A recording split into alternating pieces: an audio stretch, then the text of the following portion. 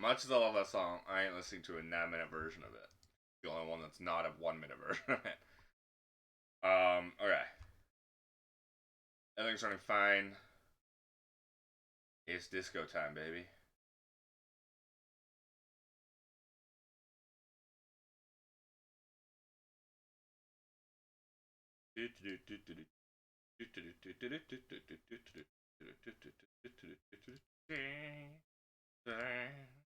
Should've just played that song. Fuck.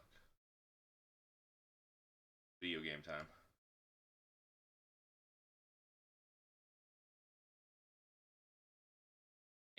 First, the D mark. Oh my god, big fan of your work. Big fan of your work in being rescued by Kelpie off a cliff. Alright.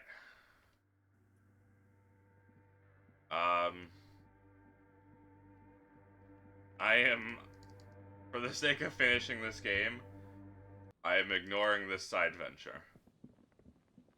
It's time to go. What do I have? Can't. Oh, I guess we're not building communism either. Ask a little later, so I gotta ask her about the body. I spoke with her. I gotta confront the Hardy Boys, and I gotta get my gun from Everard. Those are the things. Like, oh, I wish I could just teleport. Wait, I'm at the church.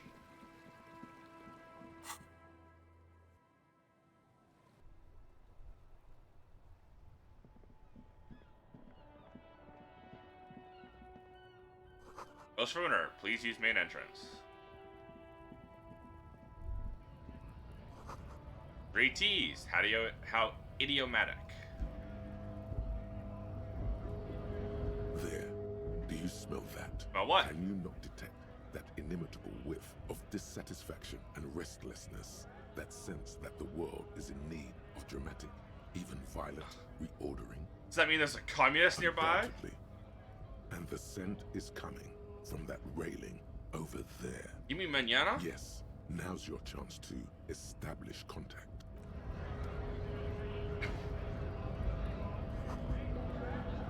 And I just gave us a grinding, but still so visually deep thing. They are. And hello, Scoot. How have you been? What a wandering man. How can I help you? Attempt to establish contact. Listen, brother. There's something important I need to talk to you about. Tilts his head slightly. Good. I'm happy. I'm glad you've been doing good. Now's your chance. Remember, communists are notoriously skittish. So, it's best to insinuate your way in. It involves our mutual friend, Crass. Put your hands next to your head and curl your fingers like deer I don't antlers. think I've ever met a Crass personally. Then again, I've never been to Grad. I'm looking for a secret cabal of mole people.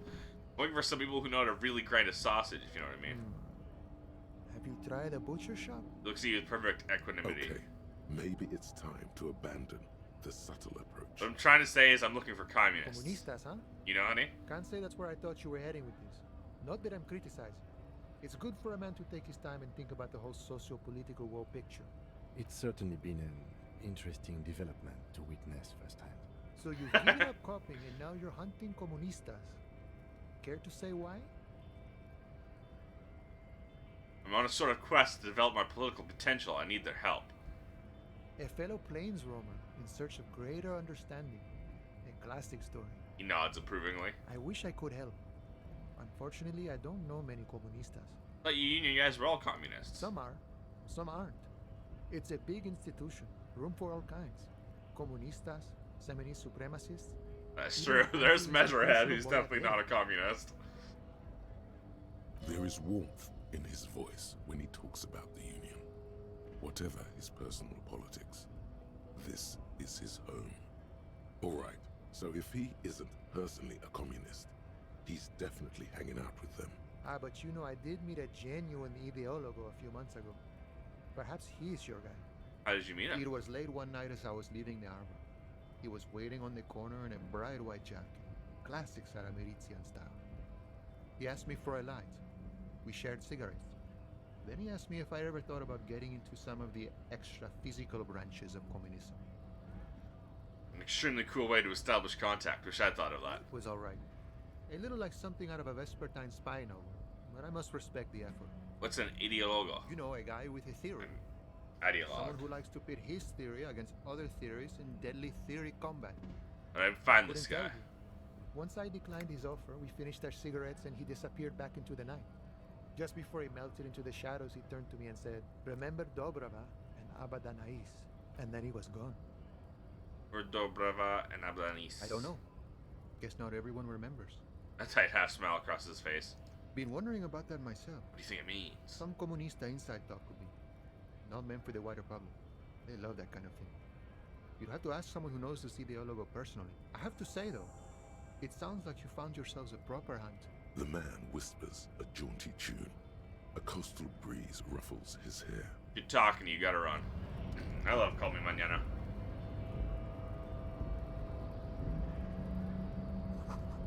In case of a strike, press button behind guard. Is he awake now? Do not presume this has drastically altered our race dynamic. I knocked you out like a god of martial arts. True. I said nothing about our personal dynamic.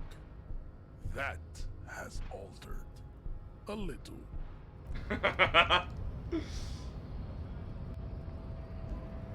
He has respect for my martial arts prowess. Why are all of these bubbles? Oh no, I never checked these bubbles, that's why. Someone with the coffee machine on. On second glance, someone has forgotten to properly close one of the drawers. It's unfortunate for the Union to just leave their paperwork lying around like this. Let's see what's inside, he thinks. Open the drawer. Opens smoothly. Inside is a well-organized selection of brown folders. Browse through the folders. Hundreds of documents containing logistical data. Two kinds of transactions stand out. Materials coming into Revachol from the outside world, from Muindi, Grad, and even Ilmara, and the same materials being handed over to companies inside Revachol. Kuron, Coal City, La Delta, and Jamrock are listed among the many districts where the imports are being sold. Anything interesting? It's hard to make sense of this thicket of company names, dates, quantities, and percentages. You try to focus, but the lines are getting blurry.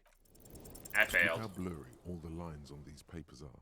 How unwieldy your own willpower is to yourself.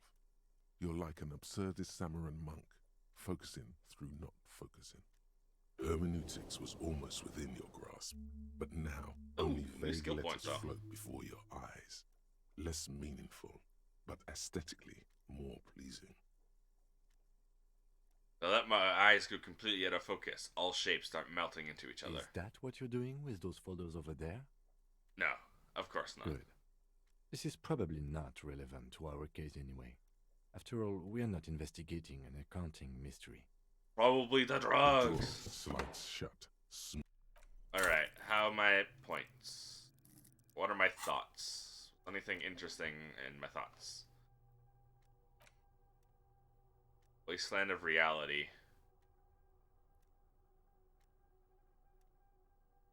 I think there was... Yo, we discoing. Hey, Kimmy, we discoing. What did Wasteland of Reality give me again? 'Cause I think I remember considering it. Oh, right. It was +1 psych, which is definitely honestly worth it. But it is 20 hours, so. Let's see. Well, what'll happen first? Will I finish the game or will I learn it? New workers must remember a board and with flyers, and at the bottom of the union, demand democracy. Giant aspirin on the pillow, pattern of coffee rings on the armrest, radios emitting strange buzzing sounds.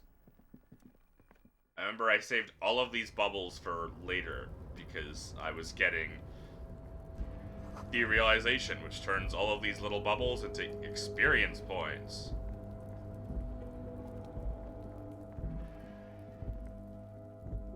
Ah, fuck, I gotta talk to the old guy. Okay.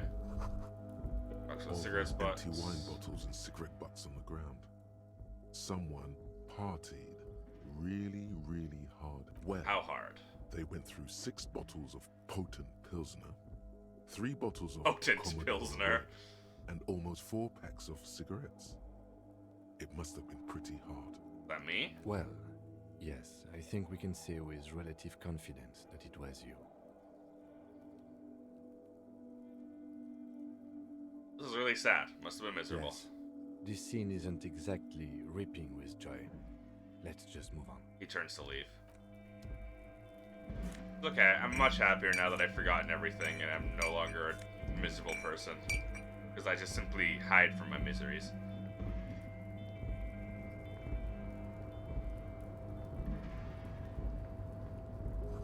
White pine trees printed on the screen covering, forest under snow.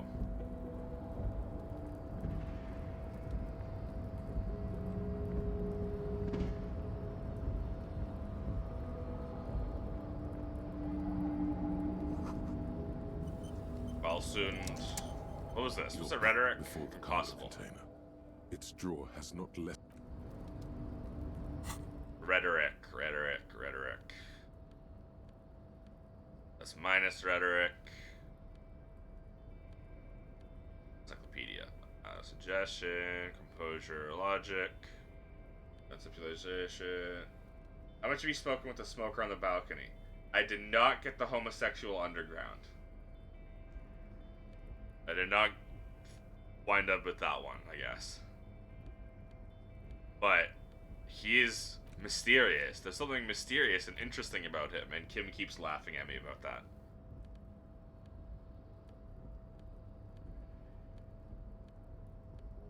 I guess this is my only plus rhetoric. You're back before the cargo container. Its drawer has. He keeps laughing at me for it because he knows, and I don't. Well, I mean, Harry Dubois don't.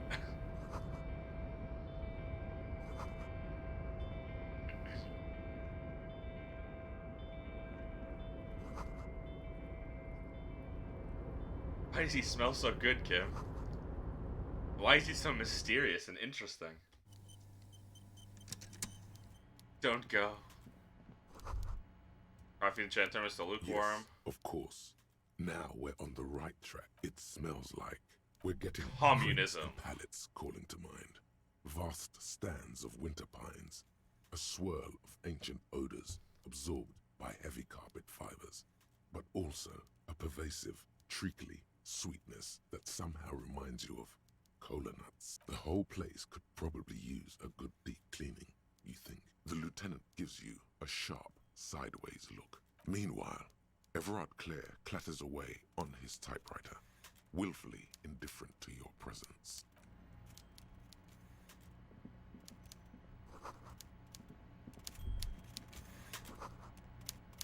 That's not a fishing rod, is it? It's...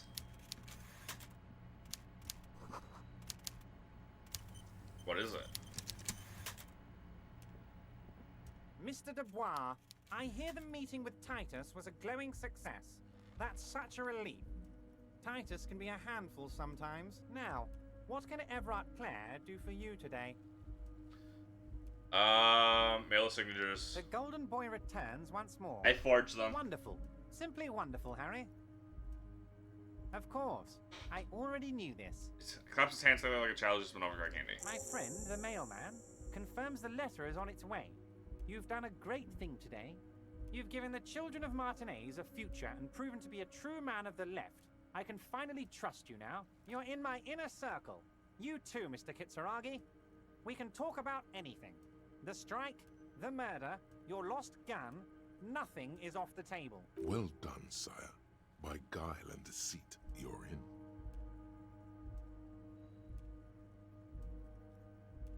Did you order the hanged man killed? I did not, Harry. Although I am very, very glad he's dead. What do you gain from him being Why, dead? a war, of course. And what do you have to gain from a war?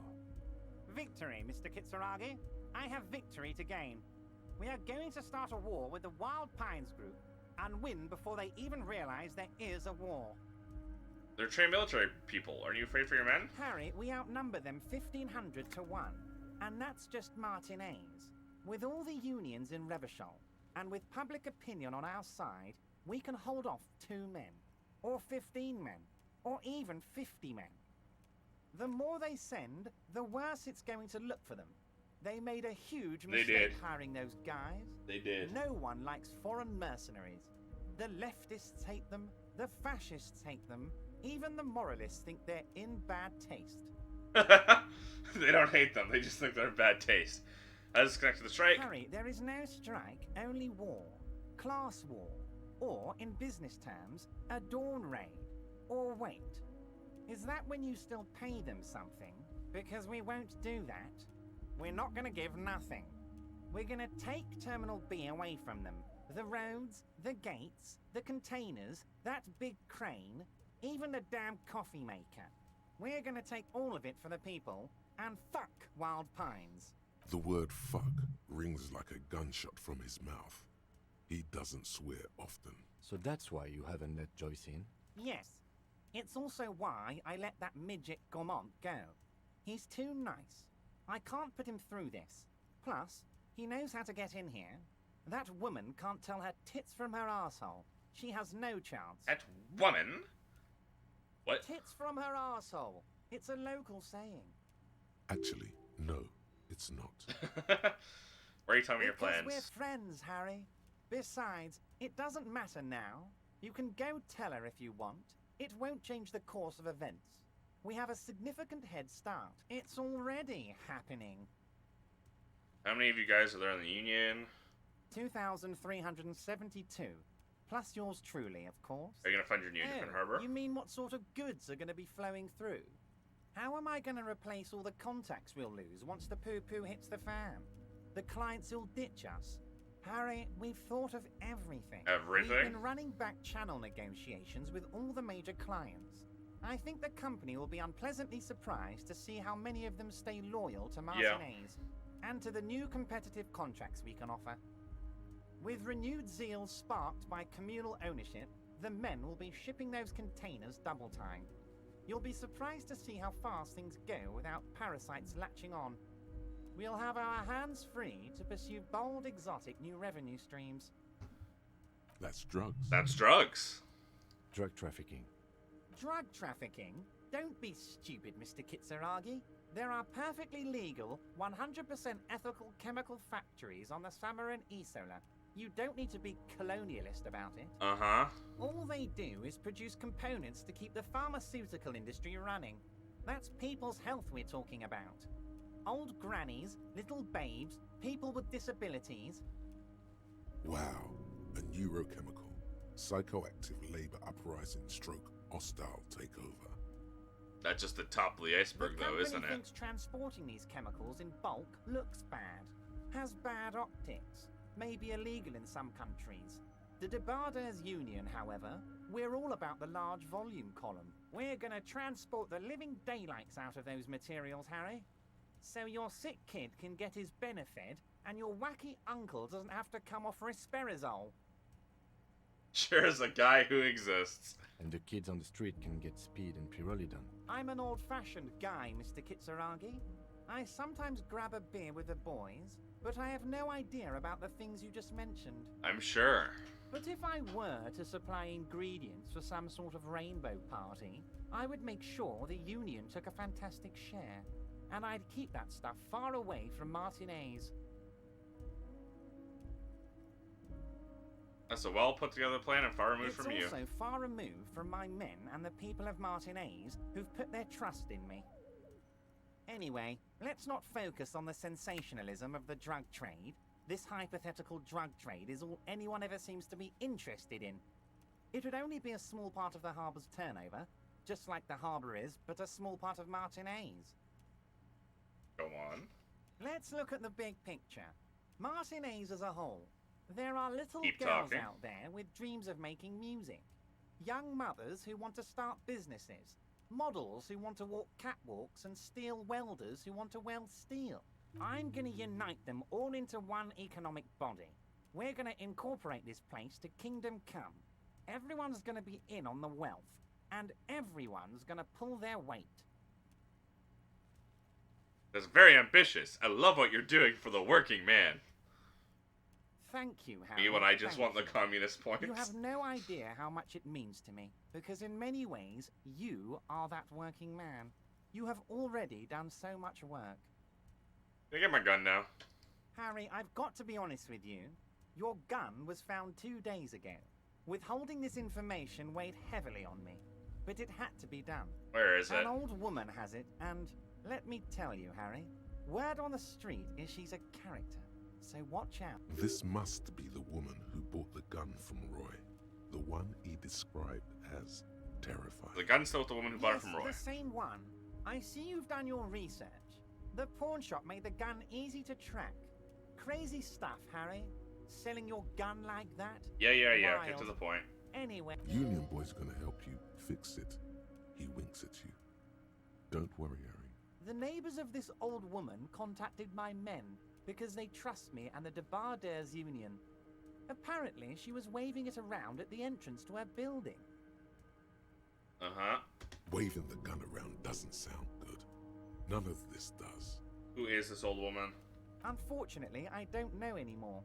You're gonna have to go in blind, Harry. But she's an old lady. How dangerous can she possibly be? Oh, and she calls herself the Pigs. There it is again. The pigs. Like Roy said, not good at all. I, for one, find it refreshing. Finally, someone calls themselves a pig. A smile flickers in the corner of his It mouth. actually sounds extremely bad, but let's not give him the satisfaction. Alright, can you set up a meeting? I already have. Tonight, starting 10 o'clock. Oh near my the god, old that's fish market on so the coast. late. The one on the boardwalk, a little past the fishing village. Be careful, Harry. I would never set you up for anything dangerous, but you did ask for this. Now, back to the fun stuff. She will be there from 2200 hours till 0200 hours. That's More so fun much stuff. longer. Seems like we already have fun stuff to do. And for us about the construction Harry. noise. By now, you should know I would never do anything tricky like that. Uh-huh. Let's just say there'll be freshly renovated buildings near the roundabout where those poor people can finally enjoy a significant uptick in quality of life. I'm talking real affordable workers' palaces. He proudly spreads his hands to demonstrate the size of the palaces. They're very large. So the village is doomed. Lieutenant says You were grimly. there. You saw the place. A wasteland. There's nothing left. But mark my words, He officers. slams his fist on the we table, are going to reset it. causing some of the coffee to spill. Reset. I have big plans for Martinez, and they do not include humans living in those pig sheds on the coast. That land will be used for municipal buildings and commerce. What do you mean? Harry, imagine a youth center supermarket church complex, Uh-huh. employing hundreds, no, thousands of people. The coast will be lit up with enterprise and life. All those ruins out there turned into low-income housing. Harry, enough is enough. We're taking this district back. The war was 50 years ago, for God's sake. It's time to move on. So we believe Yes, that. I do. I got the center, I got room for a retail complex, and in 4 years, I'll get the church too. The wheels are already turning. There is true indignation in his voice when he speaks. The pain is true. He's seen kids do worse than that. And then there will be a giant statue of him towering above it all. But wait, but will you erect a statue to I'm yourself? not a symbolist, Harry. I'm a realist. My statue will be Martinez rebuilt. 5-story building complexes, kids off speed, and landowners in a zone hating me. That will be my statue. And your... Oh, I do, Harry. I really do. I'm gonna make the working man richer than Joyce Messier with that vote of yours. That's my job. Just like yours is to keep the peace. A true flash of anger in him as he thinks of her. That's it for now. Great, Harry, great. I think we have truly built a bridge between Martinez and Jamrock today.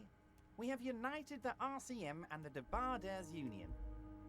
Suddenly, there's sadness in his tone. This has been so great. I'm sorry we don't have more fun things to do together, but if you ever feel like bouncing something off me, my door is always open. Bye-bye.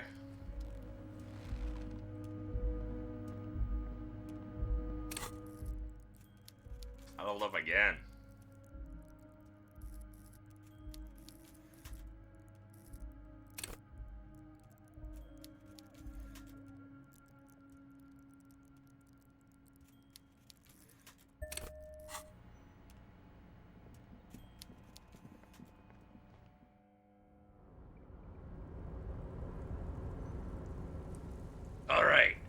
unfortunately have to wait fucking 11 hours to get my gun.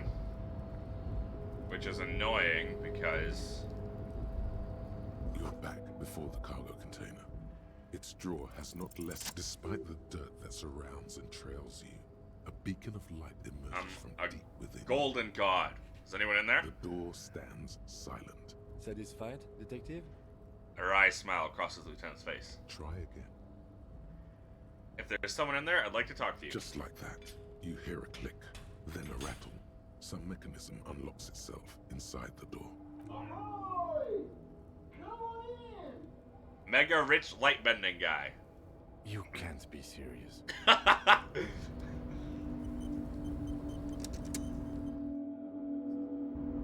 What the fuck? You do indeed be bending the light. Stands at the far end of the shipping container. It's hard to say anything more about him. You cannot make out any of his details, but you do feel the overwhelming presence of capital. The feeling causes all the hairs on your body to stand at attention, like soldiers preparing for review. Capital? Oh no! It's an ultra-liberal. Something's amiss. The light beams bend around his face and scatter in 1,000 directions. It seems the laws of physics do not apply here. They are suspended, distorted, and echo. Trying to visualize the physics at play is liable to give you an aneurysm. Don't think about it too hard. Ah. In the general stillness, only your tongue moves, flickering as you utter. Hello. Welcome. Come in. Make yourself at home. Sorry, I'm not better able to receive you. I wasn't Dios mío. expecting A visitors liberal. today. I indeed chose that dialogue option. You can't hear him exactly, yet you're able to understand every word he says. It is very strange. An overwhelming hum covers everything. Voice doesn't escape from him. Now, what can I do for you, gentlemen? Who are you? But you can see his body appears composed in a sharp summer suit and yacht Who shoes. am I? Oh, I haven't been asked that question for such a long time. I don't meet a lot of people outside my circle these days. Anyhow, my name is Rustam Theodore, investor, license holder, and extremely high net worth individual. And you are? Mr. Diodor, I am Lieutenant Kim Kitsuragi of the RCM, and this is my partner. My name's Raphael Ambrosius Cousteau. Pleasure to meet you, Harrier Dubois. I must admit, the name suits you very well.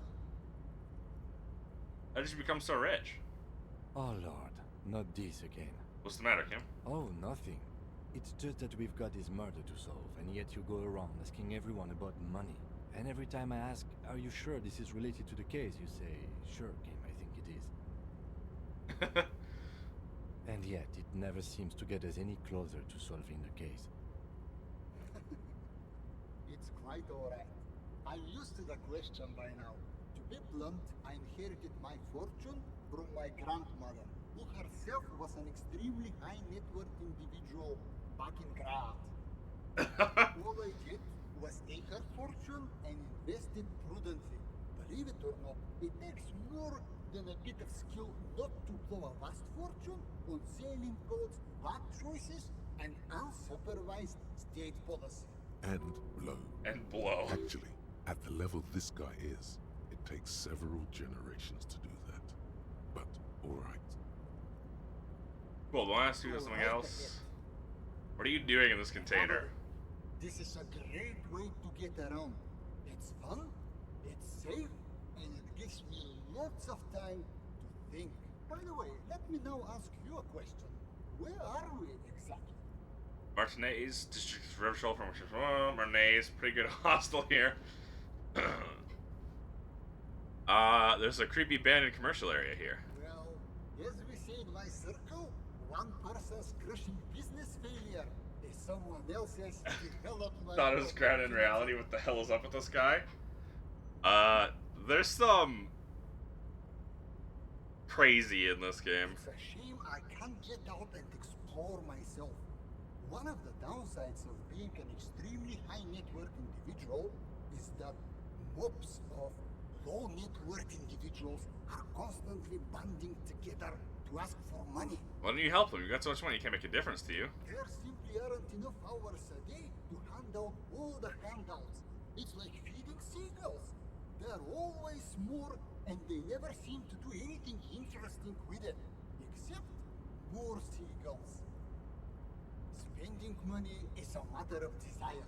I'm sure you agree. I don't have the desire for spending it like that. So you travel from place to place via shipping container. Smart, no? It also provides a means to hide from all the targeted advertising we extremely high net worth individuals. He's just an extremely high net worth individual. Luxury yachts, high fidelity portable radio systems, fail-proof outerwear, and so on. It just gets a bit middle class after a while. A bit bourgeois. So you're saying being rich isn't worth the hassle? What? No, I did not say that at all. Being rich is great. Just don't tell anyone I told you that. The bending light appears to wink. Can I have some money? Could you please stop asking everyone for money? It does not reflect well on the RCM, and to be perfectly frank, we can't afford to look worse than we already do. You're right. That was extremely unprofessional. I apologize. It's perfectly alright. Based on your appearance, I can tell I'm dealing with a civilized man. Really? This looks like a civilized man to you? Playing the pity card, are we? Whatever gets us over the moon, baby. I'm your hand to be dealt. As you may know, us high net worth individuals do not have a lot of cash on hand. Investments and liquidity are enemies of one another. I think I only have coins for coffee machines. Here is 3 real. How much can you get for this? Come on, man. He's got to have more than that. See if you can score a little more of that, Luca. Gets me almost nothing. That's the idea, my friend. You've got to work for the rest. Maybe you can make that money grow. Come up with an investment plan. Wait, what How's the that fuck? sound? What happened to my money? These ultra-liberal types love losing huge sums of money on ludicrous proposals. Ergo, you should come up with a plan that's totally dead in the water.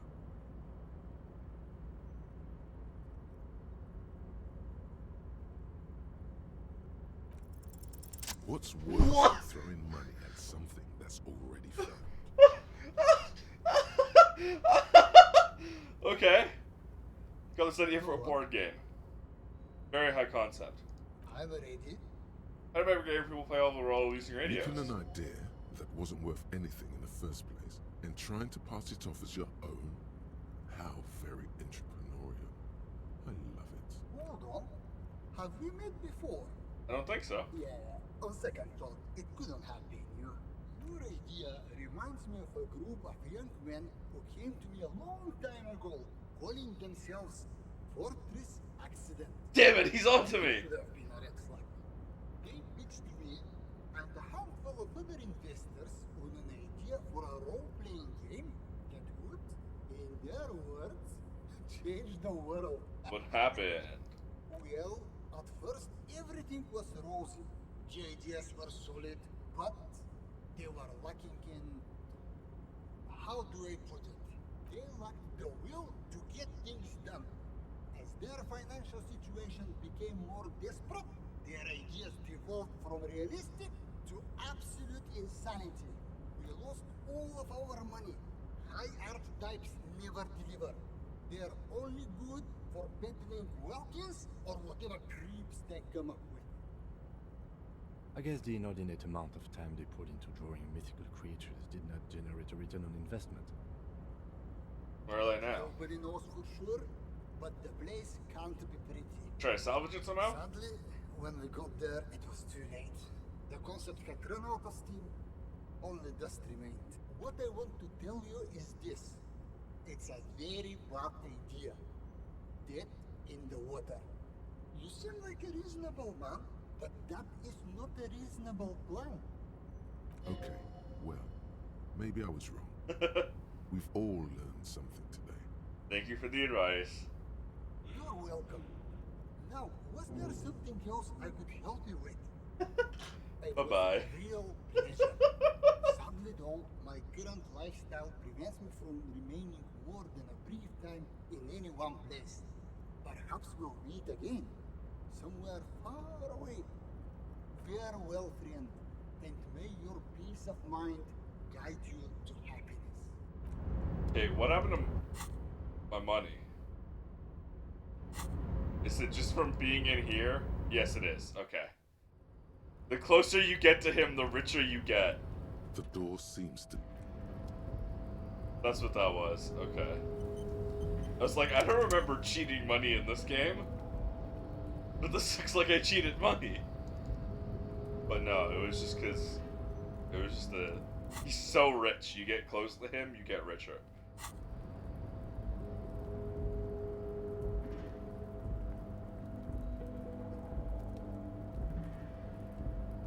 But yeah, so... Even though this game is mostly grounded in reality, there's still things like the whole world. Oh, what's this? The whole world is like several islands, basically, not in an ocean, but surrounded by what's called the Pale, and is like Right to work! Right to... something. I don't really know what the Pale is, but it's not good and normal. And because of that, there's all sorts of like different things. Like I have decent shivers. I just haven't seen anything like talking about the Pale yet. Oh wait, I think there was. It's because I didn't talk to Joyce about the Pale yet. I guess I don't have decent shivers. Kim didn't want me to know. And then I forgot to go back there. Vigilance officer, what can this old carabinier do for you? Do Maybells mean anything to you? I prefer the old name, Insulindian Lily. Girls brought them to young cadets when they entered service. Wearing them on your cap was supposed to bring good luck. Is this a royalist It tradition? used to be. But the communards were fond of them too. Call them revolutionary flowers. Bells of the revolution. Did they bring you good luck? You know what? No. They brought me misery, false hope, and disappointment. The revolutionaries sullied them. You stirred up some bad memories there. But My bad. it wasn't the revolutionaries that sullied the idea for you, was it? She gave them to me too, and your jealous little heart just couldn't accept it. Enough! I can go over these matters in detail with you, Gaston. But not while we have company. So, officer, Maybells don't blossom yet, do they? Lieutenant quickly asks. maybe on some remote parts of the city they do. But I think you have to wait for at least a month. Yes, the Debardeurs Union pays me to stand vigil during the nights. Not out of any political allegiance, mind you. I'm an old man. Don't sleep more than a few hours every night anyway, and money is tight. Shivers was something in reference to like a universe that have no business existing in this game. Maybe, I don't know. I haven't really... I've probably seen that, but I haven't made that connection. I don't know. My brain ain't good. He feels like he has to justify himself for some reason. The girl. She is nobody. This is none of your concern, and I refuse to discuss my private affairs with the RCA. The lady is Jeanne-Marie Beaulieu, and she sure as hell wasn't a nobody. Booth looks right into Yes, the yard. it does. Unfortunately, I wasn't working that night. Been on a 2-week leave since last Monday. Where are you gonna leave? It's a private matter. Nothing to do with your investigation. You see, officer, René is the kind of man would rather die than admit he needs medical assistance or, God forbid, sick it. A real man's man is just gonna ride it out. I'm fine, goddammit. Mind your own business. Yeah, let's make some classless chest. It's nothing. Just got to cut back on coffee. It's his heart. No one. The boss has been unmanned since last Monday. There's no other guard. It's just me. No one has been guarding the container yard since last Monday. Yes. It's not actually an issue. I mean... Look, officer, the container yard doesn't actually need a guardsman. Never had one before René. Monsieur Claire had that booth built specially for him.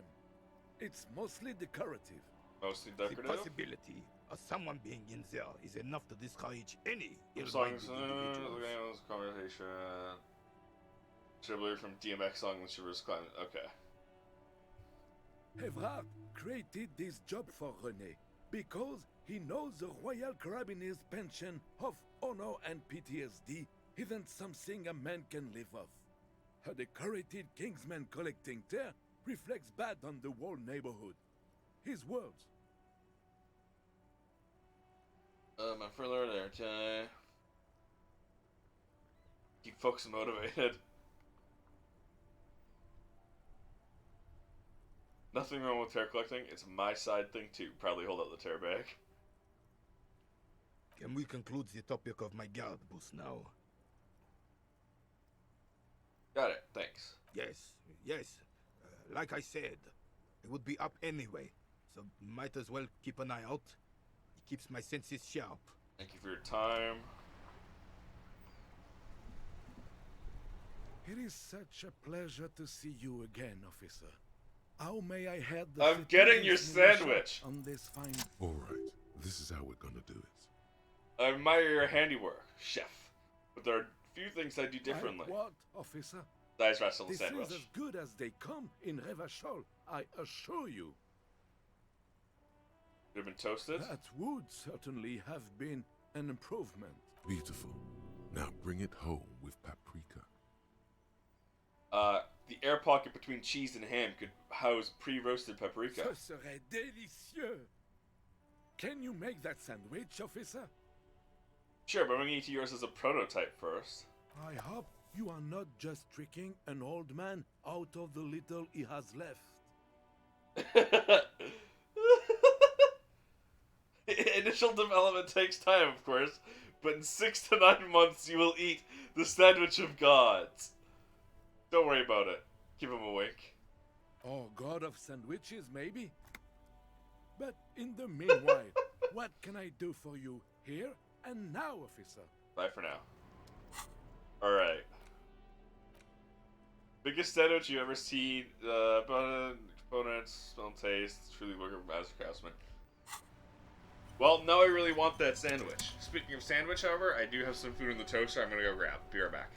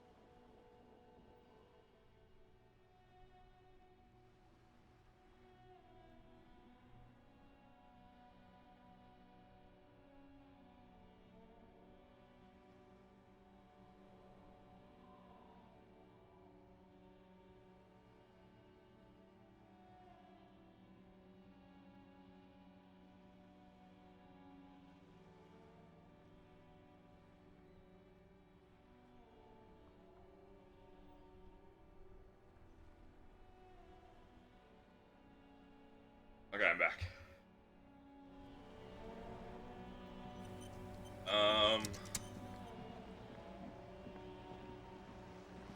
talk to Joyce.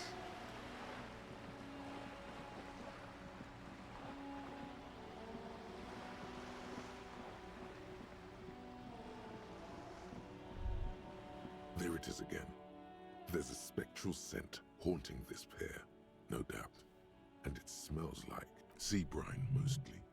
Because it's a pair. Years of turmoil. Communism. Of hopes and dreams. Ground beneath the inexorable tides of capital, without a doubt. Your politico-olfactory cortex doesn't deceive you. The smell is coming from that balcony over there. You mean Cindy? Certainement. A precocious communist youth. A symbol of a kinder, more hopeful future. Now's your chance to establish contact with your revolutionary brothers and sisters. A chance to establish contact with the future. What a beautiful, terrible thought.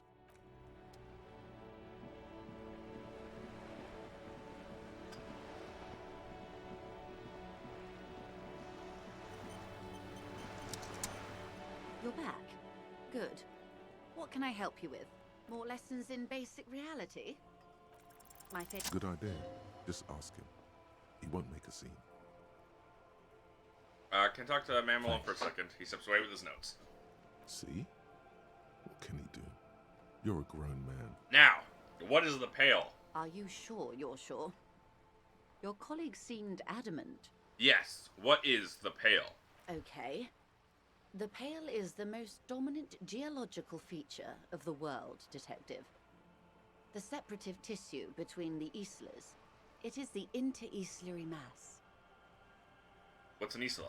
Isla is a Messinian word for a continent of matter, enveloped on all sides by the Pale.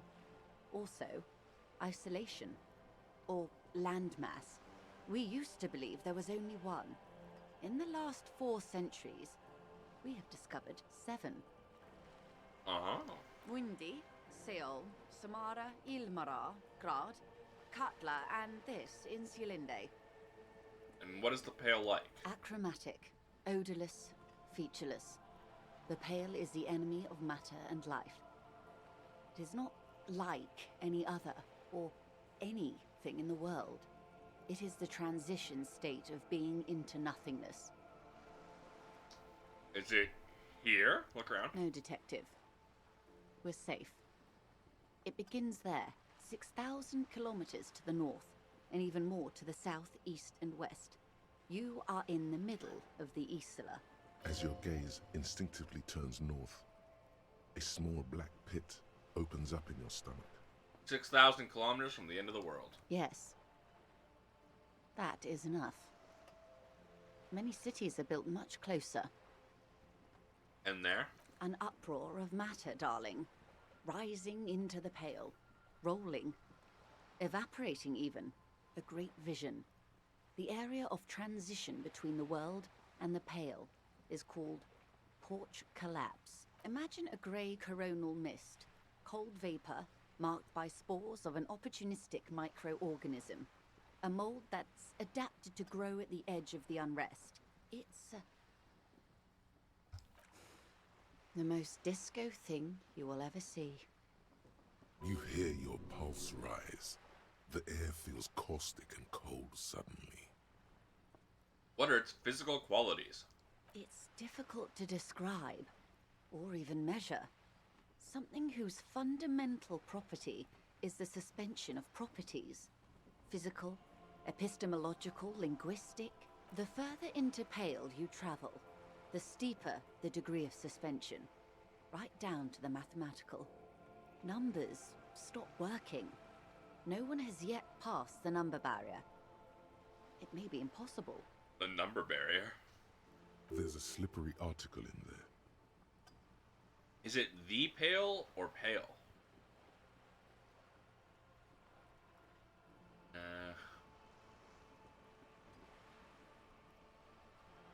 Pale when it's particular, this territory of Pale. The Pale when it's Pale in its entirety. Once you've seen it, language balks at the difference. How do you get from Isola to Isola? Oh, it is so difficult for us. A squall of birds. Hardware operating in the harbor. Firm. Self-evident. It is possible to force dimensions on the Pale. In modern times, we can even compress its latitude, bouncing radio waves from one end to the other, shortening the path. But it is still hard for humans to navigate the Pale without getting lost, or having our minds damaged. The Pale can damage the mind. Extensively. How? Some say the damage stems from extreme sensory deprivation. Others argue that Pale somehow consists of past information that's degrading, that it's rarefied past, not rarefied matter. They call it the blend over of the self. The Pale does not only suspend the laws of physics, but also the laws of psychology, maybe history even.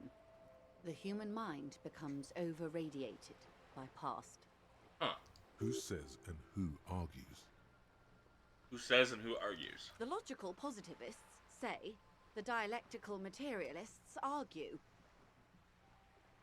What does this overradiation feel like? It feels terrible. Absolutely terrible. International standards strictly limit civilian travelers to 6 days of Pale exposure per year. You're not a civilian passenger? No, Lieutenant Dubois. I'm entreprenetic business class. I'm cleared and trained for 22 days of Pale transit annually. I see.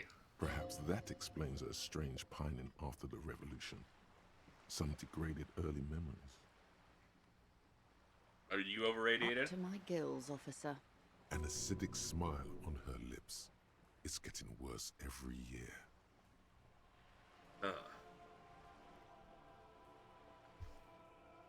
What's intraplanetic? Entreprenetics is the scientific study of the Pale, or a recent iteration of it by way of Grad. The study of the Pale reaches back 6,000 years. The Pericarnassians called it the Western Plain. They had not traveled the entire circumference of the Pericarnassian Super E-Solar. It was not merely in the west, it was everywhere, even then, surrounding them. Did they cross it? The Western Plain? There are signs of pretermodern crossings. Successful navigation of the Pale relies not just on technical know-how, but intensive psychological preparation. Some of these tactics have been known for thousands of years. What has changed? Nothing. We remain powerless before the Pale. The only real advance in Pale transit is the speed with which an aerostatic craft can pierce it. Less exposure leads to less effects later. Aerostatic craft? Hybrid airships, Detective. Conventional rotors or jet engines no longer add velocity after the point of reference for motion is suspended, once you've crossed from near Pale to far Pale. In essence, we throw them in and they come out the other end. If we throw them precisely. We do not? Then they don't. Gone, like a skipping stone beneath the surface. How much Pale is there compared to the world? The Pale outweighs reality 2 to 1. There is more Pale than there is matter, and the ratio is slipping. Slipping how? To our detriment? What do you think, Detective? It's growing. There's more and more of the Pale. Precisely. One of the few measurable effects of the Pale is that it is expanding at an unknown rate. An intuitive conclusion of that development is that one day the Pale will cover everything. But this sort of talk is mostly left to extremists. Most people, and indeed most private and government sector organizations, entire civilizations and religions even, find handy ways to ignore or downplay that knowledge. I suggest you do the same. Off we go. You see the hanged man's mouth open. Off we go into the wild Pale yonder. One and all. They say Pale is death, but for the universe. Why should we just leave, and the world get left behind? It's a turn. Yes, sweet reality. But before we do, tell me, Detective, is this the first time you're hearing this? Do you really not remember anything? Getting a sense of who I am, but no, I didn't know this. Beyond curious. Tell me, What do you think of the Pale? When we continue to persist at all as a testament to our faith in one another. Its advance can only be stopped with immediate, total, ruthless communism.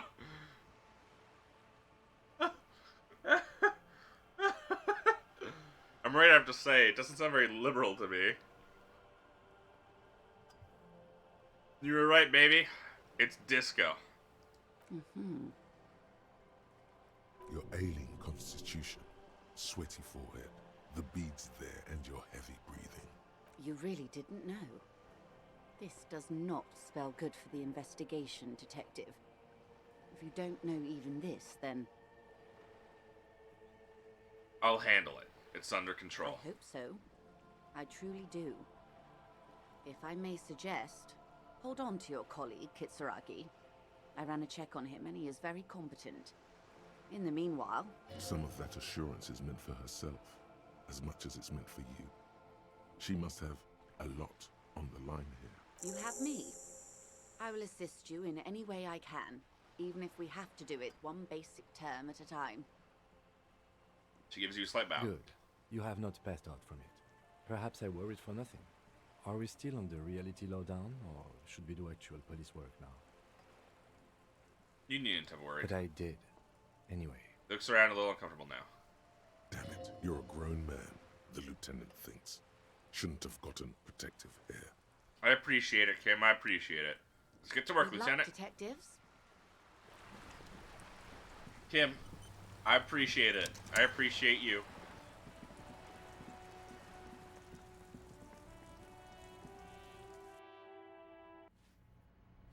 Alright, Cindy.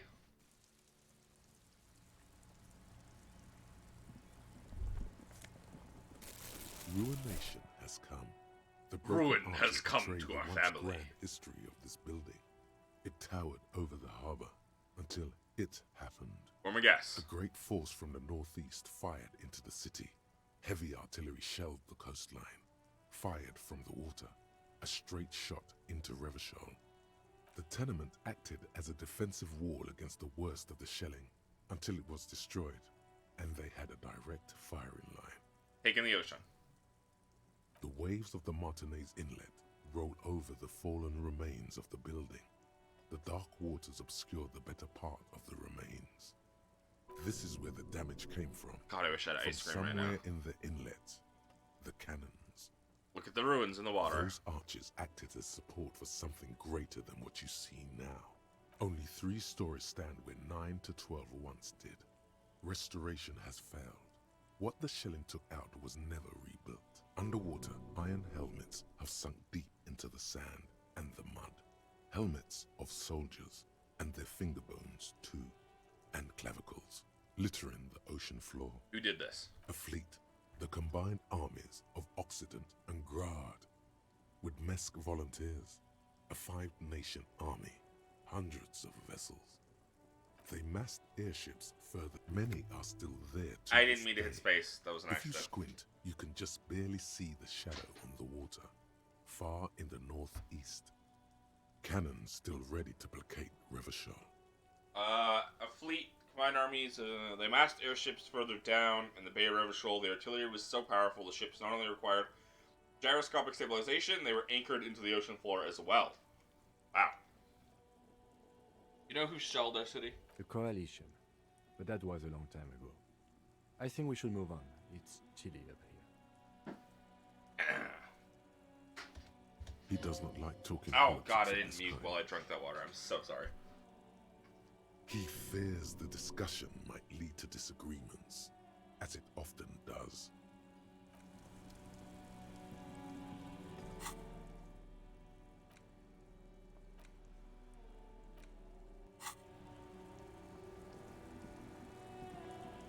Alright, Cindy.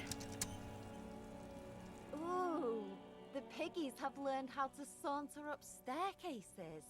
I didn't think you could do that with hooves. We've evolved. But here you are. Yeah, I can see that. Cool mutations. They do say the painter always paints his own portrait. I'm gonna paint a self-portrait. That's pretty fucked up. Even for you, piggo. Stop belittling me, Cindy. Stop quivering like jello. Then you won't get fucked. Oh. Well, please just give me some paint and a brush. You're a real sad sack. You know that? Go ahead then. Art it up. Just try not to hurt yourself. I'm no self-portrait. Thanks, Cindy. Oh, but I'm all out of fuel oil. Don't worry. Fuel oil was marked red for use by government vehicles only. Looks at the empty bucket. Oh well, nothing we can do about it now. You know what you've got in that fuel canister you scavenged from your Kanema? Red-dyed heavy fuel oil. Paint and a brush. You're ready to do this. Hey, sister, let's talk politics for a minute. What do you know about politics?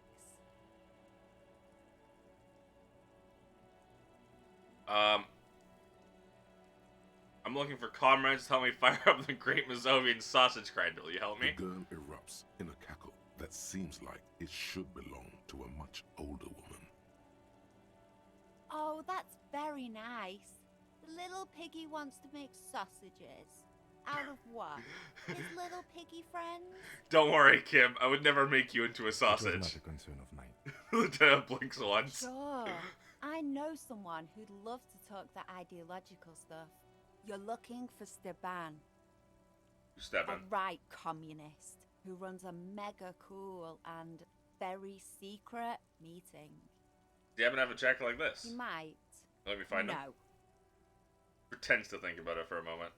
The lieutenant let slip a sigh that seems to suggest this turn was utterly predictable.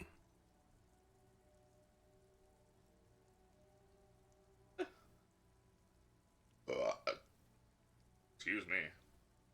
Nothing ever works out for me. Oh, God. If he isn't the saddest pig in the world. Yeah, Oh, fine. I guilt her I'll help. to things. But first, I want something from you. She's got you by the balls, Chief, and she intends to squeeze them. What's that? A wicked grin extends across her face. A laughing skull. Death hilarious. This is gonna be bad. Oink for me, piggy.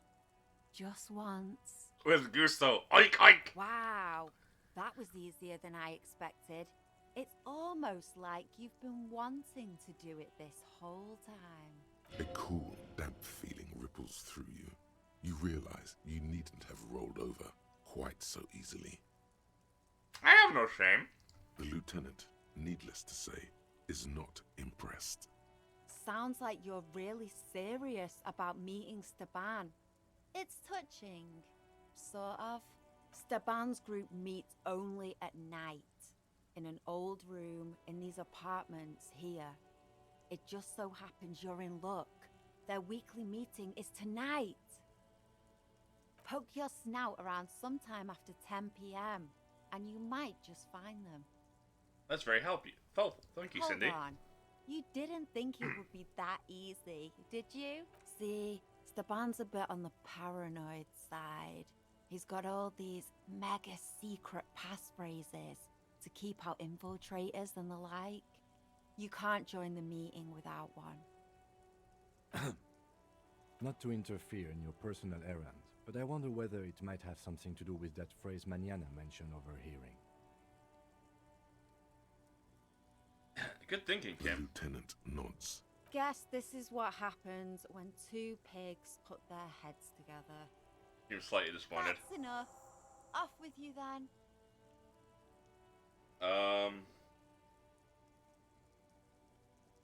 Remember the people. I don't remember the names. But that's what it was. I would never sell Cindy's brush. I'd probably heal my morale.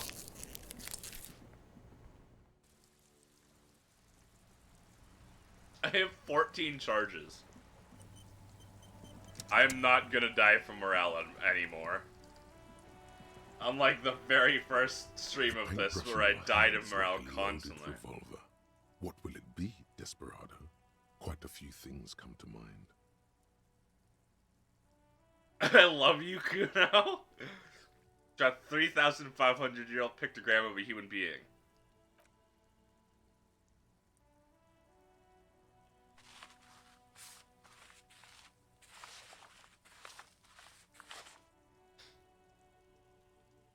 You've spoken. The wall will now silently repeat the message for a decade or so, until the sea air degrades the paint, adding another layer of detritus to the city. Very poetic. Real poetry. Doesn't sound Should we sincere. return to our murder investigation? I hear there's a really bad one we are supposed to solve. Kim, come on. We have solved it. Let's be real. We know exactly who isn't responsible. And that's everyone.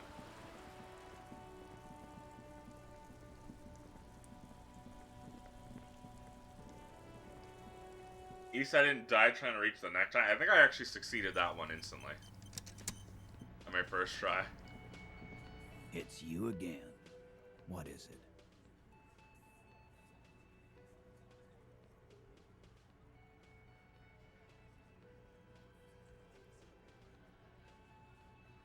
His friends are coming for you. By friends, you mean his squad mates from Crenell. Wouldn't want to beat up his grandma. Looking in the room, so they put the beers down. Nervous, snickering. There's a rush of adrenaline present. They're forming some kind of tribunal, and they're coming This is for what you. happens if you take the law into your own hands. Other people start doing it too. Let them come. The Hardy Boys are right fucking here. You heard the man. Right here. We're armed. We got the whole district behind us. And Glenn.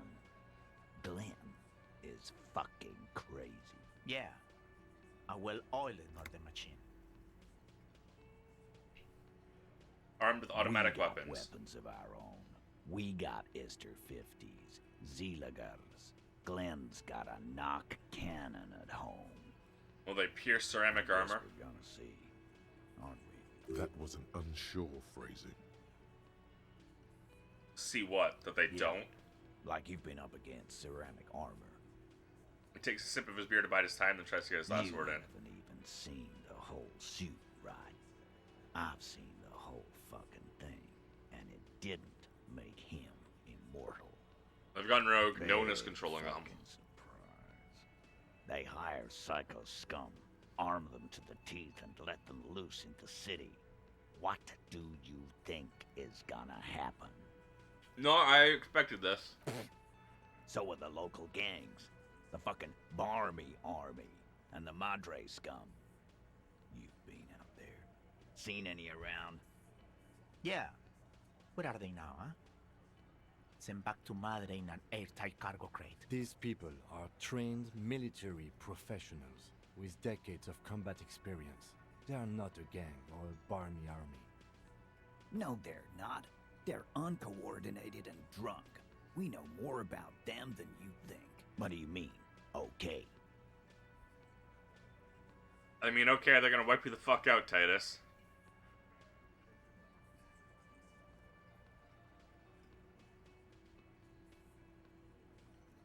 No, they won't. Get out of here. All he means is that the situation is serious. No wonder you cops get shot to shit every day. Can't go to war with an attitude like that. Clash says he's one right. Fuck. I knew that fucking whore couldn't be trusted. You've hit a nerve. Titus is furious. No, more than that. The loyal Titus feels betrayed. For the record, Titus Hardy did not explicitly specify the victim as a whore, nor did he say anything about trusting her. For the record, he literally did. Oh, shut up and stay out of this, Liz. He raped her. He was out of his fucking mind. You have no idea. She's just in denial, asshole. You don't understand the traumatic experience. She's shutting down. And she doesn't fucking trust you. Yeah, she's crazy, you know. A crazy bitch. You know the type. She's fucked up. This is a diversion. Stay on track. She told me the Nah, man. truth. with you. I fucking told you not to push her. And you went and pushed her. I am gonna fucking hit you. Done. Titus Hardy. Her voice rings through the room like a warning shot. Everard personally sent me to take care of this. If this goes south, we'll all be in the shit. But you, Titus Hardy, are going to be buried. Am I understood? When she's angry, she emphasizes the S. It gives her voice a strangely hypnotic quality. Her lips barely move as she speaks. Frankly, it's a bit terrifying. Someone has to rush in to break the tension. The second in command. Look, Copper. We know that that fuck was a rapist and a killer. We got him confessing to it on tape. Show it to him, T. Mr. Titus, you're still What's breathing the harm, heavily. right? Here, jerkwad. Listen to this shit. And then come back and tell me the soldier of the apocalypse was an innocent man. Where'd you get this tape? You think we go into this shit deaf and dumb? You RCM aren't the only ones who know how to bug people. There's no university degree for that. How'd you bug them? We have machines. We're in logistics. How do you think a harbor works? Understood? You've listened in on their communications. How long? Since way before their chief started taking swing lessons. Things got nice and quiet after that. Which one are you doing this advanced radio work? It's not advanced. You just hold up in a coop all day, writing down what they say. It gets hot as hell in there. Don't put yourself down, Angus. It's important work. Chief picks his beer bag up to Santos. Yeah, man. You're like a radio genius or something. Those notes are some in-depth stuff. Indexes and shit. What's on this tape? What's on it? We call it the door gun a mega mix. You'll know why. Won't you listen to it? You lied to me. You don't care about evidence. The fuck are you a cop for, then? Pigs, T. They don't care about getting the truth. They care about getting convictions. They are fucking keeping a score on their bulletin boards. I won't be on your bulletin board. If you don't listen to the tape, we got nothing to talk about. There's a lot of questions. If you ask them now, they'll just keep bringing up the tape. Don't forget your tape, lawman. Compliments of Titus Hardy. You do that. Oh, and keep it. Maybe you'll need a reminder of human ugliness someday.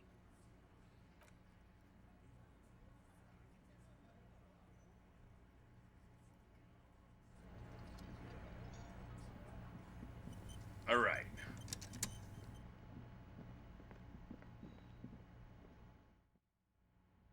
Asks.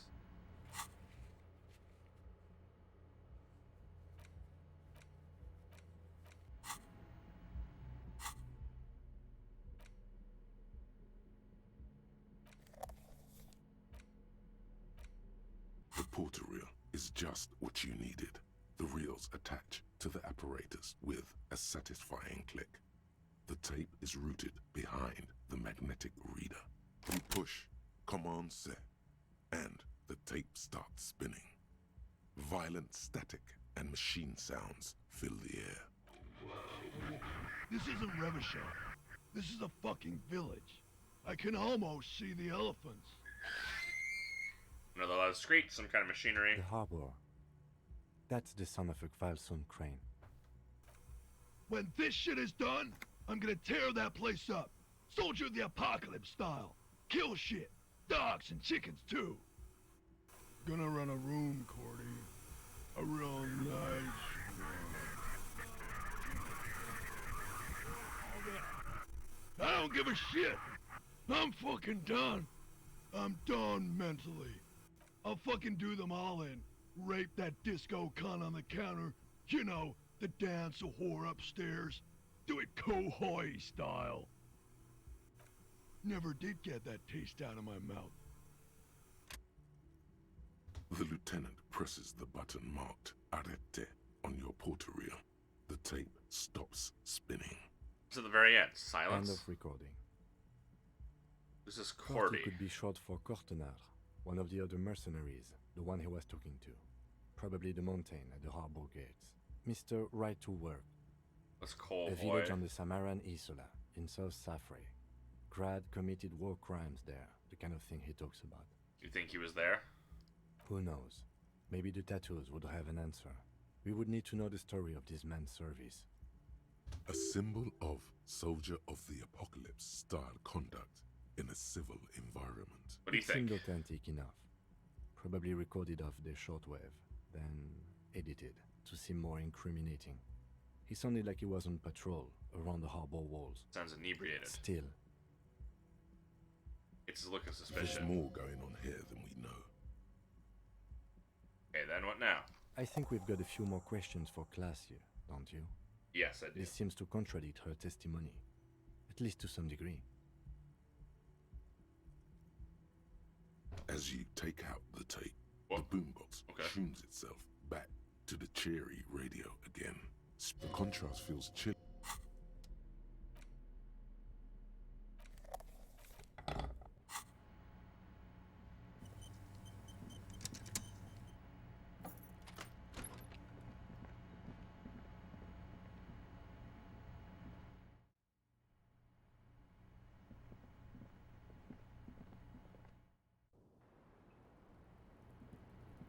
Officer, what brings you up here in the rain?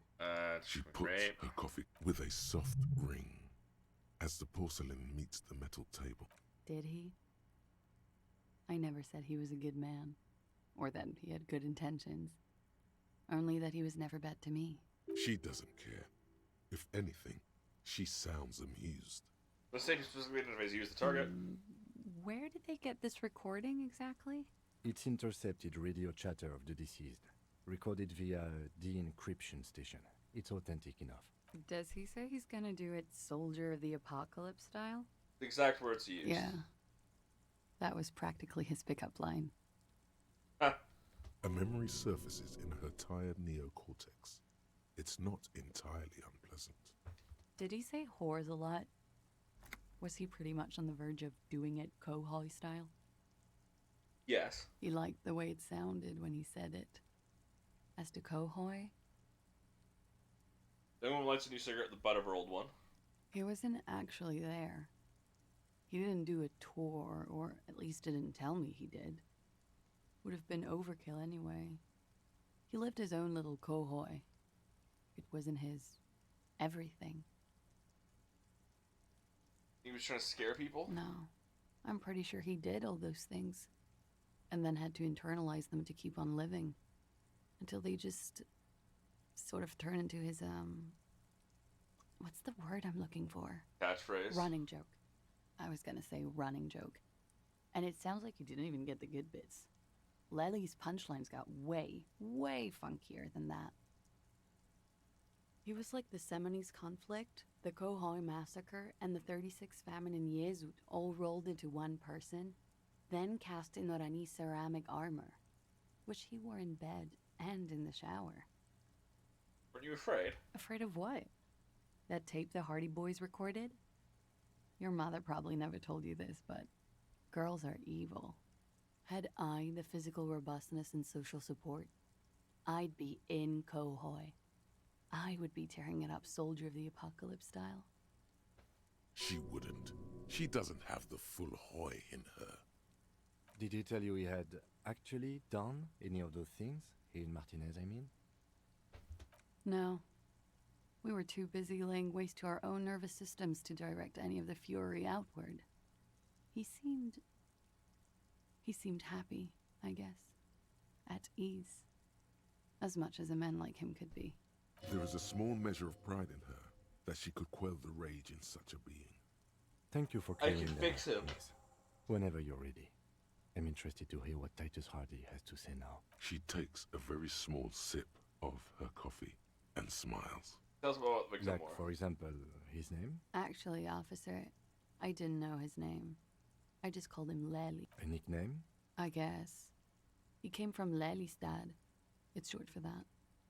And it was his army name, apparently. He said his real name wasn't his. I tried to pry it out of him, but it was no use. Lelystad. That's a good start. We have a few questions you can help us with. A few things a field autopsy alone can't answer. The young woman cranes her neck, trying to catch a glimpse of the page the lieutenant passed to you. On it is a list of autopsy observations, recorded neatly in blue ink, the last missing pieces of a puzzle of flesh. His eye color? Light blue. They were like little blue galaxies, you know? It was strange, seeing those eyes in his fucked up face. Pardon the swearing. I do him an injustice. He wasn't ugly. And he had a beautiful, soft voice. Very surprising, what with all the scarring. It was quite something, watching him speak. He had a combat wound on his chin and mouth? Yes. Severe. It made him look like half his face was cracking away in some strange smile. That and those eyes. It's clear she was very much attracted to him. Found him attractive. Of course. He was the most strangely beautiful man I've ever been with. And I mean that. And now, he's dead. A pity. Ah, yes. His hair, if you can remember? It was light brown, almost blonde. He darkened it with brilliantine, made oily. Not nice to stroke. I couldn't convince him to leave it alone. Interesting. I too have stroked his hair. Oily, isn't it? We have that in common now. She understands what autopsies entail. It doesn't get her off balance.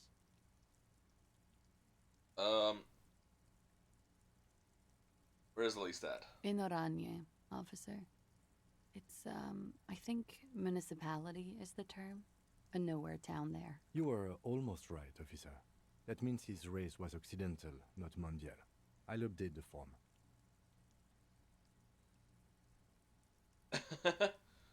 You're both from Oranje. Yes. We were compatriots. Did that bring you together? No. He was too old for that. And from another part of Oranjenrijk. I didn't even understand his accent. What brought us together wasn't Oranje. It was bad habits. Sex, alcohol, Sex, drugs, and rock and roll. speed, probably also sildenafil. No love for Mother Oranje. But wasn't he a soldier? This could be worth pursuing. Unless you haven't been on a No. Patriot. He left the National Service after they taught him to do what he did on Seminine. He wasn't the flag-waving kind. He was the making money, killing people kind. He was by no means a stupid man. A people person. A small platoon leader. Certainly not a patriot. Mm-hmm. There is nothing on Muindi. The old, old world is dead, and we both knew it. Maybe Oranje did bring us together. In loathing. I love Revachol, though. I hope she loves me, too. How old was he? he? Was 42. 42 years old. Are you sure? I would have had him above 50. He had many scars that made him appear older. But no. We even celebrated his birthday, like, some weeks ago. It was a funny 2 days. He had little reason to lie to me. We were slightly off then. Thank you for clearing it up. Lieutenant makes a correction in his notes. A miss. What does the tattoo mean? That. It's clear she liked it. There's a map of his service history? Sure. Service history. It was mostly for showing off to chicks, though. How so? How? Imagine him lying in bed. Freakish musculature laid out on the sheets. Scarred, of course. Tattooed. The sheets are dirty for some reason. Is this Oranese lit? Is this Oranese lit? Yes. This is the very essence of Oranese lit. A moment's respite. Dark and hopeless as the struggle itself. She leans in further back to demonstrate. He's smoking and drinking, of course. And his chest and shoulders and arms are studded with stars. Tens, hundreds of them. Maybe even thousands. And the woman goes like, "What was this, baby?" And he says, That was too hardcore. Don't ask me about that. So she goes, okay, but what's this, baby? And he's like, saw some bad shit there. Killed some loincloths. And so it goes. Star after star. Port after port. Third world country after third world country. And he's done horrible things in every single one of them. You were the woman in this? Oh, yeah. What these mean? No, thank you. I've seen enough of him dead. I can tell you what they meant without looking at them. Where's some coffee? Go on. He was a blue-eyed boy with thick arms, from a small town. He was also poor, and the government of Orania needed some people killed, so they turned him into a grotesque killer. For money. He went to Killer Academy in Vredefort. Then he killed some people in the Seminine Islands. And on other islands, too. All of the islands. After this, he came to Revachol and got killed himself. Thank you for clearing that up. Change of topic, perhaps? Could it be love that did him in? It very well could be, yes. What do you mean? What do I mean? I have no idea. I don't even know what you mean. Love did him in? What does that mean?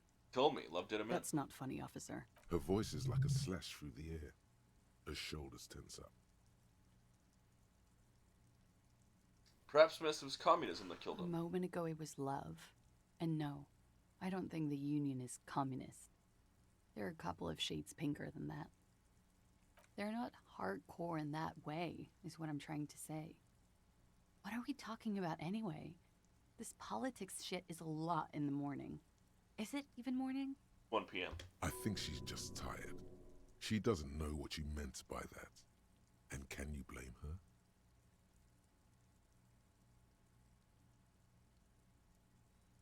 We're finished with this line of questioning. All right. Coolly, gracefully, she pours herself more. Wait, stop. That man, bloated beyond all recognition, was 42? He said yes. Below the damage, the weeks of decomposition, all the swollen indignity of mortality. He was 42 years old? Where's this going? How old are you? That's where this is going. 45,000 liters of raw alcohol has left its disfigurements. What lies beneath, you wonder? You could ask either one of them. Kim, how old do you think I am? How old do I look? How old?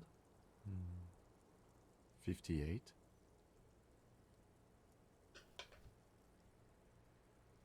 What if we're wrong? We were both wrong about the deceased. He turned out to be 40. 42. And he was deceased. He had been decomposing for a week. I feel like I've been decomposing for longer than that.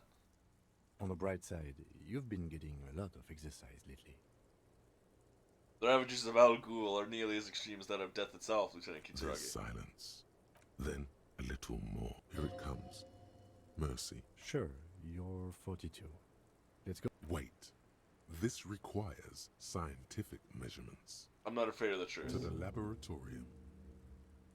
Date of birth generator.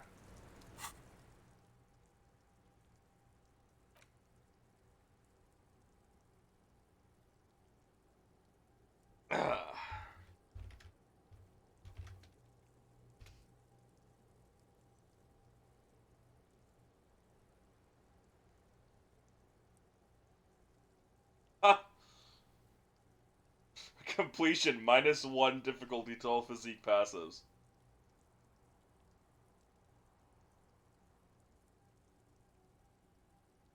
Oh, difficulty. Never mind. I read that wrong. Might as well then.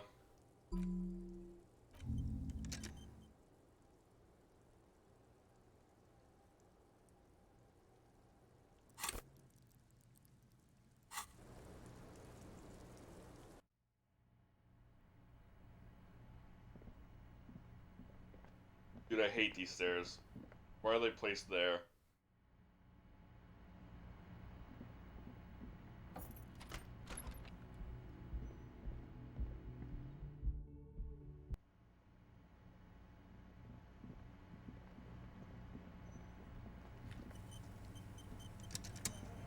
It's you again.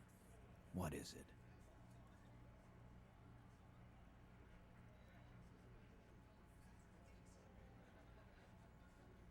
And Stands by what she said.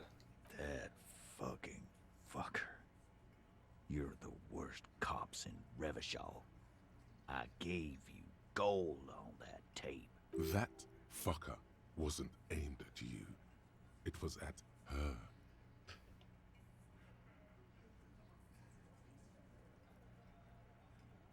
Pretty much laughed it off, Titus. Fuckity fucker. And what did she say then? That it's fine. People are supposed to be like that. Sounds like he wanted it to change her mind about the hanged man. This is definitely personal. Shit, I think it made her a little nostalgic. Titus, she said she would like to be a little door gunner herself if she could. Yes. In fact, I think she thought it was a little funny. Funny?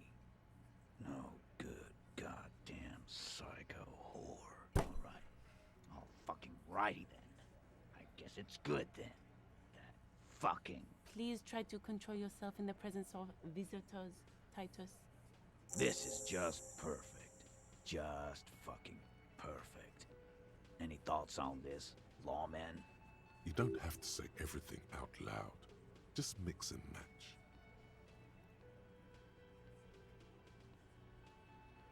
Isn't who you thought she was. Nah, I know her. She's just a girl.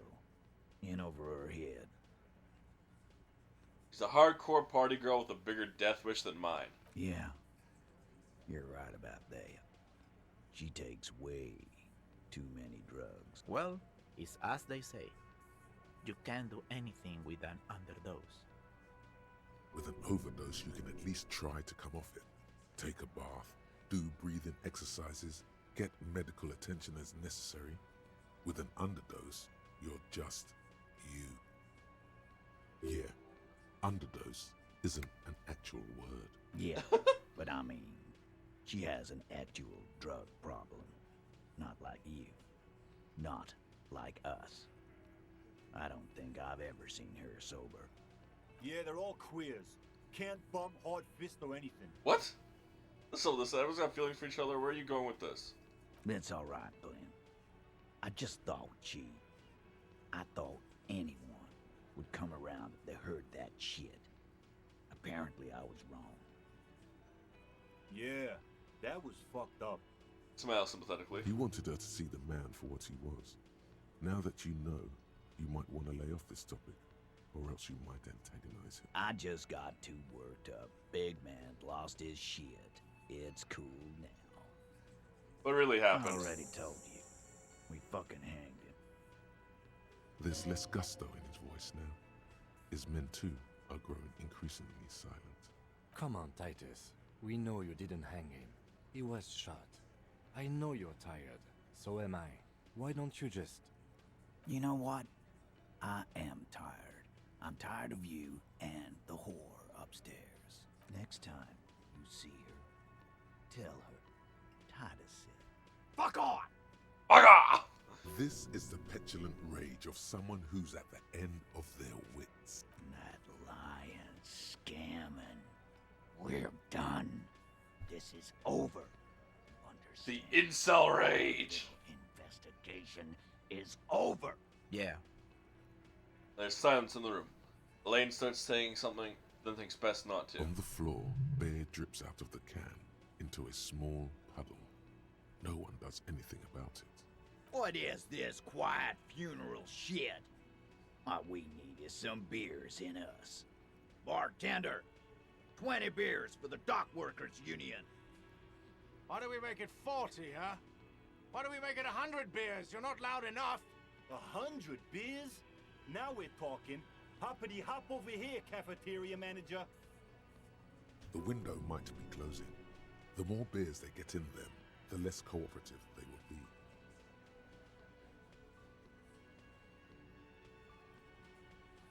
BAM! Convince Titus he's being manipulated. You should know by now. Titus Hardy will never falter. Godly! But you know someone who might. Fat Angus, the powerful guy, Mr. All Muscle. The time has come. Put him in the pressure cooker. Just remember, it's about more than Glasia. It's about these men and Martinez, their district, their responsibility. Outside, in the midday sun, ruins. The pavements are cracked and the benches peeling. Newspapers blow in the wind. That's it. Case closed. We're going home. Then raises his brow. Get it. Go on. Write it down, Kim and Martinez. Like, just kill you because they don't like Got you. it. Kill you because they don't like you. All because...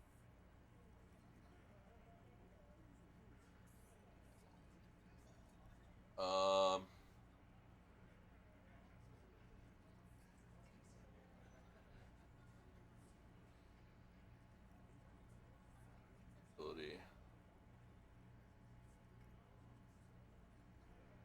They like killing. Er.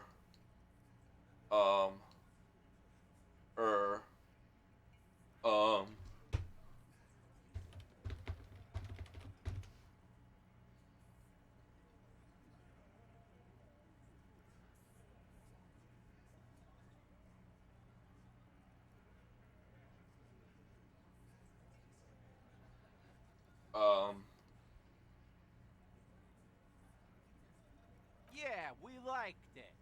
It was fun, wasn't it, guys? We had a great time. It wasn't for your fucking entertainment, Dennis. He gets a hold of himself. They kill you because they think it's funny.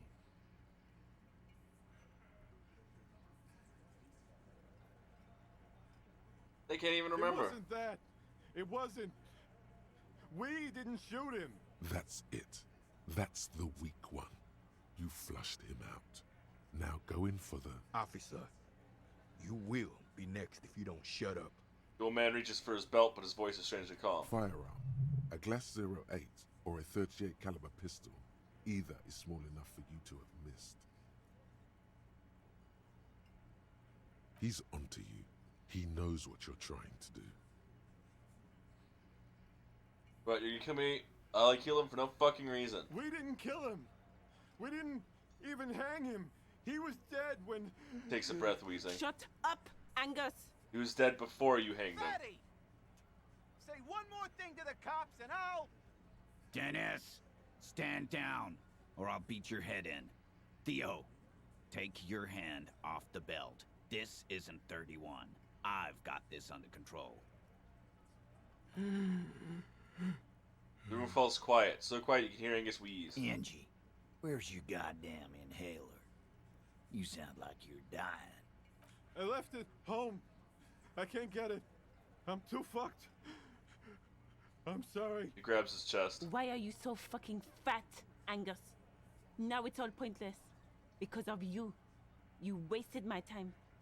I told you, Titus. I told you just give her up. Lizzie, your help is no longer needed here. Go tell Everard. Fine. I'll tell him. After a long walk along the coast. What just happened between these two? You're in. He's all yours. Questions. Whose idea was it to hang him? Hers? In a manner of speaking. We had help from another girl. It was her idea to hang him, and I liked it for political reasons. It sent a good message. It's her, isn't it? The jug trafficker, missing 8th Hardy. Fella, you think too much. He's off all right.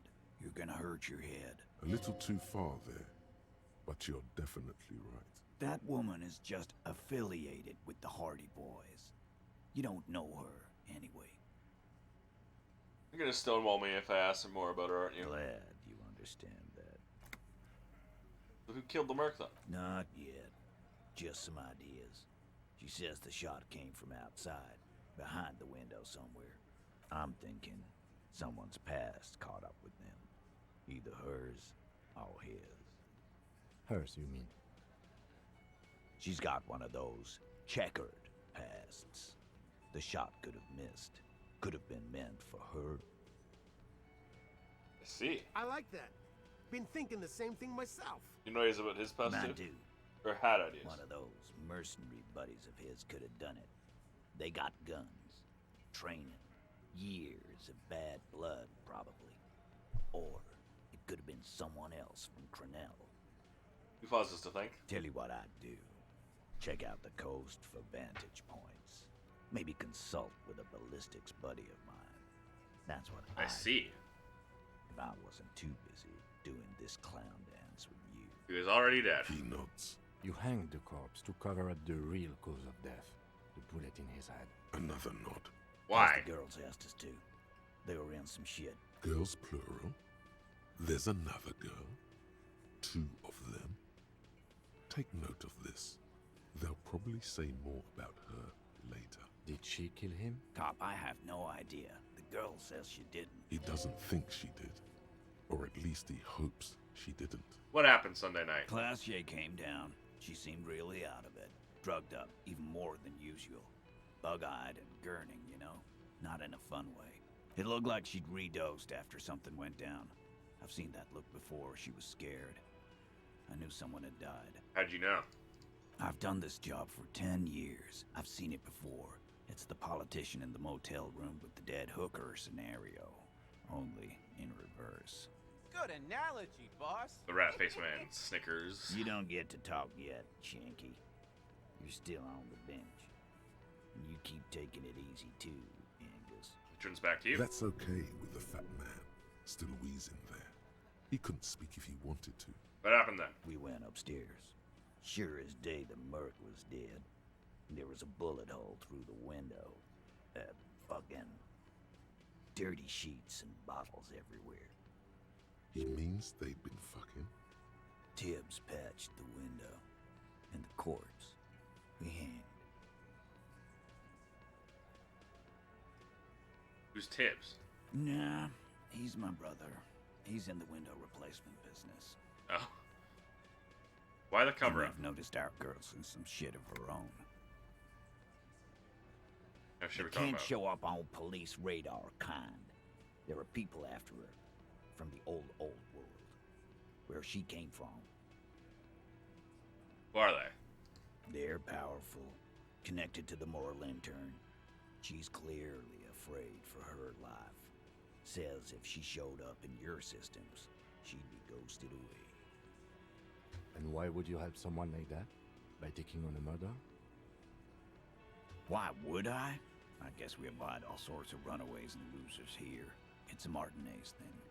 I'm sorry it made you guys fight. Me too. Kim, we did it. The lieutenant gives a smile only you can see. Thank you for this. We'll talk to her for the last time. Hey, cop. Before you go. Suddenly, the wind picks up outside. You hear it rattling the large windows in their frames. It carries newspapers, circles the whirling in rags in a warm column. She, Clausia, came to Martinez to hide. Many of us did. This is where you wash up when there's nowhere left to go. The Union takes you in. Now, she refused that protection. But still, after all this headache, you prefer if we didn't take her away. That's right. If we didn't take care of the people who end up here, this place would just be a couple of ruins and some cargo containers. We'll take that into account. Turns to leave.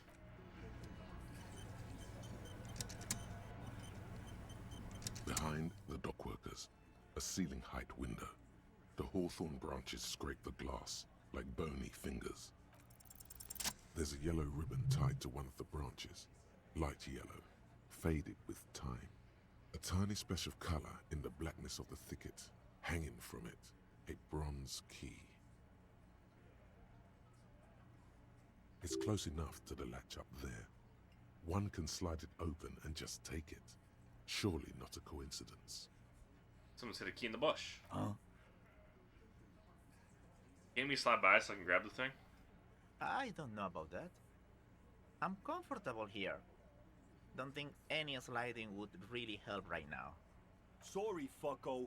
Looks like you're gonna have to go bush diving. Good fucking luck with that. The Hawthorne's got a bitch of a butt. I'm gonna enjoy. With a loud thud, the old man stands up, pushes the window open, grabs the key from the hawthorn branch, and slides it across the table. The key is brass. Workshop spare is etched into its bow. The old man closes the window and sits back down in silence. Come on, man. We were just having some fun. Where's the harm in... I'm tired of listening to your shit. Thank you. Don't thank me. I don't give two shits about your key. Anyone know why this key was hanging right next to the Union Box window? Didn't even know it was there. Boys. No idea. Never even seen it. Someone must have hidden it there before this room became our place. I wonder what doors does it open. It could open the door in the kitchen. The blue door. It says workshop spare. Maybe there's a workshop there? Leave. Interdasting. Interdasting.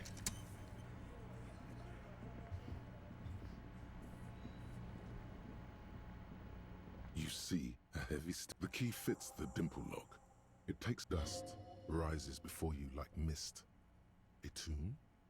Haunted by regal spirits from distant ages. No. Smells like engine grease and cut wood. A workshop.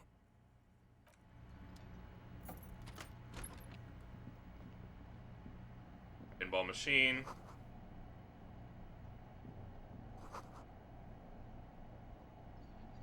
NB, spare key, side of the bush. White Diora, black female figure in the morning.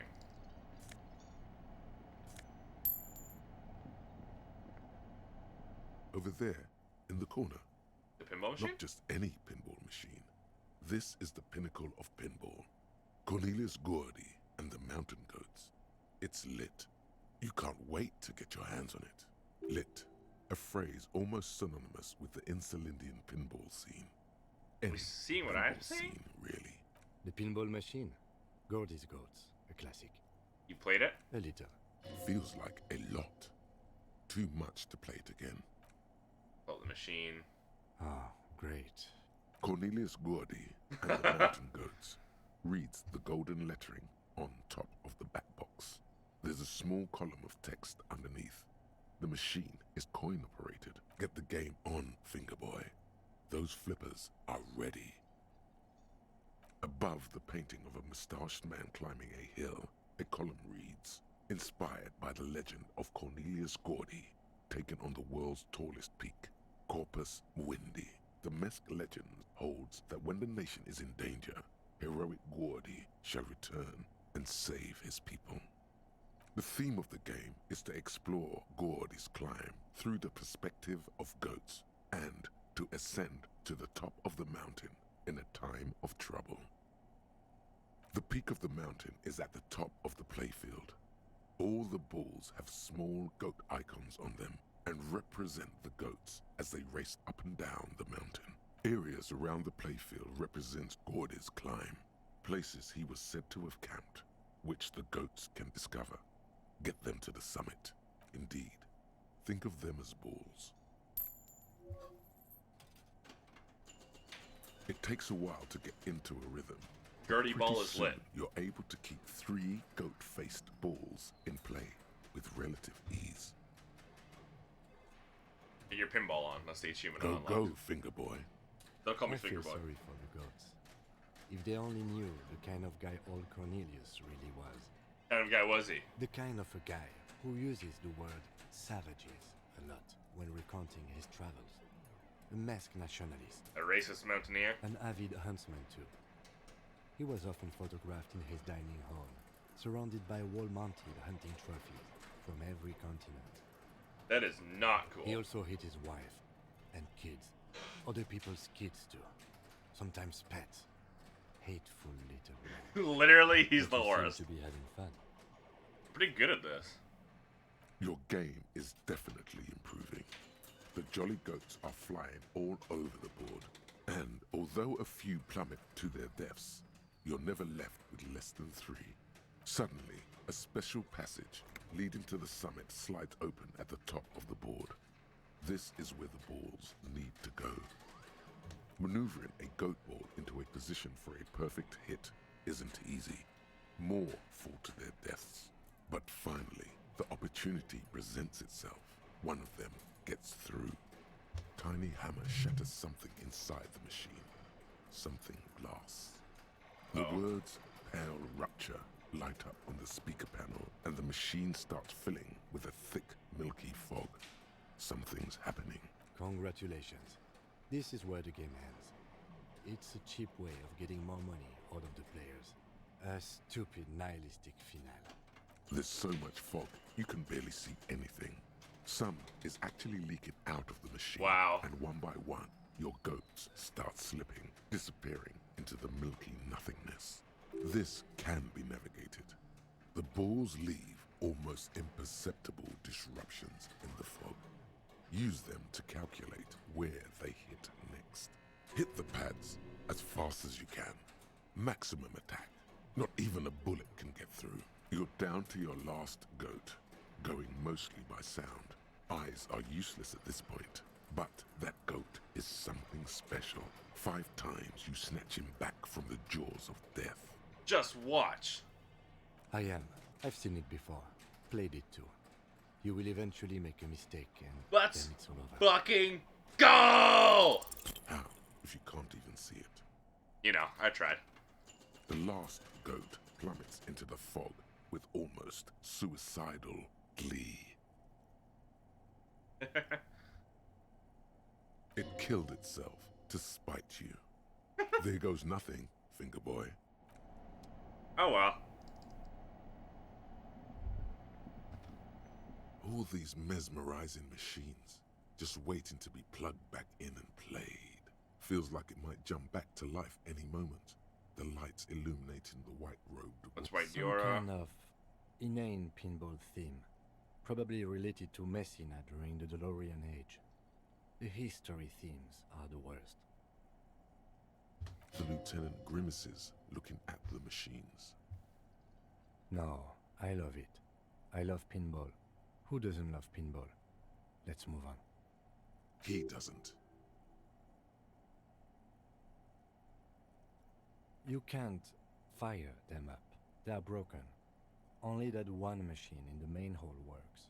The Royalist Pinball. He looks away. What a dumb name. Royalist Pinball. If they weren't broken, he would kick one of these machines about now. It's strange that he doesn't like Oh pinball. no. Kim here is a Zeolite. No. His people are incredibly dexterous, and they all love pinball. Matter of fact. No. Us? Guys? Seoul is an extremely protectionist isola, inaccessible to the rest of mankind, as it has been for over 1,000 years. I have no special knowledge of them, despite my heritage. But even I know that they don't play pinball. They have a rigid class society and a punitive justice system. We should continue with our exploration of this place. It does... Okay. I don't like pinball because I had to learn to play it for an undercover job at a pinball ring. And it's a lame, boring, and unchallenging game. There. We can move on now. You still feel he's holding out on Zeolite pinball tricks. No. But fine. Explore on. No. This small elevator is dimly lit by a bulb that's been glowing for ages. The latticed cage is open, inviting you to step inside. Smells of nougat and sweat. Your head brushes up against the ceiling. There is a control panel to your right, and just enough room for 2 people to fit in. The maintenance card under the control panel reads, Last maintenance, 10th July, 88. Last maintenance was an That 88. it does. I say, let's brave it.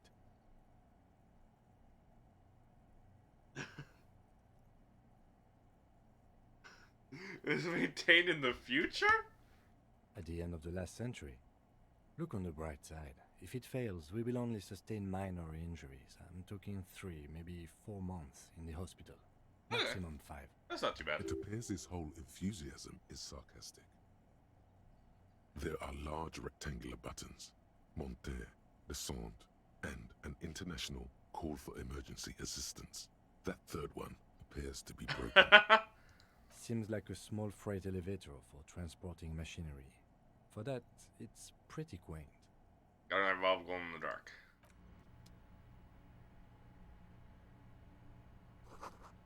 It's shut, can't see the outside.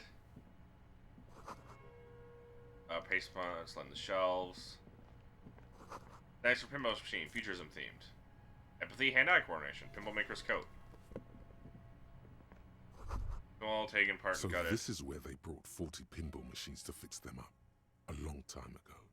Everything is covered with dust now. The lieutenant looks around the dusty, crowded room, inspecting the tools on the shelf. Used to be a pinball workshop. Looks like it. I'm guessing Martinez North 22 used to be a pinball arcade before it became a hostel? There are machines left over. A creak. Some dust falls off a shelf. Downstairs in the hall, next to the main door. One of them even works. I've seen one of the Hardies bang away at it. Remember the dice maker? Then that means... East Delta Pinball Arcade. This is all that's left over from it. As the novelty dice makers said. This has absolutely nothing to do with the case, I'm sure. But I do like a nice little connection. Me too. But then it went bankrupt. Your skin crawls from making the connection.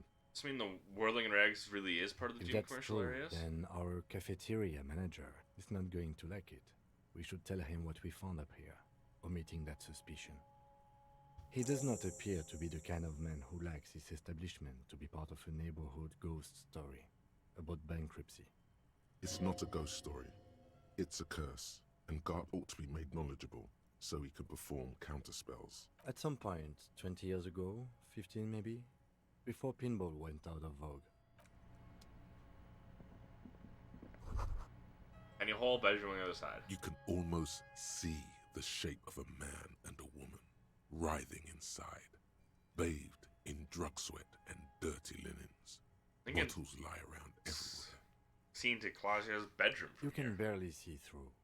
Better not to jump to sensationalist conclusions here. The footprints on the floor, however, definitely suspicious. Boring footprints. I want to jump to sensationalist conclusions. You lean closer to the peephole instinctively.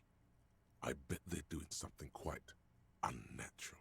If your mesolimbic reward pathway were to venture a guess, one of the bottles is probably being put somewhere it doesn't belong.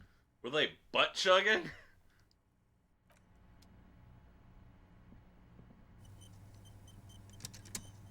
You clearly see footprints in the jackpot. These, unlike everything else here, last week or 3 two. weeks maximum from the dust coverage. It could easily have been 1 week too. You know, officer. This is good. He likes it. That's a little smile there, in the dark of the workshop. This isn't bad at all. It was a good idea to see where that door leads. Commendable work bringing us to this place. Large closer? prints, most likely made by Boots.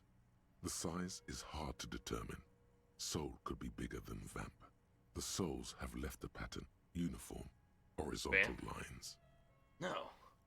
They don't call him Vamp because he's a vampire. One They call him person has Vamp been because here. he's bisexual. They've gone back and forth. The tips point both ways. Between that and that. Elevator door and the bar door. Doesn't look like God sold The print. size looks about the same, actually. They are not the same shoe, but they could be the same person. No, these little horizontal lines are different. They look custom-made to me. Or some kind of foreign print. Hard to say. Still a boot, though. Everything around what does this you mean? is quiet. It means someone snuck through what seems like a secret route. Behind Classia's room, in the recent weeks. This may prove to be significant. Someone was hiding here. Watching Claudia. As she had sex with another man. This is the barred door you tried to kick in before. Well, you punch the door once more just in case. The door shudders a bit as though it were laughing at you. Unless we've veered off into a folded M dimension, I'm expecting to step out on the roof. We could ask Glacia about this route. See how she reacts? Folded M dimension. A reference to the popular science fiction series, In System. Look who's in a good mood suddenly. Yes, it is quite likely that we will re-emerge on the M plane. Brace for psychokinetic impact. Or the roof. Unbar the door. Bent metal. Broken glass. Your path lies strewn with the broken forms of everyday objects. Broken glass. You are the destroyer, the bane of inanimate matter.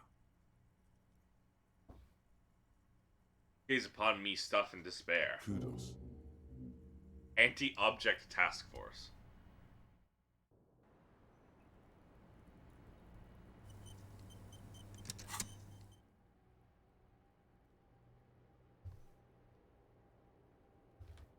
Anti-object task force. +1 pain threshold. Attacking physical objects heals damage.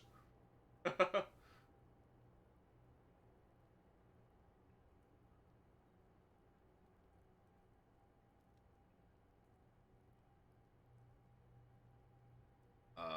the furnace, dumpster, water lock.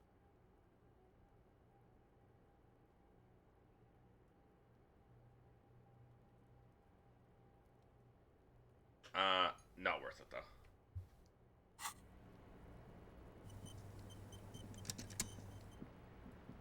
It's always good to see you. We're smiling, making surreal. Something in her demeanor has changed. She's tired, consigned to her fate, to being here with you. Yeah. No one likes to talk about their dirty laundry and their empty bottles. Maybe if you phrase it emotionally. I did not. Elevator? Mystery. There may be more to this mystery at some later time. She's holding back. Let's make a mental note for now. People on the other side looking into your bedroom. A peephole? You mean like a... Yes, looking into your bedroom, miss. The unmade bed is visible through the glass. Okay. A jitter of fear and disgust moves through her body, beginning from her shoulders and ending in her hips. Do you think this is somehow connected to me? We don't know at this point. Okay. Do you have any way of knowing how long it has been there? Unfortunately, no. But if I were to guess, long enough. The perforation is under the bookshelf on your wall. It shouldn't be hard to cover with some tape. You think made it? I don't know. Maybe it's been there for a long time. Maybe the local kids use it or something. I don't know. I'll be fucking covering it up with a lot of tape, that's for sure. Was there anything else back there? Cracks on the floor, recent. Huh. This isn't good. She's straight as a stick. Suddenly, she feels like quarry, encircled.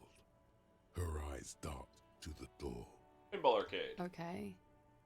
I'm glad someone's had fun. Mm-hmm. She's lost in thought. Eyes narrowed. Forehead furrowed. The collection of Thank prescription you. drugs. I've put a lot of time and effort into it. Says the only discernible Technically, irony. possession of narcotics is legal in Revachol, but you should still reprimand her. No, don't listen to the stiff. Be cool. How did you amass such a With hoard? money, sir. It's not exactly the NT-star size caboodle I intend for it to be one day, but it's getting there. Peptide. Oh, yes. One of my favorites. It cures many ailments. Like what? Like not being able to stay up for 36 hours, not being happy. It cures those ailments. It's just a merit speed molecule, basically. Opioid antagonist? Comes in handy when you've done too many opioids. I see. Is that something that happens to you often, miss? Was it a... Better safe than sorry. As far as all that goes... Very funky. Okay. Watching herself reflected in the bedroom window, tall and sparkling and draped in smoke. Alright. What do I have for volition?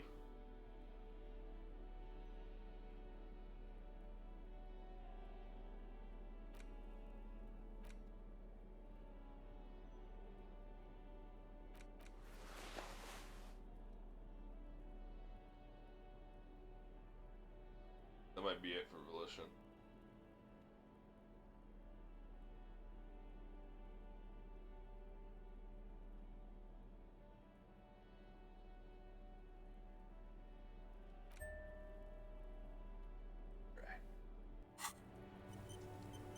It's always... Something in her demeanor has changed. Soft, light brown eyes look back at you. There we go, baby. Directly into the space behind your eye sockets. You see the smoke rise from between her painted red lips. She's beautiful.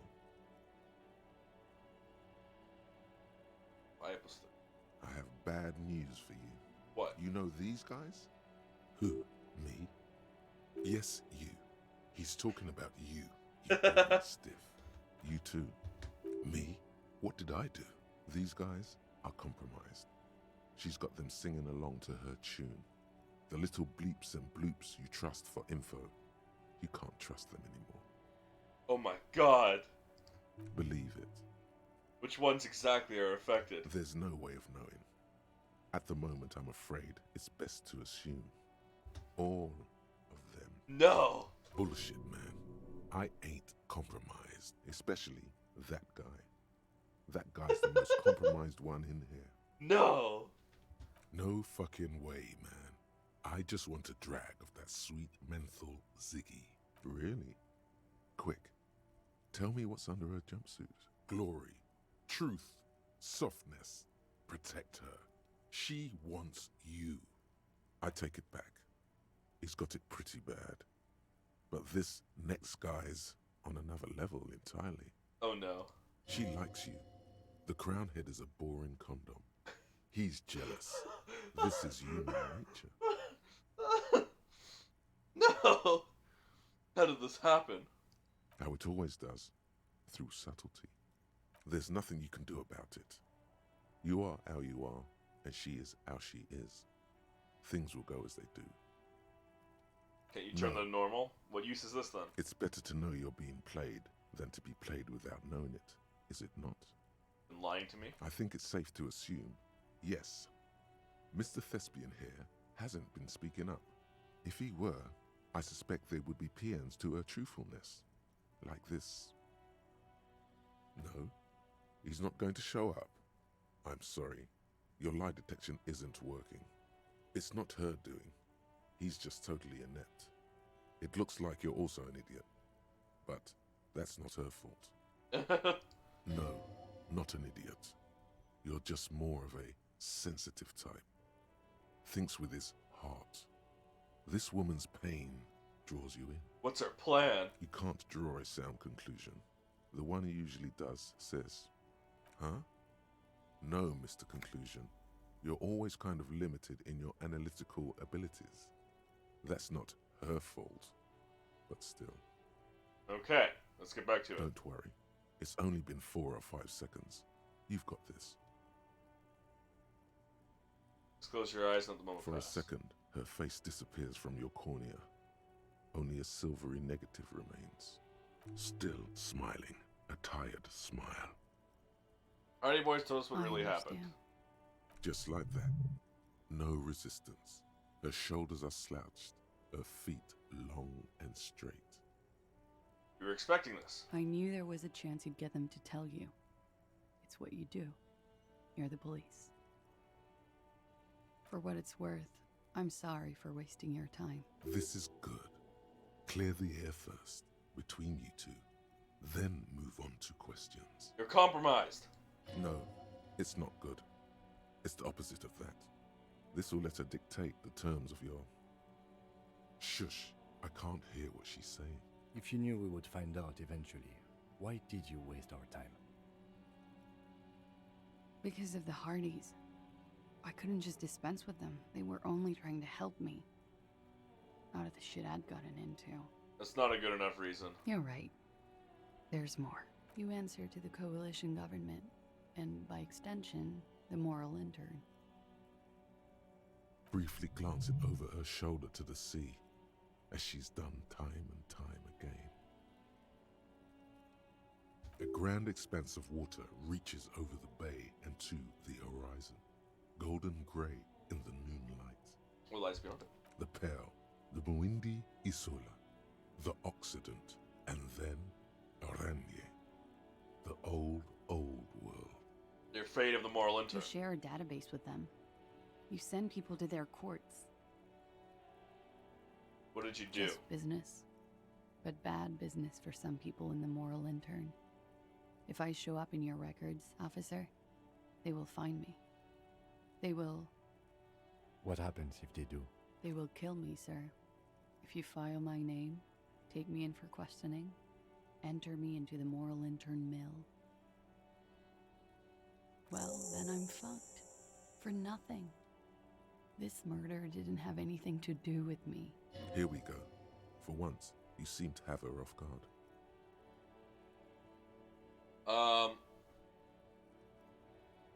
What happened? When was the note Last change? week, Angus and Titus's brother, I think he's called Tibbs, took care of it. See? You should have another look at that window after this. Reconstruct the scene.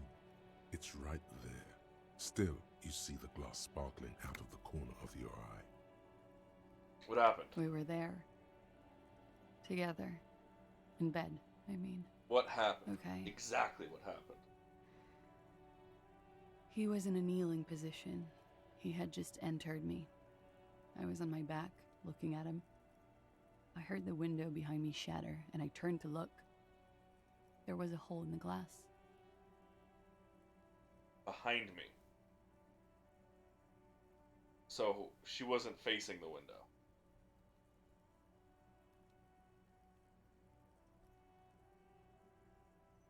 I turned back to him. Their heads were to the window. His eyes were looking through me, and his mouth was open. Dumb. I could see.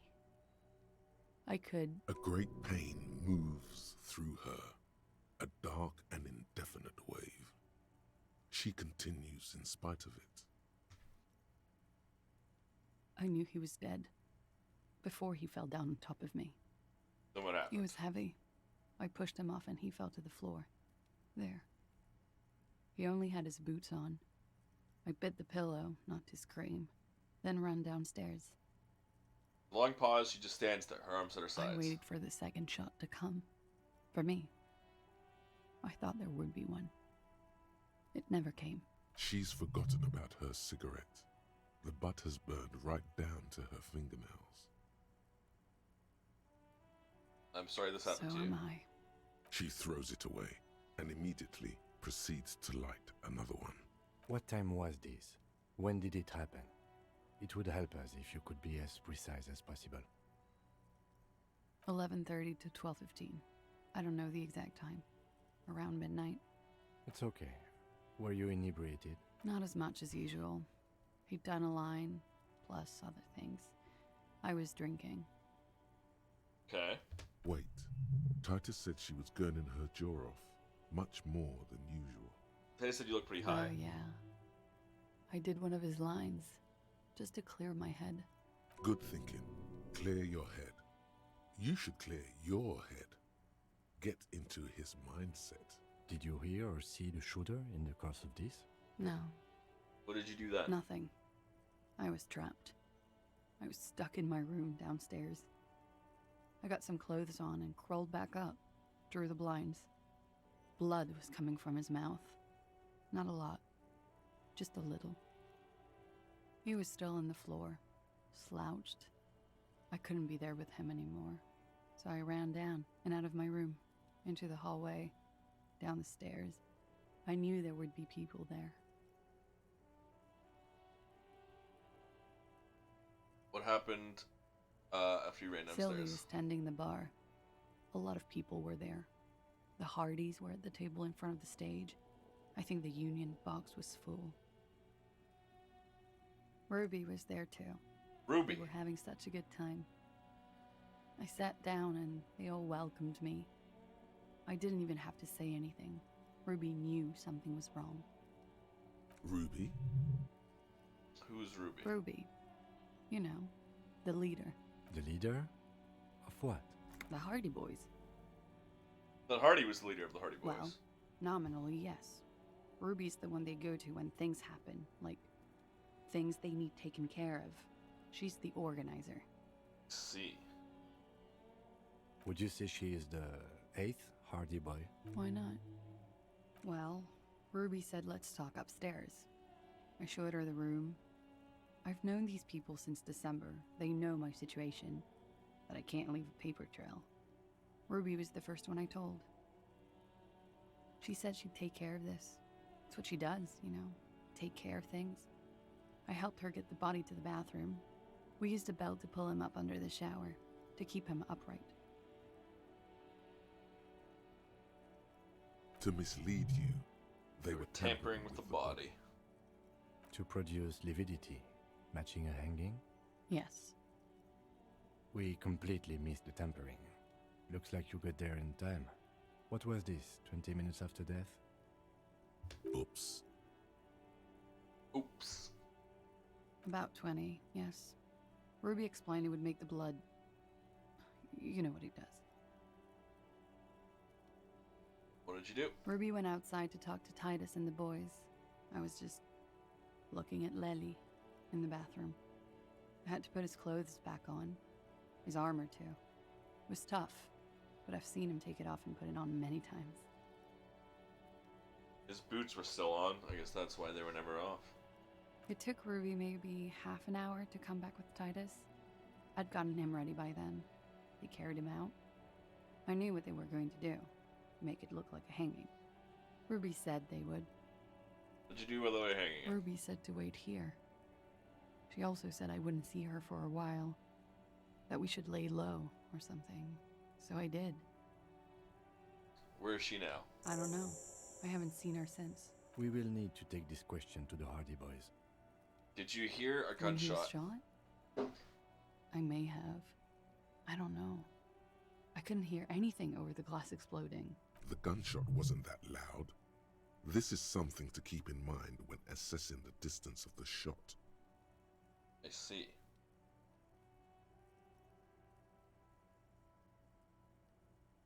Would you... It's not nice, but it's not illegal. Not here in Ravishol, or even in Orania. What exactly did you do? Industrial espionage. I joined a business collective with the intention of betraying them. I did my job well enough to be asked to do it again. With a bigger company. The kind you really, really don't fuck with. I took their ledgers, 2 decades worth of accounting. I need the names of the companies involved and who hired you. The job was Lewsdoen County Savings Bank. They sound small, but they're part of the Lou Scott conglomerate. That was the second job. The first was some printer company. You wouldn't know them. As to who hired me for the job, I don't know. But they're after me too. Along with Lou Scott and their friends in the MI. Once you're done in the competitive intelligence circuit, you don't have allies. You're radioactive.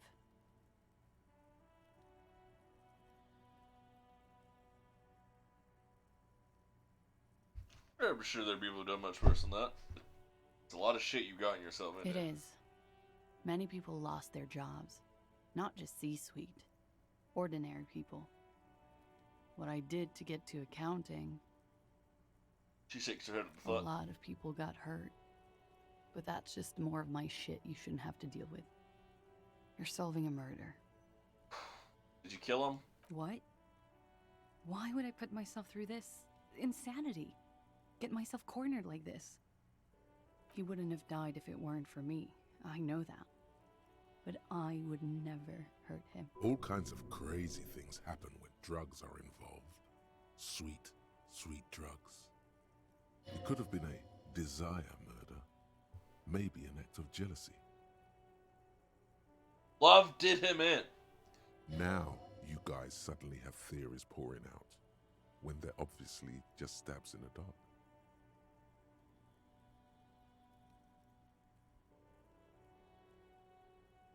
She simply shakes her head. Like what? That's the first thing that went through my head when I heard the glass break. And I thought they'd found me. They've killed him to punish me. All last week, I've tried not to talk to anyone or be seen with anyone so they wouldn't be hurt. I've come to understand, however, this is paranoia. What happened didn't have anything to do with me. Probably didn't. Or I don't know anything anymore. All I do is wait here. We can't go after Loose Cap. Not yet. There are other, saner leads. I don't ask you to, Lieutenant. If there's one thing I know, it's that you'll get nothing from there. Why'd you call the cops? Because I'm You were an hiding. idiot. Which is an indicator of truth. Why did you do it? You have to understand, the people around here, no one was making the call, and he kept rotting. And then they picked his clothes off, and that little fucker threw stones at him. Her jaw is clenched. Her throat moves. It takes all her strength not to cave in and sob. Once. Just one time. He kept throwing stones at him for 3 days. I could hear the thud. Thud. So I called you. I hope with all my heart it's not the last thing I do in Ravachol. Oh God. That was a lie too. Who made the call then? Don't be paranoid, man. It's unbecoming of a police officer. And it makes you sweat. I think we're done here for now. She nods. He's thinking, are we or should we arrest her? She's a flight risk and she lied to you. She should be taken into custody. Lied about making the call, discuss secret route.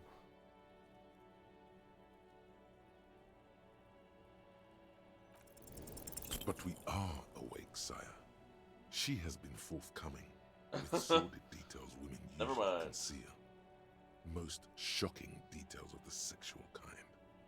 We are a bulwark, unbreached. You've been breached, bulwark. You've been breached like 1,000 times now. We have been breached. So you say, but give us one example of deceit. Just one example.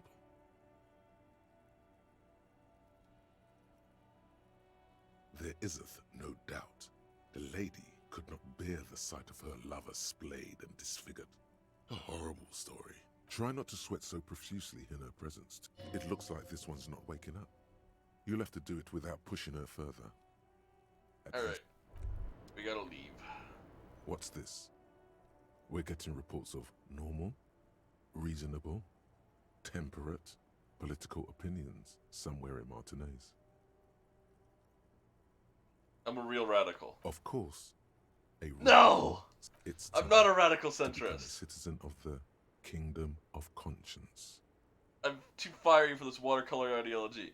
Try to develop more extreme and interesting That's a opinions. pity. Real. Get out of here. As you look back, you think. So love did do him in, after all. I was if it right. weren't for her, he would not have been there. The shot would not have connected with his soft palate. Is communism in this? You do not know. A wind of needles. Airships flutter in the stratosphere. It's like love did him in after all. She's silent, holding on to her. Remember this silence. The lady is... It appears this one has not been entirely corrupted. This may help. This may help the others see. No. Communism killed him. Remember? Yeah. I'd like to think he didn't love me. Or that it was chemically induced and not real. Why? Easier that way. Was it real? I don't know. How do I know all this? Who knows? It's getting colder. Okay, so they gave me a modifier. I was just thinking, what a nice day for No, questions. it didn't.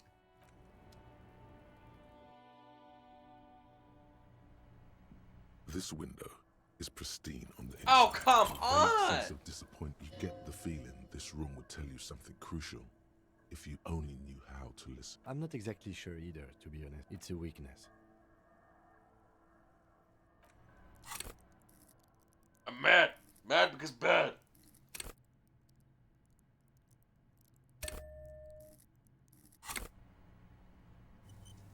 This window is There we go. pristine. Golden light melts away into the blue, glassy darkness of your mind. In it, are two neon-lit shapes, a man and a woman, on the single bed. Position early on. Like the witness said, the man is kneeling, the woman is on her back. It's the night of March 4th and a shot has just been fired. The man Continue. looks directly at the woman. The shot's possible directions converge in his mouth, a ray cast from somewhere outside, entering his brain, ending him. From the roof outside, location A prime. The glass fractures around the bullet hole. Shards face inwards like a corona behind the woman's back. With the ghostly figures. The man does not know the bullet has entered his brain. He never will. Death comes faster than the realization. Point A, the roof. The ray cast from the man's mouth unravels into a fan of possible directions, all on the roof at first. The shot could have come from any of them. This is composite location A prime, most likely of the origin points. Shouldn't there be gun residue outside? There could have been. Then the rain and slush and wind washed it away. This was more than a week ago.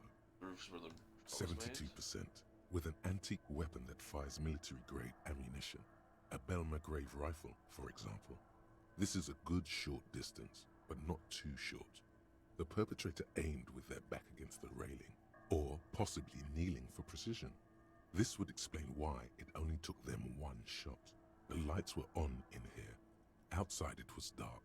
It was like shooting fish in an aquarium, a well-lit aquarium. The victim opened his mouth to let the bullet in. Neither of them would have seen anything outside in the darkness, too busy with their own bodies. Are there any arguments against A prime, the roof? None that you've found thus far, but that doesn't mean there aren't any. The shot have come from inside the room. A Point closer point. X would contradict the woman's testimony, rendering the entire proposition void. These figures would be wiped out, detective. There have been another point of origin further away. That's a 28%, yes. In this model, the shot could have come from a greater distance. Nothing excludes the possibility.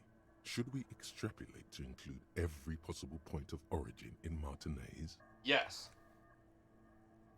According to your map of the district, this shot could have come from a wide angle of locations, starting with the northern edge of the abandoned boardwalk, ending with an islet in the bay. Let's call them B prime. More precisely. B prime for boardwalk, B double prime for Land's End, and B triple prime for the islet, detective. Yeah, let's There look may at be B smaller prime. points in between, but those are too fine to zoom in on. The boardwalk. 700 meters away. The likeliest of these B positions, 20% chance. A skilled sniper could have made the shot, provided he had a safe sniper's nest. Even with the light on inside, we're talking military training. At that distance, the perpetrator would have had to take wind direction into account. What about Land's End? Double prime. 1.2 kilometers away. The least likely of these positions. Let's say 3%. A truly skilled sniper could have done it. Possibly from a tent. No, too far-fetched. Triple prime. The islet. 1 kilometer away. An unlikely point of origin. Beyond the docks somewhere. On an islet in the Bay of Martinez, perhaps. There are islets there, badly charted as they may be. The shot would have been a small miracle. 5% likelihood. There is an extremely narrow field of view from the bay to the window, between Rue de Saint-Ghislain 10 and 33A. The angle would have been extreme, and access to the islets is questionable. Near field of view from the bay to the window. Going from the roof further than the... From where, precisely? B prime, boardwalk, Land's End, and the I see islet. you have given Is- this a lot islet. of thought. Are those the locations you've singled out in addition to the roof? And what is the likelihood, in your opinion, that it came from a further distance? Much less than the roof, but still. Okay, well, we should see if there is gunshot residue or sniper nests if we go down the coast. Rule these spots out one by one. It would be the diligent thing to do. Until then, personally, I'm going with the roof version. It fits the hidden path through the whirling. A simple hypothesis.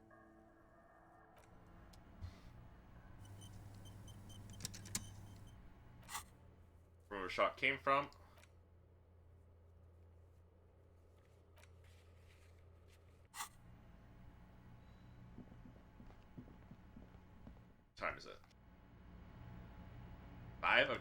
Still got a lot of time left in the day.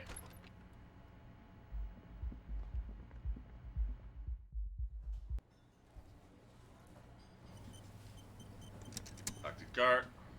Wow. Just wow. That really sucked. Yeah, you don't understand my performance. Those high notes, I purposely shredded them to convey strained, worn-out sadness. I get it. You were purposefully shit. So original. I'm not letting anyone up there again. Another thing. Great. I love those. Oh, okay. Well, I did hear you. He's really hope it takes a lot of willpower not to ask. Obviously, he's been wanting to know what's behind the door. Aren't you gonna ask me what's behind back Okay, there? What is back there? Pinball workshop. Ha! I knew it. I've always wondered where those machines by the door came from. And they told me there was some kind of pinball thing here too. I knew it. Were there any back there? In working order, I mean. Might be up for a game. No, I was just wondering if you found pinball machines there. If you're thinking of selling those pinball machines, I want a fat cut. Sweet suit shit. Sweet. C-suite. C-suit. Sweet. C-suite. Sweet? Should be sweet, right? God, oh my god, dude. Sweet. Sweet. It is. It is. I know it is, but I fumbled it so hard, I convinced myself that I was wrong.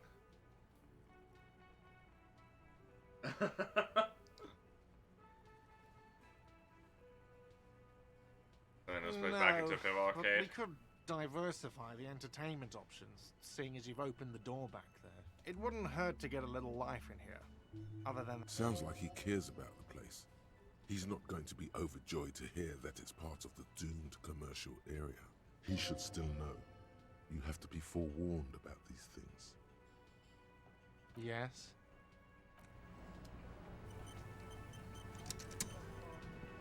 Okay. Titus? Ruby. Tell me. Now. It's you again. What is it?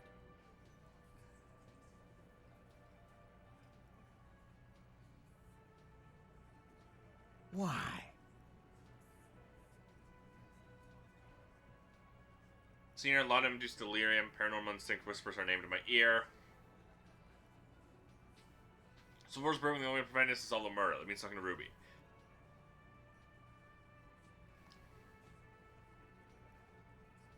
Sounds like you want to push this steaming pile of shit on anyone. And now you pet Ruby. Well, not on my watch you won't. Ruby's one of us. We're not gonna throw her under your moral intern steamroller. Fuck that shit. And fuck you too, moral That's a big guy's size. Ruby is missing.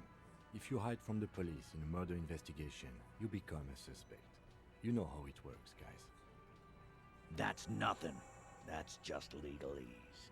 You don't even have a sound theory. I don't want to be rude, but we're trying to get some R&R here. Think you could fuck off now? I think we'll keep sticking around, Titus.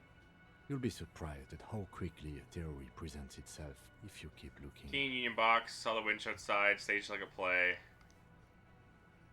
Any rifles you found, drug trader established. Fuck me in the penis hole. Happening.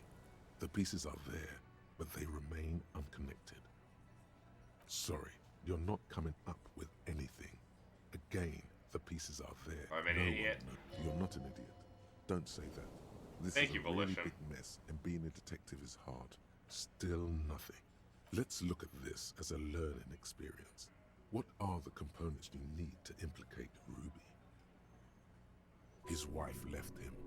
He needs to kill himself. Make her sorry she did. What the fuck? I want to hear the components of the theory. Smart move.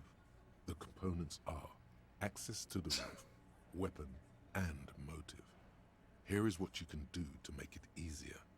Come on, guys. Wow, you've been very thorough. There's nothing else to add. Just crack that Classier's defenses. Maybe she'll tell you something helpful. It's that simple. Unless we have more. Say, hard to remember with your brain in overload, but have you smoked lately? Yes. Huff and puff.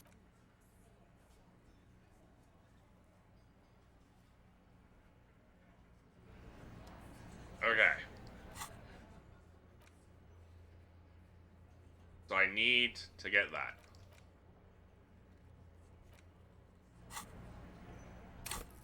Well, level up my logic.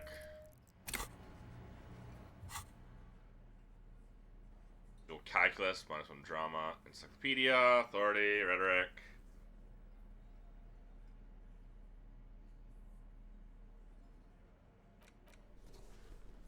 Visualization, logic. Logic.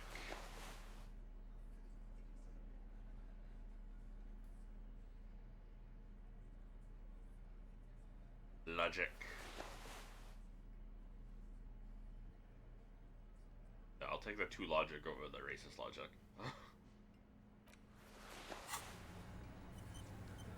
It's you again. What is it?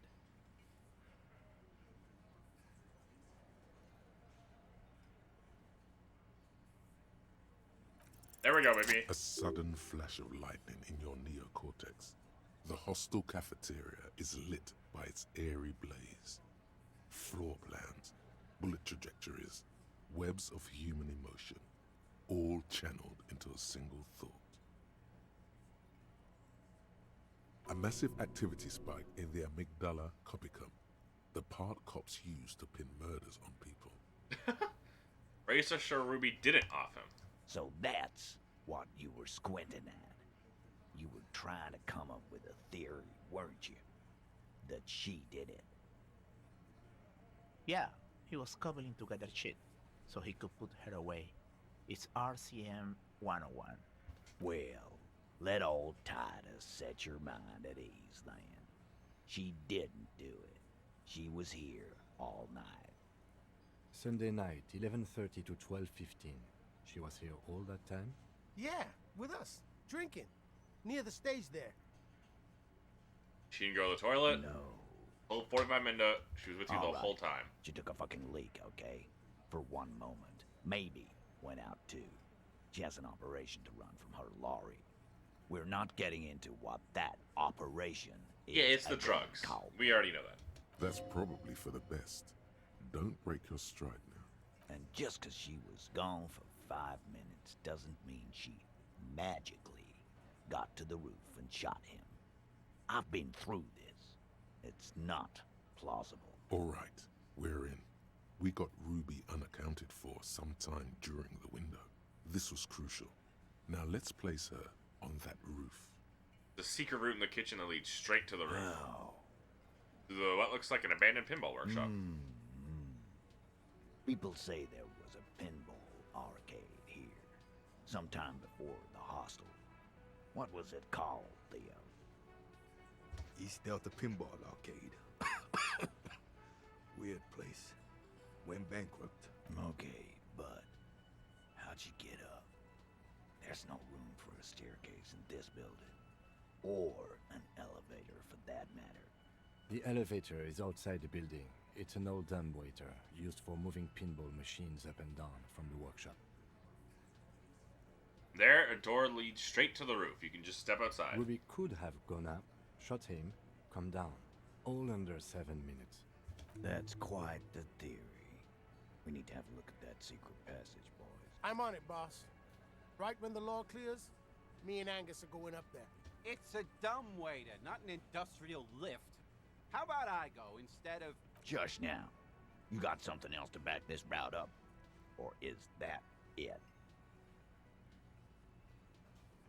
Found footprints upstairs in the old workshop. Footprints. Recent. God. What else could you make out? How recent? What size? That close, huh? How fortunate. I'll take a thorough look at those prints myself before I believe that call. Good news is, I'm still listening.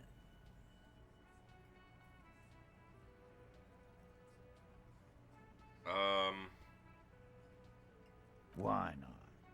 You can't draw a straight line into Clausia's window from any of the surrounding buildings. Not from what I know about Martinez.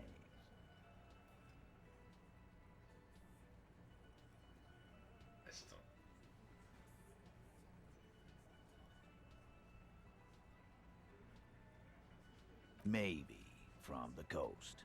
But like I said, I've been too busy dealing with you idiots. So no, I don't think it was a sniper. It was close up. 72%. That's a percentage and all. Where'd you get it from? Your guys in the lab? Analyze on the spot. Turns out I you can can't. do that. I know what you did here on the weekend. People talk. And what they say doesn't sound like a science call. You're a madman. I'm a little bit of both. Those numbers were an asshole, man. Yeah, and they don't put hair on the roof either. It's just mambo jumbo. He hasn't got shit. Firmly doesn't go well with could've. There's a route to the roof. Me and the boys need to check it out. That's what we've established. But a route does not put that bullet in his head. A gun does that, and Ruby doesn't carry one. Phase 2. Murder weapon. Get a gun. Just don't contradict yourself. If it doesn't sound like Ruby did it, maybe keep it to yourself.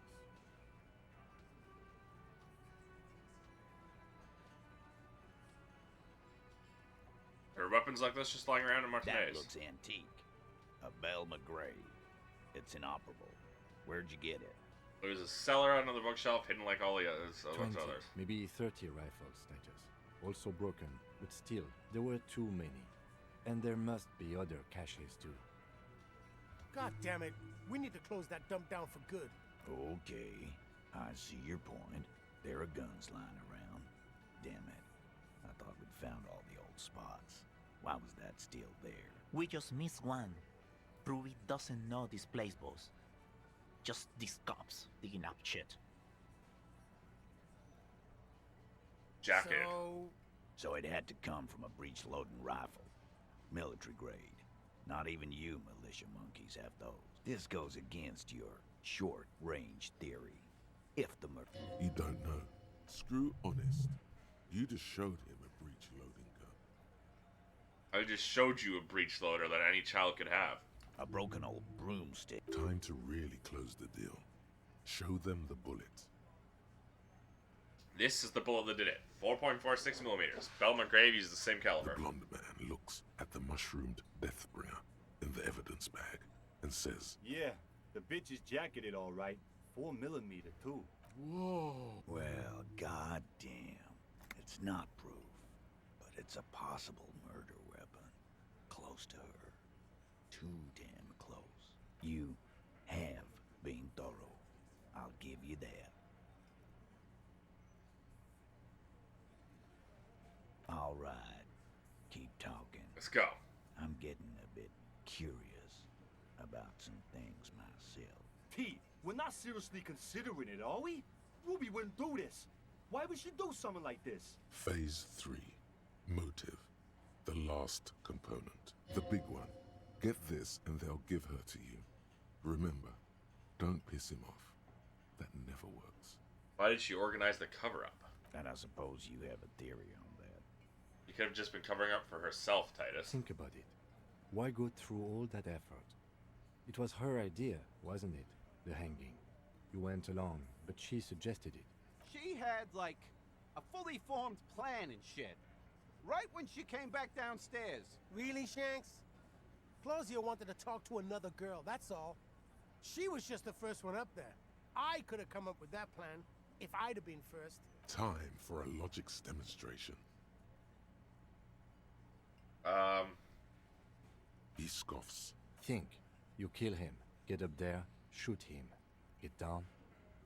Would you prefer to go on trial with your mobs as part of a lynch mob or alone for committing murder? The man is silent. If she used us to cover her own shit up, well, that's a serious violation of the Hardy Code, boss. Which is why she didn't. She would never do that. Why aren't more of you defending her? This is fucking stupid, Titus. Glenn, I thought the same thing when she skipped town and left us in this shit. Oh, so he didn't rule her out completely. And she skipped town. This is good. Things don't add up. We need to talk to her. He looks around the room. The old man in the corner nods a very small nod, and a trickle of tobacco spit on his lip. Yeah, I see it. There's one more thing I've been wondering about. Ever since you asked me where she is. Add it to your list of suspicions, if you want. I don't know. I don't know where she went. She just got up and left. Got real scared, too. Wouldn't tell me where. However hard I asked. Wanna know why? Why? She was afraid I would tell you. Maybe she was right. By now, I probably would. She knew there's evidence on her, and she knew we'd find it. This is typical suspect behavior. Why fleeing is always incriminatory. Perhaps. Ask her if you find her. It won't be easy, though. She made sure of that. When did she leave? Friday afternoon, when you first arrived. I got word the RCM was in town. Then she came in to see me. Told me she was leaving. That's when we had our little conversation. What was she scared of? I told you. You. As in the No, RCM? You. As in the cop with the sideburns and the disco clothes. And a hole in his heart. That first.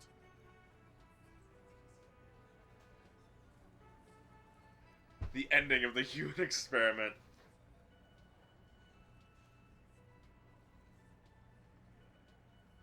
And the hole in his heart? Why not? You suck on that gun like someone tore you a brand new asshole. Don't forget the funny tie, too. Forget. He nods at your tie. You and I are going to dance in the moonlight under a billion stars. Damn right we are. You know, when I first saw you limping here, I thought she was paranoid or sniffing her own supply. But now I'm not so sure. What else did she tell you about me? She said you have a funny taste in clothes and that you won't stop. Won't stop? Until you have something on her. She said she's heard of you from Jamrock, that you're a human can opener, that you play suspects against each other. Open them up. Like cans. Fucking hell. Titus, did he just... The tattooed man shakes his head. Open Angus up like a can? Yes, he did. Now, we can whine about it, whack him, or we can go on with our lives. I'm having to go on with our lives kind of day, Al. How about you? Silence. He nods. That's true, am I a can opener? You are insistent. Anything else? Yeah, there was something else. She wouldn't tell me, though. I could see she wanted to. It was burning on her lips. This called Titus, this called Pete. But she was too scared. Scared? You should be too.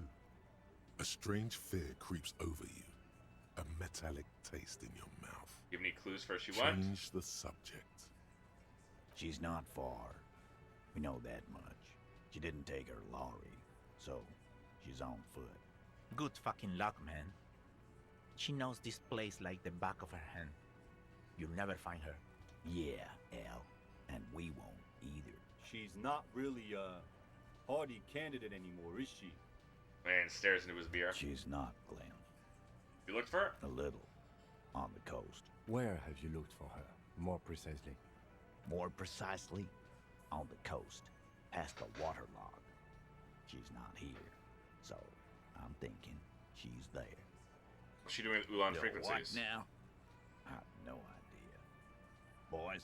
She said she's building a pale emitter. What? We were talking about radio equipment. She said she's doing Ulan frequencies and a hail something. I don't know more. This guy barely understands what he's talking about. I see. There you have it. Hail something. It feels like you'll get to know soon enough. You gonna hit me with that? Let me run across. I should start looking. Sure, there's some shit houses there. A cinder block town. The fisherfolk there refuse to unionize. So, that's one place we haven't looked. Okay. I hear they have a shack where junkies sometimes crash. Time for you to step up. We will start there. One more question. What does Ruby look like? Boyish. Hair's red. Dyed. She looks like a Lowry man.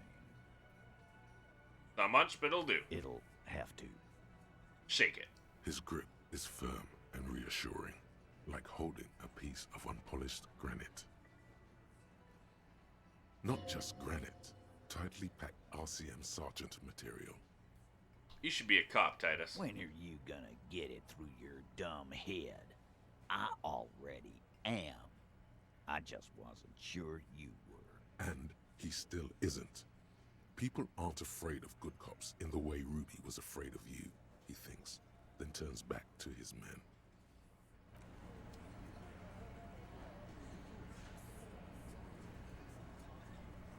Am I corrupt?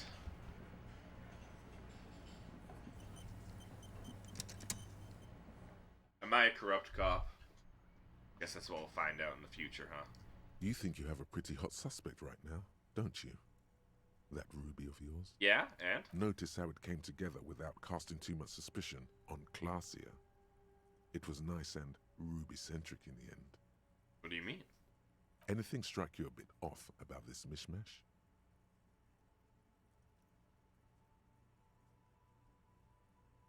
Could it come from anywhere on the coast? Absolutely.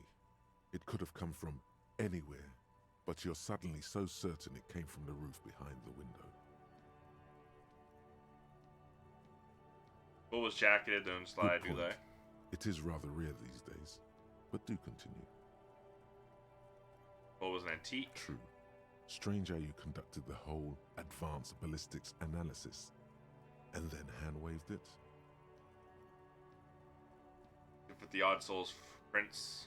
No, they didn't. No one has mentioned hearing the Notice shot. how this hasn't come up at all. Even Hardy and his boys didn't mention it. Neither did you. That's right. Finish thought. Just finish it and conveniently go on. She's watching you leave right now. You know that. Free as a bird on that roof. Lighting up a cigarette and thinking, am I glad Ruby's in this shit and not me? Don't listen to this guy. The theory was solid. He's just jealous. Move on. It's no use harassing her further. What do you think about all this, Kim? You don't.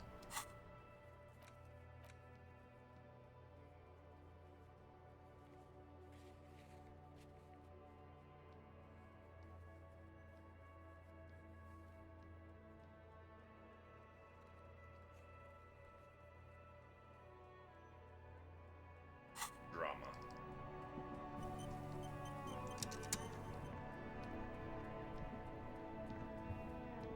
Still here, stuck in this damn jam, my man. What's up? Ease into it. Don't go too far. You really are. Just like that. He slips out of And now we fail twice in a row. Verse. You don't even have a bad verse in here. Just tumbleweed and liquor stains. Wait, no. What are you doing? She fucking broke me. Brutal, man. But you know, time will. No. Stop. He's already mortified. These are my rhymes. She fucked me till I bled. That's In the name of God, what are you doing? It's not real, guys. It's not my actual thoughts. It's yeah, a poem. Yeah, I get that, and it's cool, but.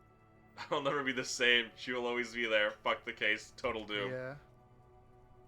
Yeah, I get it. These are your rhymes. They're from your life. Doesn't matter if they're robust, they're honest. So, Thanks, man. Yes, and I also thank you for stopping. We have a murder investigation to return to.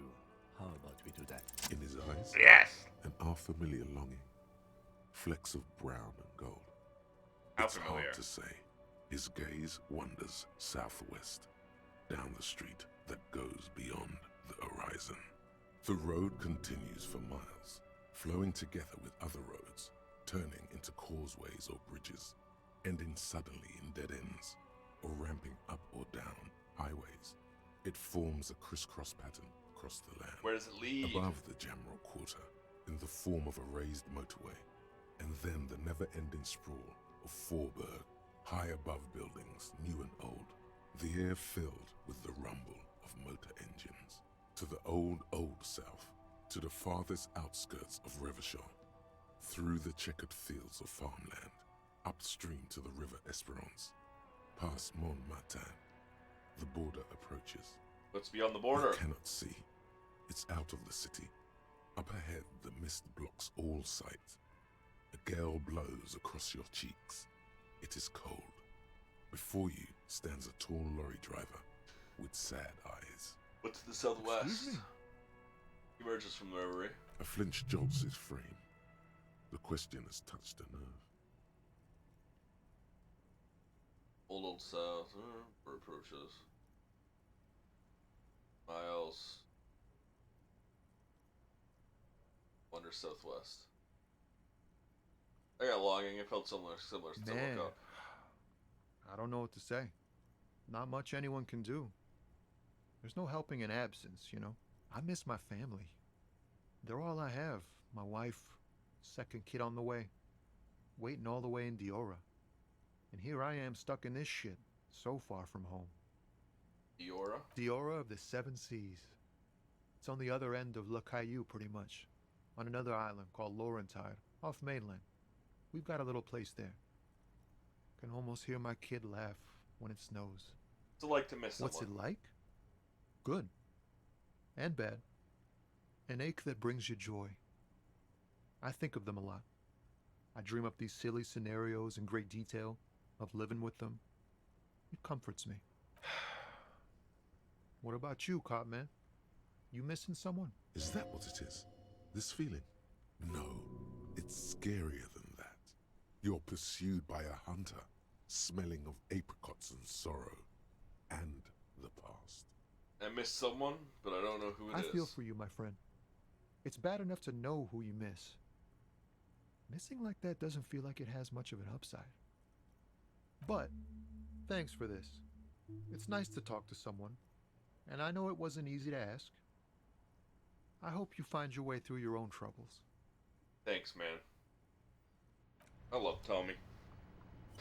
He's just a chill dude. Doing chill dude things.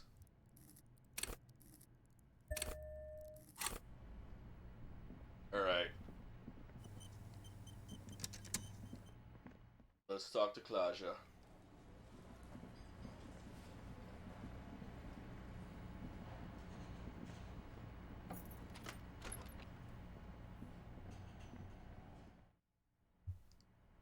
Thank God the elevator comes down with me.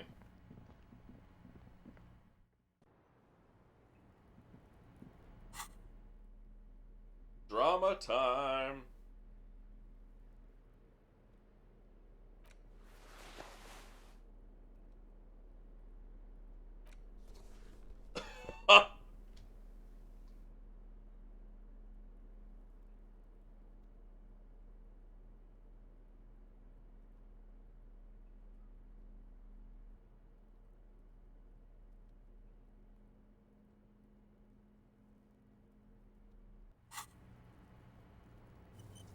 Officer, it's a fine day for questions. Who?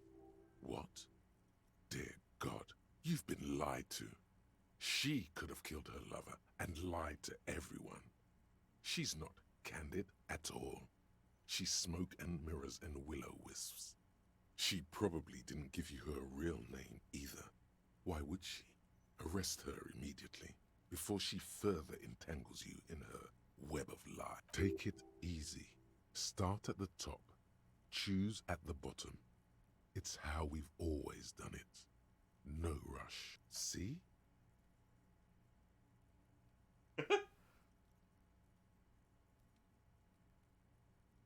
I did. What is this? I called your desk or whatever it is. The numbers are all over town. Call 8-100-2 for emergencies. There was an older woman on the other end. It sounded like she was smoking. She took my complaint. She coughed. Anyone could know that, sire, by looking around and calling the desk. I don't believe a single word she says. What time did you make the call? Thursday night. It was late, sometime after 12. Okay. It checks out. There may be grounds here, at least for an extended detention. A little whimper. The young woman hears you. She's looking around. I agree. You wouldn't give us your real name, not when people are after you. Okay. Okay, what? Okay, it's not. Tell me the truth. You log your work every week. It's all transmitted to Common, sir. I couldn't just beg you not to enter my name. So I lied. Like I lied before. Like I did at LCSB. I have to lie all the time. I'm so tired of it. She's not lying now. She really is very tired. Her metabolism is failing her. The afterglow of whatever narcotics she's been taking is wearing off. No. It's submerged in a plastic buoy on the coast, in the reeds. It just doesn't say Clausia Amandu. It says Anouk Mea Smith. Falsified documents? Passport and visa. Given to me by my employer. I can't even use them. My employer probably leaked the name, Mea Smith, to hurt me. Why would they do that? I didn't show up to a rendezvous. They don't take that lightly. I didn't show up because I was afraid they'd do something to me. The job was finished. I'm just a liability now. She fears an arrest right here and now.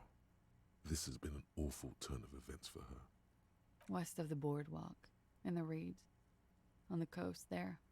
I put it there when I first arrived. Haven't been there since. I'm not sure I could even find it now. It's useless. The lieutenant makes a note of it. You're welcome to it. It's in the reeds northwest of here, past a broken sewage pipe, right near the waterline. Tell me your real name? It's Katarzyna Lazie.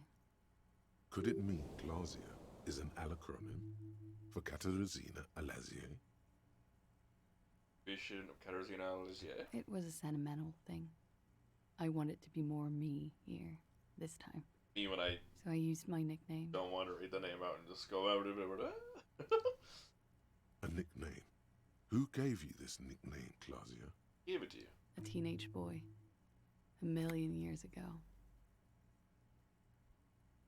Finally we meet. She nods. Her round eyes meet yours. She nods, her back straight, ready for whatever is next. She slowly... You are. This is not the end of this. But I feel like you've won here. I really don't know, sir. I certainly don't feel like I've won. I feel like shit, sir. All the time. She smiles. A bitter little smile. She means it. Slipped past all suspicions. Clearly, I haven't. We're having this conversation, aren't we? How well could it have gone? I mean... The wet wind, heavy with brine and industrial pollution from the stacks nearby, ruffles her hair. I'm stuck in Martinez just like all of us. I've been up here for... I don't know how long now. I like to call this my rooftop containment facility.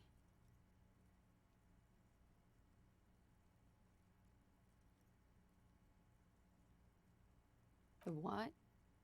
Oh, those ones. I don't know, sir. I said I have no idea what to make of them.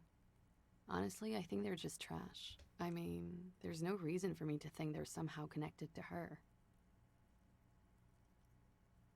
I don't know what to say. It was fortuitous for you. None of this is fortuitous for me. For my sins, of course. The long-standing sins of a bad, frivolous person. For destroying my first love. For working for bad people. The list goes on and on. She nods. There is suddenly a strange glint in her eyes. Not malicious, but... I do not think she did it. I don't think Ruby did it. I think there is more to...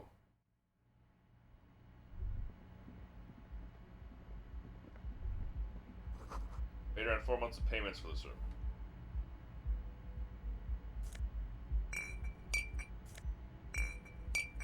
It's the old C4 we keep mentioning.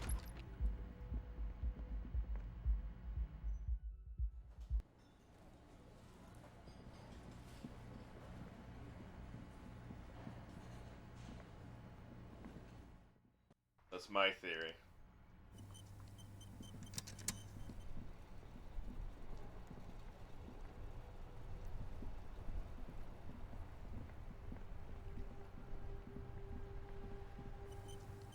Alright, time to lie to the... Vigilance officer? What can this all care? Unfortunately, there doesn't seem to be anything worth mentioning among your achievements. You should resort to good old lying.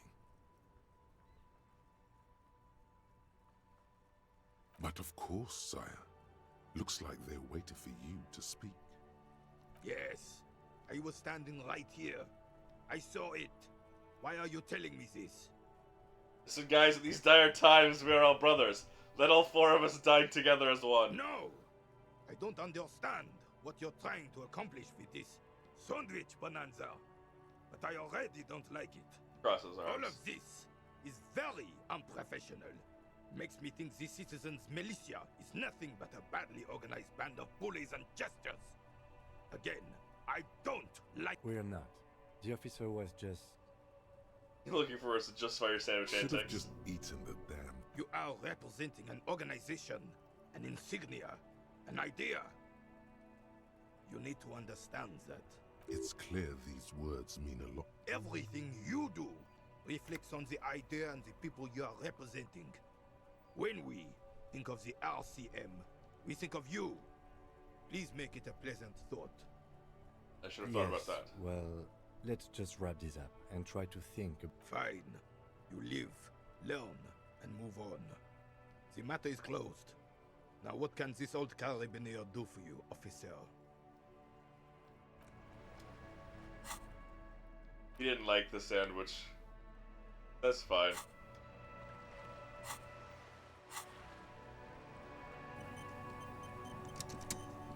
Okay. To the village we go. To ask about Ruby. Our tenant, the policeman. Nay, I haven't seen anyone lately. This is my little cinder block town. I know what goes on around here. She's being evasive. There was a murder in Martinez. She might be a suspect. We would appreciate your help. Would you now? I know how this world works, and it doesn't work when people tell on each other.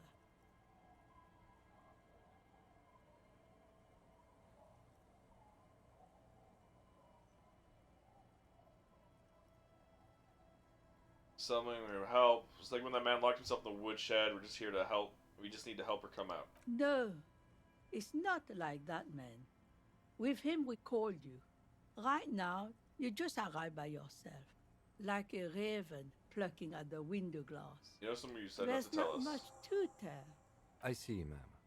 I hope you don't mind. You should look around your shack. Maybe she's rented it out.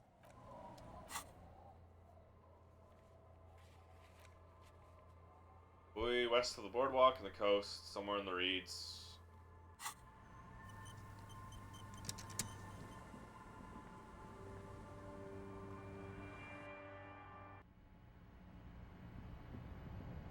As you look at the floorboards in this corner of the shack, the edge of a floorboard next to it looks scratched. Move the board Whole aside. space underneath the floorboards is dark and damp. You can barely make out the mixture of sand and sawdust below. What's in here? Nothing particular catches your eye. Something bad. Someone's night thoughts. A last resort. A bad idea. Search through the sand and sawdust. You stick your hand in and start combing through the sand. Dry, not like outside. Fine dust. And then, something hard wrapped in paper. What is it? A small cylindrical object. You pull it out. A bullet. The floorboard Interdasting. doesn't care. But maybe the washerwoman does. It's extra ammunition. She's locked and loaded, ready to fight some cops. Holding the bullet, you get the feeling this isn't ammunition against you. It's for herself. It's a single bullet. It's not to use against others. Our tenant, the policeman. I Why was hope there a the bullet way on the down, floorboards? Floorboards of your shack, she murmurs. God damn that girl, she murmurs And softly. without anger, a long and harsh life has taught her not to buckle under pressure. A bullet? You didn't put it there, did you? She did. Gone and hid things in there? She's usually a good tenant, and not a stupid one either. You rented the room to her? Yes. I let my room to that Ruby girl. She speaks slowly, wringing out a rag after a long silence. Her hands move into the water bucket. Some water sloshes over the edge. As I've done before when she's been in trouble or just looking for solitude. I've made it clear. We welcome all kinds of people here. When was this? She came last Friday, left on Monday in a hurry. What has she gotten herself into? That girl. Her wrinkled hand kneads a blue rag in the water. She seems genuinely worried about her previous tenant. She's seen her hiding out from trouble before. But this seems different. That's for the police to find out. Right then, please answer each question to the best of your ability. I'm sure we have a few. What is she like? She's good company. Knows how to talk to an old woman. At my age, you don't get a lot of quality conversation. So I really appreciate that about her. Did she talk to you much during her last stay? No, she was mostly silent this time. Kept to herself. What do you mean? She tried not to let it show, but I could tell she hadn't come to fish. Usually she likes to cast a few lines, but this time she mostly stayed in her room. You said she left on Monday? Yes, early with the dogs, around 8 o'clock, I think. She probably heard the lieutenant's Kanema drive by, and it woke her up, just like it did you. Must have heard your Kanema. Yes. That is a downside of having a 130 kilowatt engine. It lets the bad guys know when you are coming. Tell me exactly as she left it. I cleaned it, like I always do. Anything else in there? No. The truth, sire. Why do you think she left the bullet there? How would I know? She's a gruff one, but not violent. She doesn't go around toting a gun. She looks back towards the shack, thinking. You could ask her about your hunch, that it was a desperate measure. See if she thinks Ruby fits the bill. I have a possible explanation in my mind. Do tell. A seagull flies overhead, obviously a bad omen. It's an exit plan. Exit from what? This. The lieutenant stops writing for a moment. He looks at you, then at the old woman. No, she's a fighter. Tilts her head to the side, looking up at you deep in thought. She really believes that. Do you have any technical equipment with her? Not that I know of, though she was into nice music. She once showed me a few mixtape milieux she'd made. Brushes her forehead with the back of her hand, water drips to the ground. Although I guess she was pretty handy with the mechanical and technical stuff. Even fixed the heater in the shack. You should be thankful for that. Where did she go? I don't know. Further up the coast. She tried to leave quietly, but the hinges on that door screeched like a cat in heat. Woke me up. I heard her rushing in those heavy boots, heading up north. You'll never find her, you know. Return us She without knows malice. the coast like the back of her hand. You only just arrived. I wouldn't worry about that, man. We are persistent.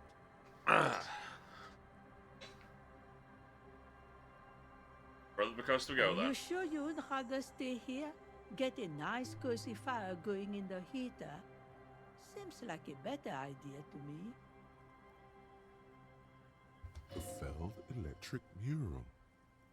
You feel like you should go look at it again. Step closer this time. Oh, okay. One thing, officer. If you do find her, please go easy on her. She looks around. The air is getting colder. She really means it. It's an honest plea. She's a good girl. Whatever she's gotten herself mixed up in. I see.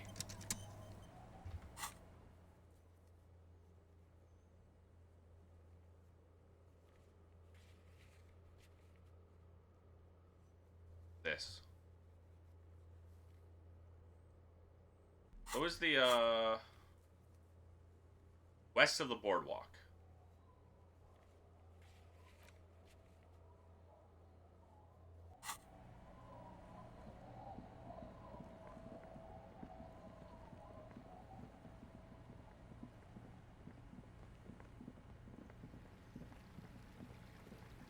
We have to get my gun, so I'm gonna hold off on some of this.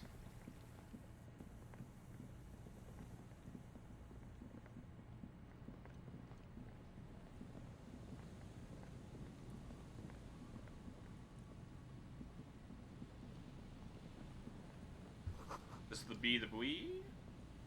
A metal and plastic contraption bobs up and down amidst the trembling reeds. At first, it just looks like trash, but if you look closer...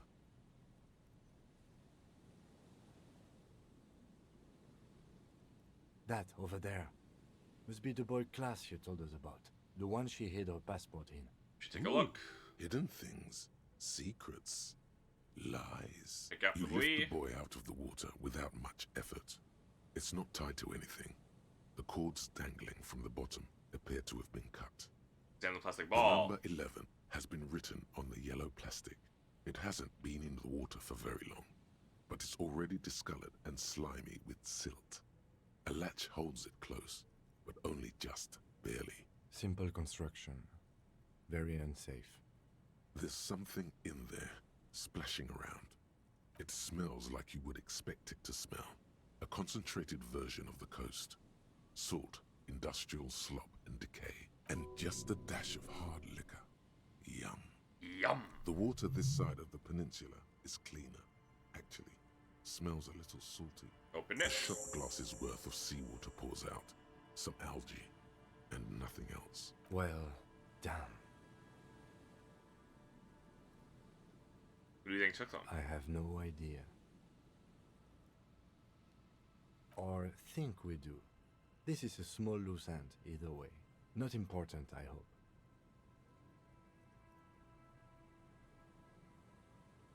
She took them That herself. may very well be the case. We should keep... You could ask the miss what she thinks. Later, if you have the time. Though you doubt she'll The tell you. longer would We have still floated got away. here too late. There's nothing of use here anymore. I see. Boardwalk, island, and Land's End. That's right.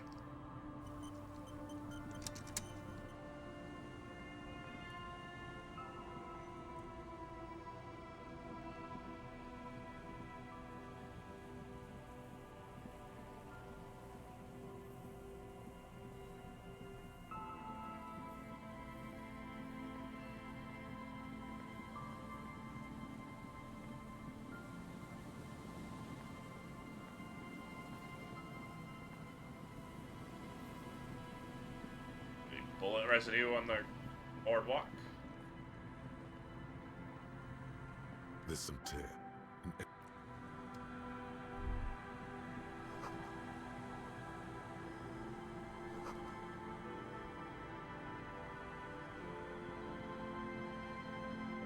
I was muted.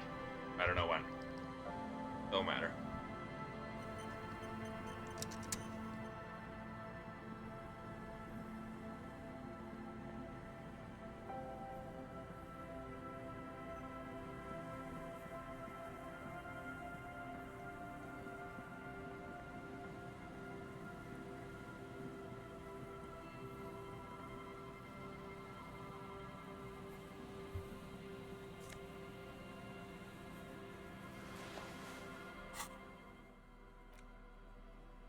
interact. As you hold it in your hands, it makes I guess they're disgusting. Not some secrets are better left uncovered. It occurs to you that you're not even holding the jacket itself. It smells like a dead sea creature. What's it made out of? It was carried or dragged to the boardwalk. If not by human hands, then perhaps the feral dogs that prowl the beaches at night. Why? Why did you think about it? Look at your hands. They're covered in mud. What? No. Then it'll just be on your...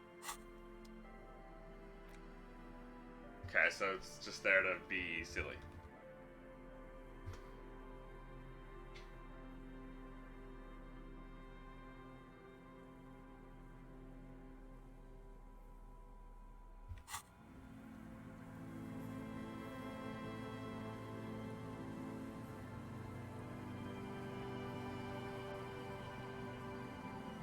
I'm finding a distinct lack of gun residue on the boardwalk.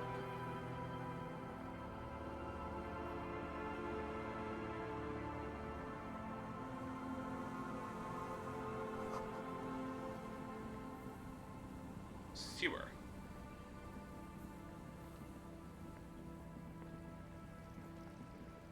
You gotta wait until 22 o'clock so I can access my gun. And then it's Ruby time. Our tenant, the plate, I can wash it for you. But it's going... I could use a breather. It's been another track and field day. Yeah, I'll wait. Well, hand it over then, and I'll see what I can do. Must say, I'm proud of this one. It's pretty nice underneath all that filth. I hope you'll have an easier life in your hands. And now I have the Fallen Windbreaker. Spelled like a pig, always hot, element proof.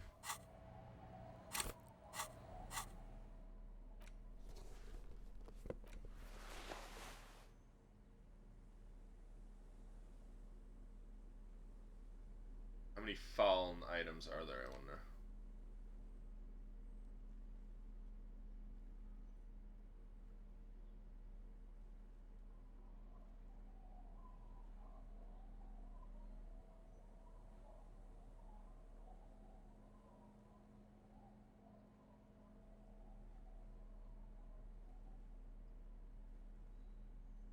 Probably boots and pants, honestly.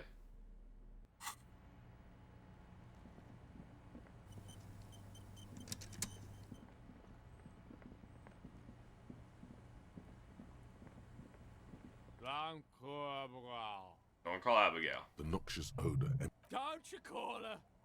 Yeah! Don't! the dozing man. Hey, tequila! Idiot Doom Spiral. 30-something man clad in a two-piece Lycra TM tracksuit puts down his Pilsner and extends a greeting. Good to see you. How's business? How's the whole reality situation treating? So what's happening? Tequila? Yeah. Tequila Sunset. How Tequila are the, Sunset?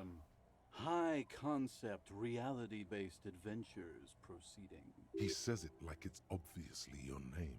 Like you call someone Billy Brunel or Leader of Good. These people know your true name. Looks like it has preceded you, Mr. Sunset. More on that later. Benjamin, I am the law. That's the spirit. I used to shape reality into my image a long time ago. Those days are over now. He looks as a shit-stained Lycra trademark jacket with a grim expression. Sadly, things aren't going that well in Idiot Doom Spiral land. Idiot Doom Haven't Spiral found those is keys me. yet, haven't won that great piece of ass back. No word from my business buddies.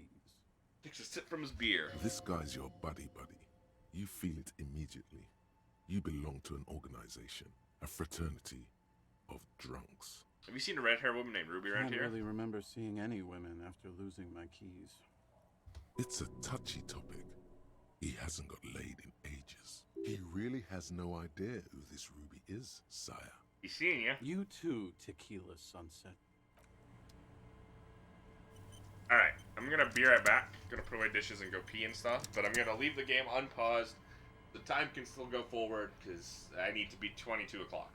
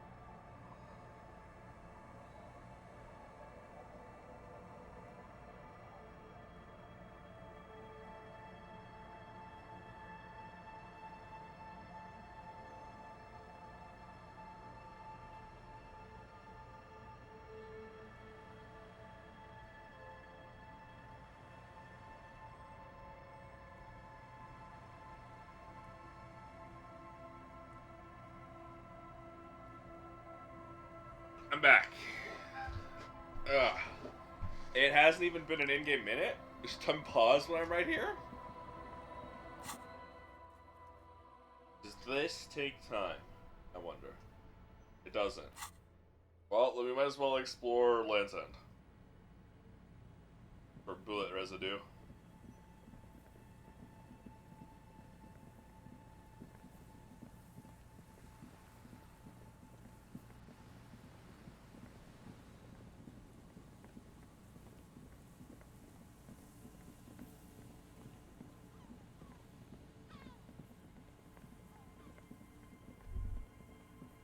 Is there something here that would indicate a sniper used this place as a nest for taking the shot? Just some urban detritus, a bottle, and a dilapidated old comms tower. The wind picks up. Fine sea foam lashes your face. It feels like needles. You can take it. Just raise your collar, detective. In the distance, you can hear the breakers roar. I don't see it, Lieutenant W. Freitor.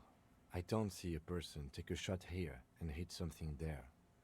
In the whirling in rags. I'll go over to the water. There, 1.2 kilometers over the cold water of the bay, through a thick snowstorm melting flake by flake in the waves, you see the smallest rectangle, barely visible. It's late. There is no light on the third floor of the whirling in rags. No shape moves behind it. Glazia must be out on the town. Smoking, drinking, being happy and elated without you. Because you're here, freezing in the wind, aren't you? Doing your detective work. Cigarette butts. A smoking assailant who favors Tumutiri to Astra or Joanne? Cigarette butt. Still, you felt it was important enough to make a mental note. That means something. You didn't pay attention to any of the other cigarette butts on the coast. To warm his hands before pulling the trigger? Perhaps. But anyone could have made this. Truthfully, this seems like a very poor choice to take a 1.2-kilometer rifle shot from. Visibility is awful. There's water vapor. It's not possible to climb that ladder. And even if it were... He looks like he's cold out here at the tip of the coast. The jacket is warm, but not for this weather. Maybe a thicker coat? I'm okay. You, on the other hand, Yefretor, you look like you're about to turn into a popsicle. Superstar cops don't wear parkas, they rock out. Absolute idiocy. He nods in acknowledgement of the idiocy on display.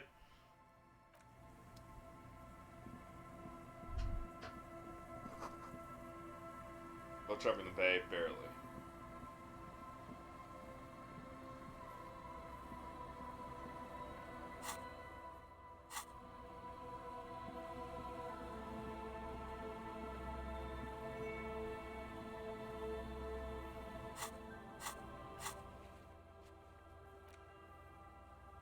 Near the old fish market at 2200.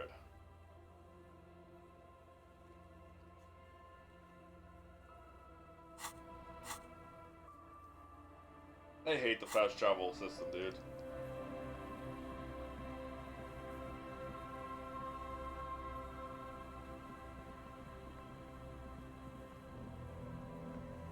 Why do I have to be at the church to fast travel?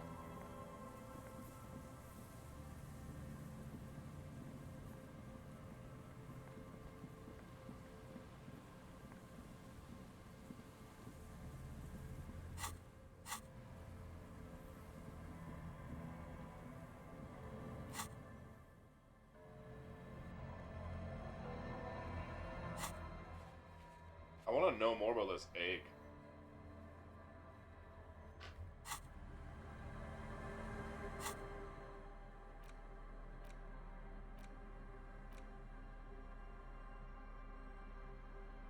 It's the ledger you found in the trash. Arson, petty theft, spousal abuse. Handwritten logs on dozens of investigations date back to January 51. Stamped case files. Commit to paper. These are your last couple of months in Revachol, Precinct 41, Jamrock Quarter. My cases employ a naming convention similar to what we use on ours. How very childish of you. In your and my defense, almost everyone in the RCM uses the titular system, in addition to the official alphanumeric.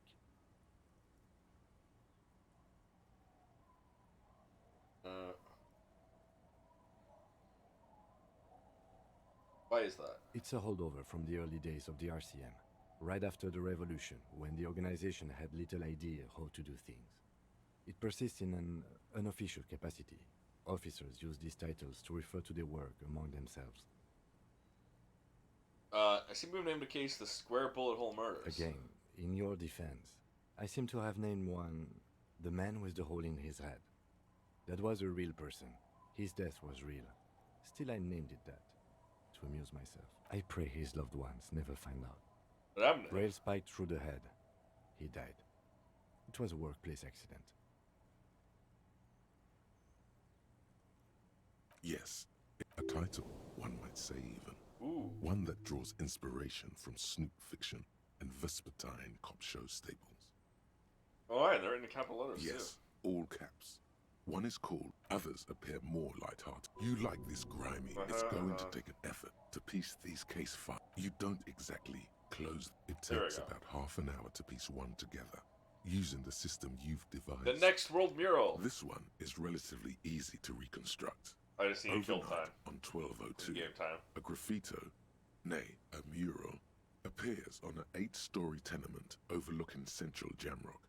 The building is a sparsely inhabited ghost tower, part of a failed real estate development called Grand Couronne. Cause of failure, rent too high. The mural is enormous. 2 silhouettes, a man and a woman, are kissing.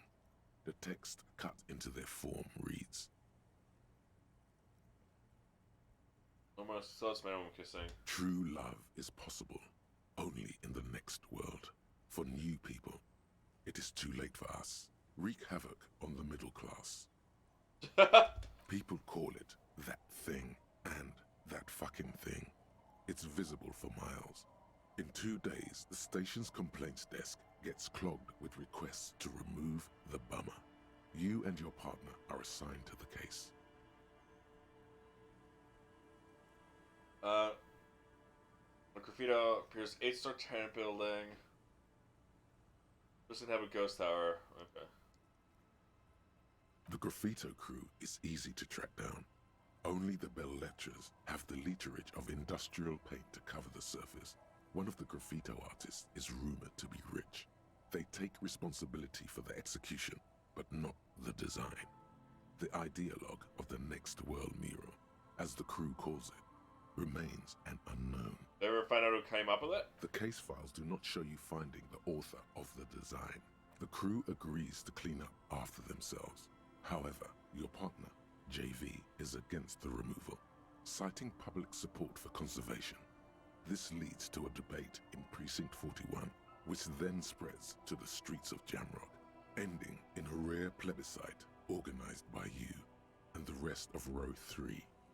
The 9,000 people subjected to the mural's message, all of Lakeside, Central Jamrock, and Villa Lobos, plus half of the eminent domain, participate in the vote.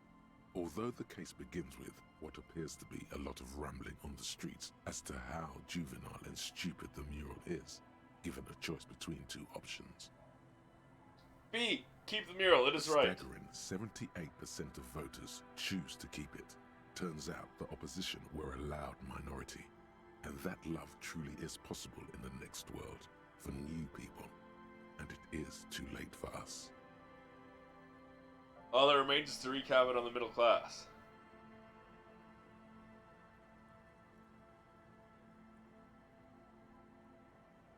In any case, it appears to have been a rare case of civil activity in the quarter, and agreement as well. What do you want to tackle next? The couch in an unexpected location. Some assholes brought their couch outside and hung out on it. In the middle of the street, on the roof, on the hillside by the motorway. You know, at an unexpected location. They were young, and they thought they looked cool on it. Like a rock band. Yes, as you said here, insufferable rock and roll assholes. Young people are the worst. So anyway, young people are the worst. About the damn sofa, or couch, or whatever it was. They were leaving it out in all these unexpected and whimsical locations. They took it to where they also took photos of themselves on it, and smoked cigarettes, and drank coffee because they felt it's intellectual. Cigarette butts, coffee cups, stupid couch. You had to clean it all up, and you did. So congratulations to you. Case solved. Did I ever catch those guys? No, you didn't have time for that. Yeah. These notes show that you have what is called a real goddamn job. You don't have time to be chasing down the couch assholes. You have a real job to do. What next? Murder at the hookah parlor. Murder. Tum-tum-tum. At the hookah parlor was a case originally assigned to an officer called Joseph Mills, who is now dead. Of circumstances completely unconnected to murder at the hookah parlor. How? Beaten to death by a throng of Villa Lobos gang members when him and his partner JM, only initials mentioned, answered a call one night. It's a sad story, and it isn't really okay, that's represented fucked in up. your case files. Stop stalling and get to the murder at the hookah parlor. Right, on with the murder. Joseph Mills was on this case that he just couldn't solve. Was doing it solo. Said it was a real nutcracker, a real brain twister. Was on it for, like, a month. The captain got impatient. Shit or get off the pot, Mills. Mills didn't get off the pot. Not yet. He kept at it for a couple of weeks more, racking his brains, running with every theory, as outlandish as they seemed. Still couldn't solve the murder at the hookah parlor. Tough case, he said. Toughest he's ever had. You a good cop? No, he was awful. Awful sense of humor, too. The worst jokes you've ever heard. Really rapey. Still, yikes. He'd been on it for months now. Said it was the final case. Said it was uncrackable. That murderer vanished into thin air. That goddamn hookah parlor was all he talked about. Go on. Okay, so the case is handed to you because Mills isn't getting anywhere, and you look into it. Here's the setup. A young man is found dead in a hookah parlor. You know, those places where you go and smoke bubblegum-flavored vapor all day. You really get high off of it? No, it's soot and water vapor. It doesn't do anything. Stupid. Yeah. So anyway, young man in his 20s found with his skull busted open, right on the floor of the hookah parlor, in the middle of the day. No one else is in there. Only client that day. In perfect health, too. Some kind of movie producer. No one enters. No one exits. He's just sucking on his watermelon hookah all morning, all noon, like he usually does. He's a regular. No calls, nothing. Just sucking on the hookah until 15:45. Then bam, he's dead on the floor with his skull busted open. Blood everywhere. What happened? How can it be? Mills has no idea. Invisible assassin. Movie deal gone sour. Girl at the counter did it. Nothing fits. Eerie. Man just dropped dead. So you go to the parlor. You see cushions around the table. Table's low, heavy, really sharp edge. Sucked hookah, stood up, passed out, hit his head on the table and died. See? You can't even read the thing without solving it. Yeah, it was that. Turns out hookah does do something. It turns off your brain's oxygen supply. And you don't notice it until you get up to go to the bathroom. What was he doing there for 6 hours? Smoking hookah. Didn't you hear? I don't know. Trying to come up with a movie script, maybe. Anyway, that was Murder at the Hookah Parlor. Joseph Mills wasn't a good detective, and about 30 minutes has passed, piecing it together. Next, not much has changed. Alright. Breakthrough minute. Date of birth generator.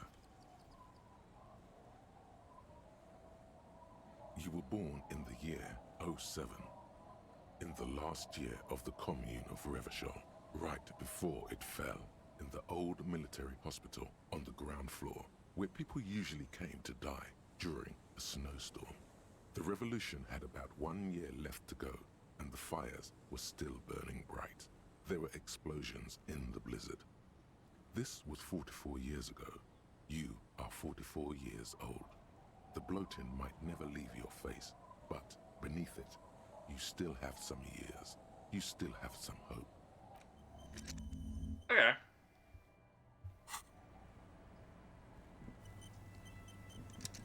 And now we can get my gun.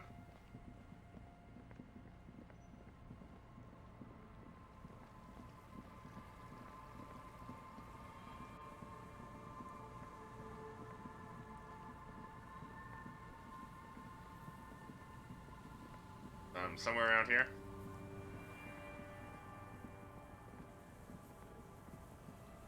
Put your hands where I can see them. The aging woman under a mountain of police paraphernalia mumbles to herself, then notices you and reaches for the megaphone. Show me your hands. This is the pigs. Show me your hands. Right now! She screams in the megaphone. Show me your hands! Right now! Scavenged, battery-powered police lights protrude from her back. The flickering light show reveals a gun in her shaking hand. Madame, please drop the firearm immediately. You shouldn't be here. Something's very wrong with her. She's completely out of control. Raise your hands. The man appears to be pulling out an object from his pocket. Fear under threat! Fear under threat! Superseding event. Split-second decision. Get on the ground. Get on the goddamn ground! Subject yourself Just want to talk to you. Body cavity search. Prohibited materials concealed in nostrils, ears, mouth, navel, urethra, foreskin, vagina, and rectum. In her mind, the cavity search is happening. As long as she's saying it. It appears the things she says are very real to her. Be careful, detective. Don't do anything that might set her off. You'll have to go for the gun sooner or later. Perhaps you can learn crucial facts before you do. This is dangerous. You're 70% This is certain the pigs. you always leave your gun loaded. Does that identify yourself, ma'am? It's a goddamn police shitbag. Hug the pavement. You're under arrest. As she waves her hands, you notice familiar-looking ampoules and packets sticking out of the mountain of police gear on her back. Medicine? Or drugs? Magnesium, Duramine, maybe even speed. My God, she has speed on her. You on drugs? Confiscated contraband. Restricted access. 2 kilos missing. Eyewitness report compromised. I don't think she's on drugs. Being off drugs might actually be the problem here. These are your weapon. Need of assistance. Suspect. Ma'am, please. We want to help you, but you need to lower that weapon. Let's just talk. Disturbance reported. Authorized deadly force. Sector, take the shot. Big red key. Big red key.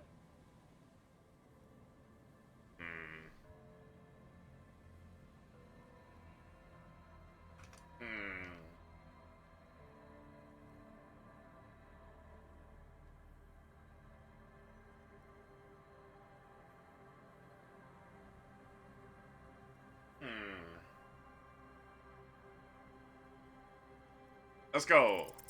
All right. Let's go. This is how we do it. You hurl the tear bag in her face, already darting right, and immediately close the distance. Left hand grabs the barrel, right one breaks the wrist. Oh my God, yes! A drop of sweat runs down your nose, and in it you see the Martinez Inlet, wrapped in the night. In the abandoned fish market, 3 figures standing in a spectacular light show. A large, loud woman is pointing an empty firearm at the other 2. She doesn't want to listen, or even to be heard. Ma'am, the weapon you're holding is mine, and I know it has no bullets. Woman looks at the weapon in disbelief, her eyes suddenly reddish with tears. She looks straight down the barrel and squeezes the trigger. Wait. This isn't police issue. A click. Police weapons have bullets. This isn't real. What is this? Nothing happens. She looks at her useless weapon. Police guns always have bullets. What is this? Why did you sell me this? The gun lands on the wooden planks and tears run down her scratched cheeks. She looks devastated. Grab the gun, right now. This might be your only chance. Pick up your gun. No one ever cares anymore. Why would they treat me like this? Her voice is growing fainter as she rocks back and forth slowly. Poor woman. We need to figure out what to do with her now. Nobody's ever around. Nobody ever comes to visit me. I'm very sorry. This is how your life turned Her out for you. scratched skin is warm to the touch, but the person inside doesn't even know you're there. What do you think is happening to her? She's in a stupor. I've seen this before. God knows for how long. Could be days when they get like this. Why was she like this in the first Honestly, place? I don't know. Dementia, probably. Dementia and Channel 8 and loneliness. Yes, this is what happens when you listen to too many cops on the radio. There's a bit more to this than that. But right now, we need to decide what to do with her. She's in a stupor. Honestly, I don't know. Loneliness. Yeah. Looks like a bad case. But the question is what to do with her right now. Tragic. Should we just arrest her? I don't think there's any need for that. In her, we could let Titus know. This is a perfect problem for the local peacekeepers to handle. They might even know her family. That seems like the man for the job. Then we can ask him once we get back to the whirling. But we have to hurry, because it's late. But I think we're done here for... Please, leave the radio on. Seems like a reflex to half-muttered sentence. Reflex to what? Being left alone. She stands motionless. Just a heap of clothes and fleshes now. Maybe if you search her once more. But what my The clothes woman probably stands has. slumped. She looks catatonic under her mountain of RCM paraphernalia. Is one of those things a police cap? There were narcotics in there too. You're thinking of taking... She doesn't even flinch as you reach out and disentangle the familiar-looking lieutenant's cap from her mountain of RCM paraphernalia. Oh, is that yours? It's hard to say. It's been so long since you wore yours. I think so. The lieutenant nods. Confiscate the narcotics. Wink.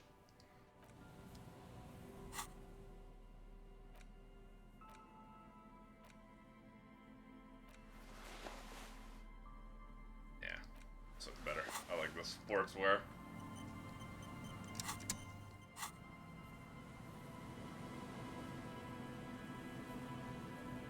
Alright, well, while we're here, it's time to check out the building.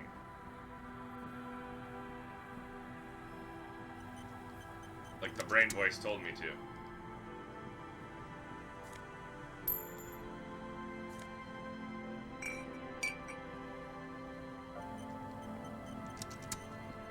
You see, a slogan used to intertwine with the loop closer. above the mural.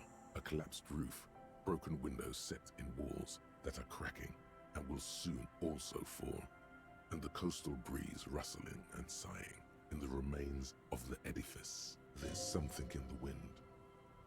Sometimes the only way to go forward is to fail first. But I feel like I know this place. Indeed. Somehow you knew it was here. An urban ruin, gutted by looters that once used to consume money and dispense warmth and light. You felt it before, when it rained in Martinez, and you felt the cold of the rain. The feeling persists.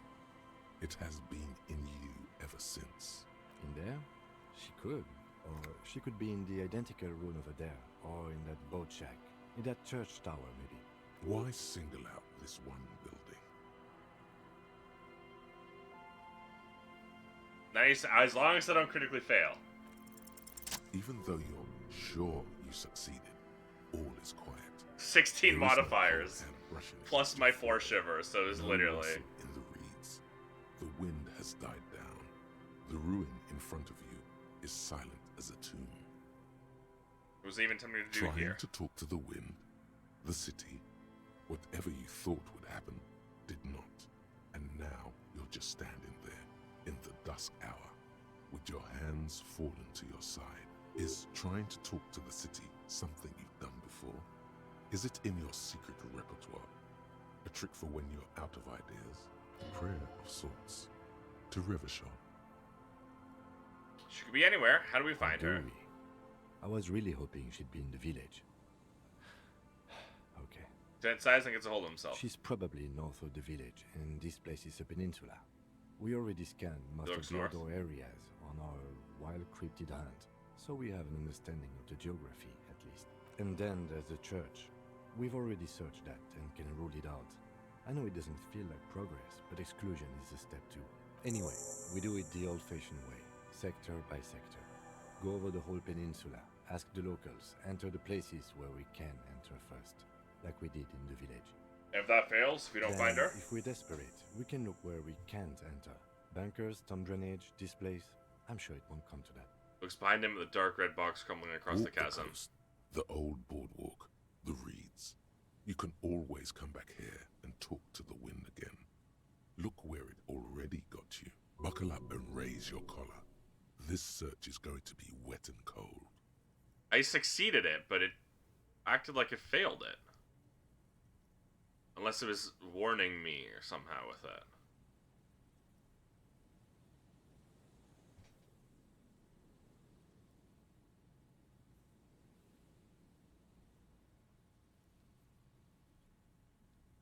Uh-huh.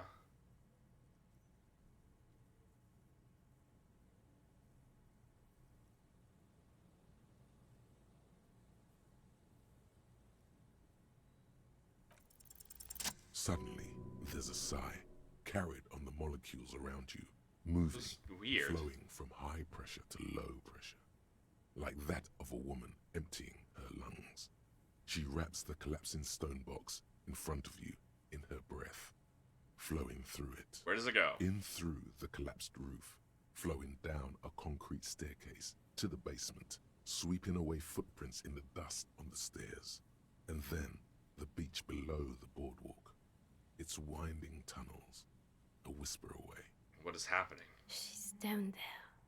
She's down there, below this building. Okay. Why? The wind told me. So, how do we get in there? The doors were on the collapsed side of this building.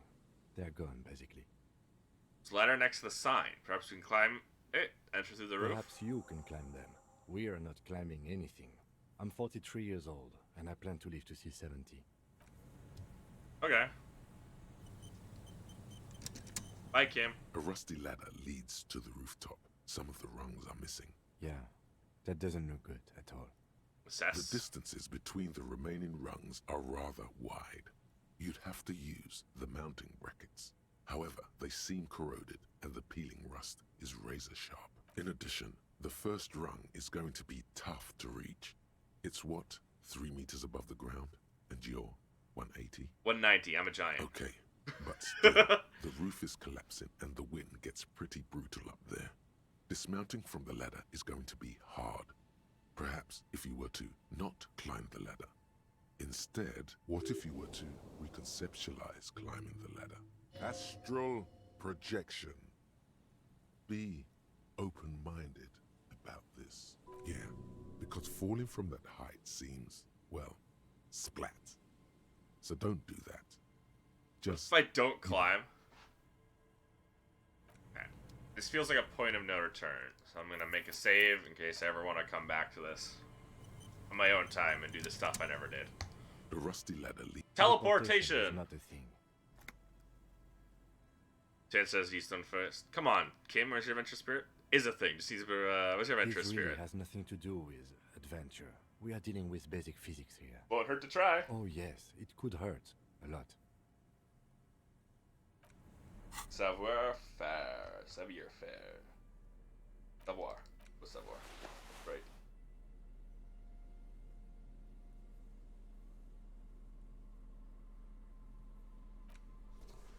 This is -1, not +1.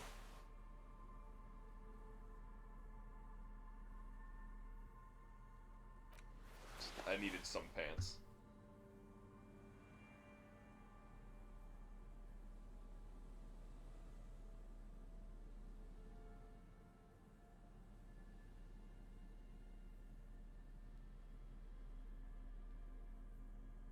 Do not have any plus.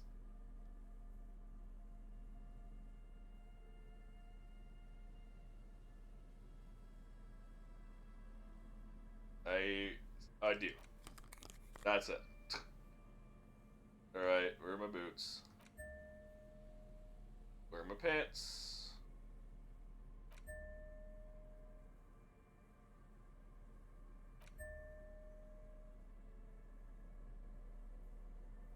I literally only have 2 pairs of pants on. The pants... Oh no, I do. I have these ones.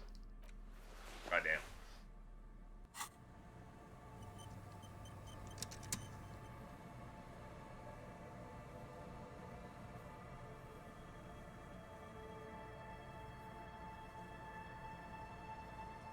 The rusty ladder leads to the rooftop.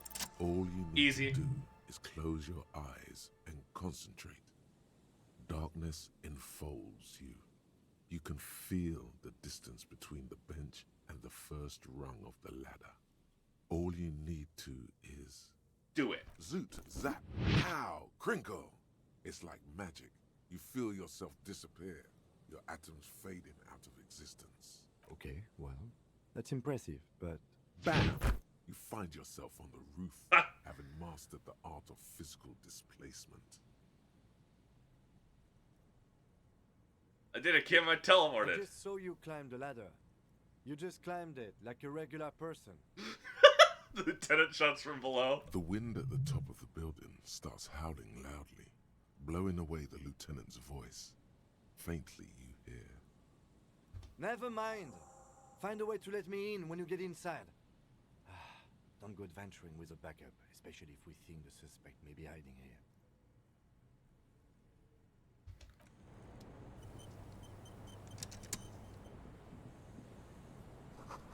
Central support beam has been destroyed by artillery fire.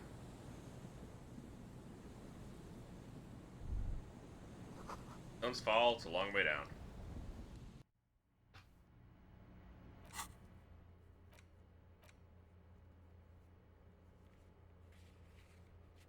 I'll look for where to let him in, huh?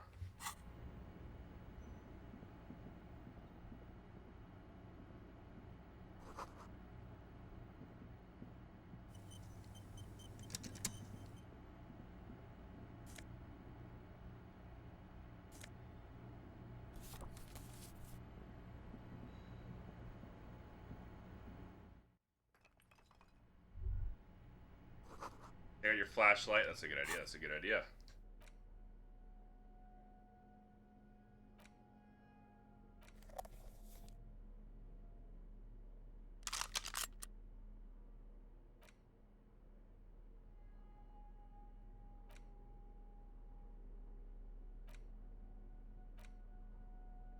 Where did the bullet I found go? Just go into my gun. Holding the gun feels natural and satisfying.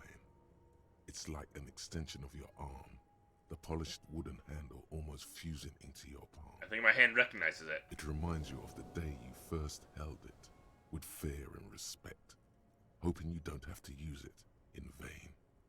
The sun was out in Jamrock. It was so long ago. The gun, your gun, can be an item of destruction, but also creation. The Villiers-LaSalle art project. Time to shoot some beauty through the heart of Martinez. Immediately seal the basement. One can barely squeeze by. Excavated furniture last century. Brought down and forgotten so long ago. Overtune table covered in orange mildew. Crawling with something.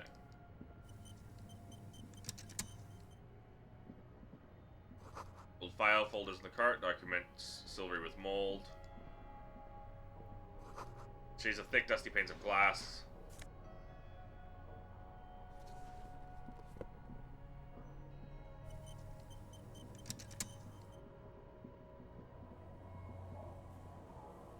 Two rusty metal plates that slide apart form a crude door. It's been here under the boardwalk for a while. Who's there? What do you mean, who's there? It's me, Kim. Stop playing around and help me get this door open.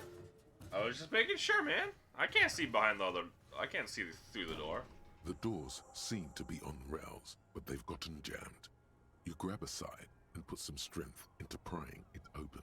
With the help of your partner, the two metal panels slide open with a creak. Huh. I hope no one dangerous heard that. Did you even get there? After you climbed up to the roof, you mean? There's a maintenance entrance under the boardwalk.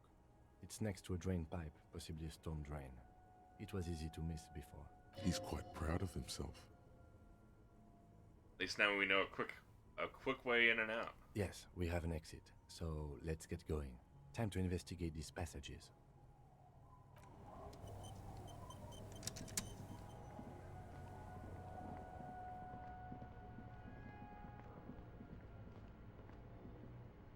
Use a flashlight or crevice in the wall.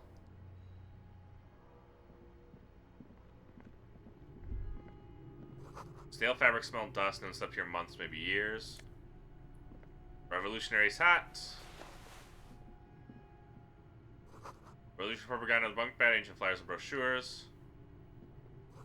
Pots and plates are full of dust and spiderwebs. A mustachioed and mutton-chopped man, amateurishly depicted, gazes at you with sad eyes. A plaque reads, K. Mazzo. It's me! There is a spiderweb in the lower left corner of the portrait. First the dust of the Years portrait. worth of dust is shaken off. The full head of hair, matched by an ample moustache and sideburns, look a bit silly. Someone crouches, heels digging into wet sand. Hands sweep across the sand, grains sticking to the frayed skin of the fingertips. An old man sits on a slab of concrete and taps his fingers against the glass of a scope. You shudder. Yes, I can see that. Looks like some communists were hiding out here. They left a long time ago. The lieutenant does not seem to share your enthusiasm.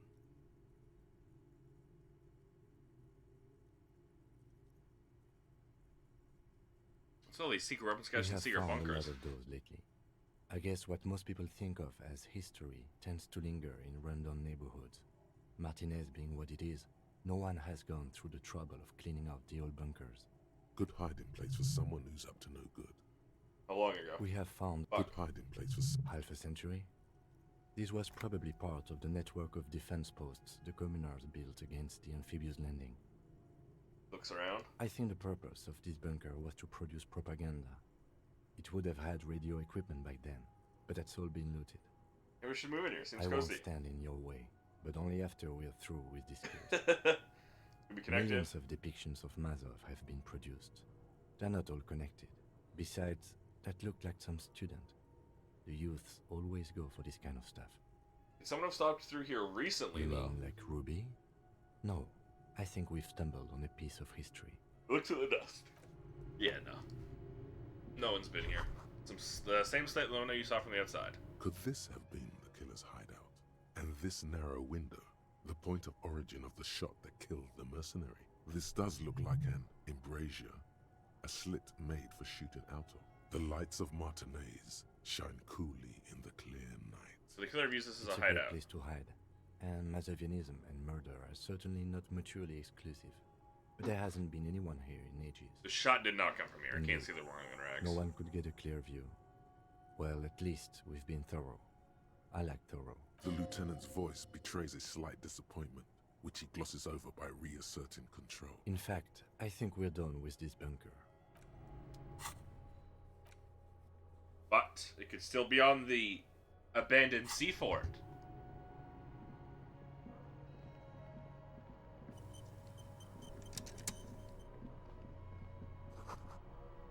Those appears more worn than the other. Ooh. Suggestion.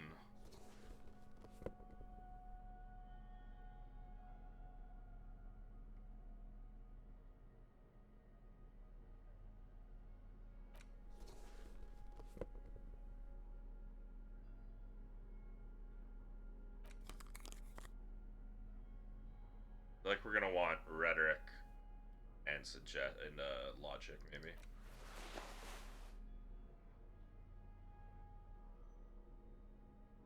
No, I have a better hat for logic, right?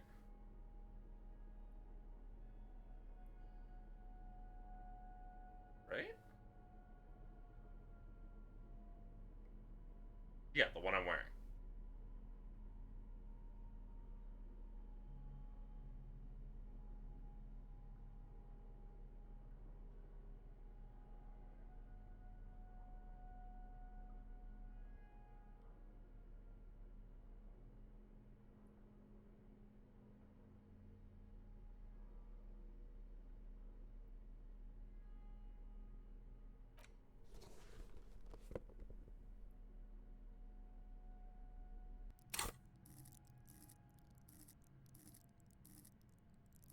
Get a 6-6.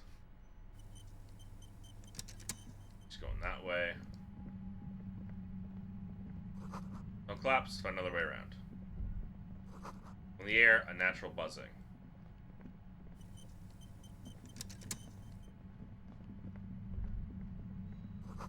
Buzzing sound getting louder. There it is again, like a swarm of hornets buzzing under your scalp. A strange tingling you can almost smell. You feel someone? No. What do you mean? Pain, a strange I don't tingling. feel it, but we should still be careful. There were footprints back there, and I'm pretty sure they were fresh. Footprints of the right Looks soul like weren't our smooth. suspect. If she's in here, we need to plan our next step carefully. Once we detain a credible suspect, who knows what the Union and the Wild Pines will do? We'll set in motion events we have no control over. So in other words, point of no return. You will upset the balance of power in Martinez. The deadlock between the company and the Union will destabilize. Keep calm. Go over the whole situation in detail. Oh shit! I forgot about that. I'll leave that to your judgment. You already know what I think about cross-pollinating information like this. It's dangerous, but... I completely forgot about that. I never checked back up on it.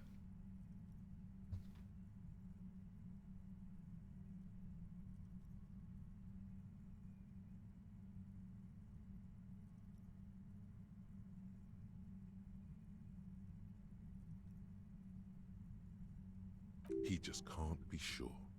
Maybe it will yield something useful. Oh, I meant to... You think we should finish running it now? It's a minor point. Don't worry too much about this. There are bigger... I think I see a cavern. I wouldn't be so sure. Oh well. You haven't exactly been sneaking. Or maybe not. Either way, once we go deeper, there will be... We go further, point on... It's basically point on a turn. Not even basically. He's saying it. Let's go. Arcade pipe buried in sand and dust. Suddenly, your entire body is paralyzed. Aggressive white noise fills your skull. A strange pain, like you've never felt before. Jump scare Through warning. the static, you hear a woman's voice. It's like 1,000 radio stations are being blasted into your head all at once. But her words are the only ones you can make out. I know you're feeling pretty uncomfortable right now. Don't move too much or fight it. That'll just make it worse. Is the shadowy figure by the machine? Can't say it's a pleasure, officer. I was really hoping not to make your acquaintance. But here we are. The voice coming through the whirlwind of pain is not malicious. She doesn't want to hurt you, but she has to. Doesn't wish to hurt you, not according to your ear canals. Wait, no, not even your ear canals. This is going directly into your neural pathways. Cover your ears! No, buddy, that's not going to help. You can't shield yourself from this. It's an entirely new type of experience. Way worse than all the previous ones. Don't focus on the pain. Focus on doing your job. Tell her she's under arrest. What's happening to me? I'm using a pale latitude compressor. You and your partner have been caught in its field. The explosion of static you're hearing. It's the ULAN frequency, blasted from that pale emitter that Angus mentioned. It's the ULAN Saw frequency. my equations? You've been sniffing through my lorry, right? I expected as much. I am a bit surprised you knew what you were looking at.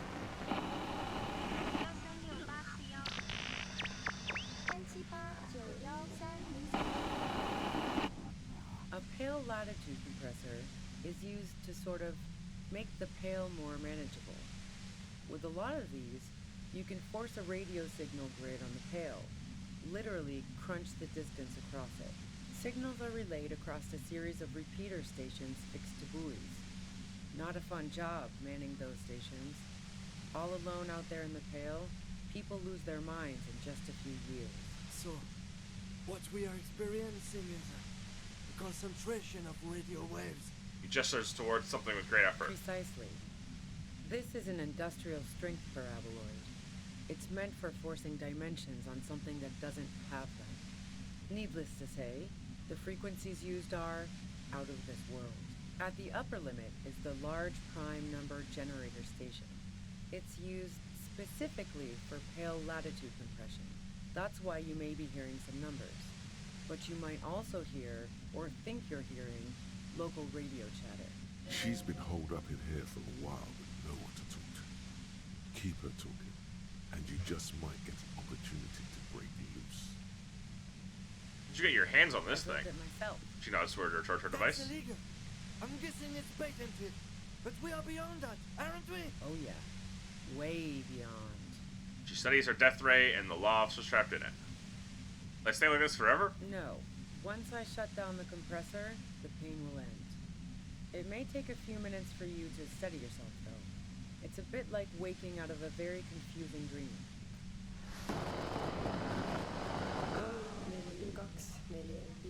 Have you experienced the compressor yourself? Yeah, I stuck my head in there before using it on you. It seemed like the ethical thing to do. Can't say that I enjoyed it. The field was weaker, but I can imagine what you're going through. This is all great, but let's talk about the man who was killed. Let's not talk about that shit. You were hunting me and fell into my trap instead. That's all there is to say about it. So she thinks of you as hunters, not the cops, and of herself merely as prey. Could you just turn it down so I can ask you If something? you've got something really important to say, you can do it through the white noise.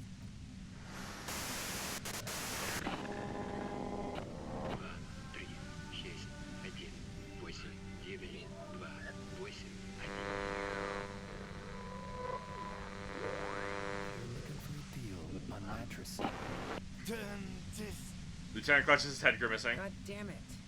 Regards you and Kim with sudden sympathy. Fine. If you really want to talk, I can dial it down. I've also got a gun, by the way. She steps reluctantly out of the shadows. The pain lessens. The gun she's carrying is a two-barreled front loader, not like the murder weapon.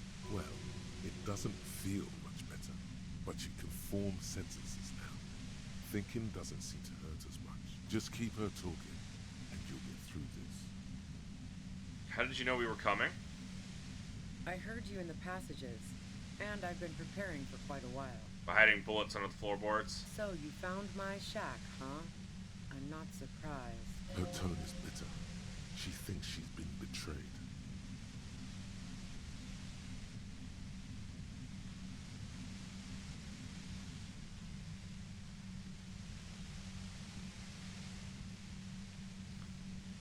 Thinks she's been betrayed. She didn't rat you out, by the way, the washerwoman. So nice. That's one knife I didn't want to find for my back. As opposed to the other knives she's finding there now. Hardy for one. You're desperate, aren't you? I was. Before I caught you in the pale latitude compressor. I'm fine now. That's her admitting the bullet was an emergency exit. It was dark in the shack. The waves outside had calmed down. She looked at the loaded gun. Then she cracked the barrel open and took the bullet out. Not today. Did you shoot Lely? No, I didn't do it. I only helped stage the lynching. Though I doubt that makes much of a difference to you. Who ratted me out, by the way? Was it Titus? No, he wouldn't have broken first. Claudia was the first to share her suspicions? Oh. I knew the kitten had claws, but not like this. But she couldn't have known I was on the coast. How did you find me? Titus told me. Took some convincing. Oh, fuck. Took some convincing my ass. Those guys liked me, I know it. This is what happens to people whom people like. A dull despair is creeping into her voice. How the fuck do the rest of you get by? Wasn't it you who called me the human can opener? It's not personal. I opened them up. I did, didn't I? Now you've come for me. That did make her forgive them. A little. I do by asking questions, and I have some for you. What? I already told you I didn't do it. A strong moral compass. She still wants the opportunity to make a case for herself.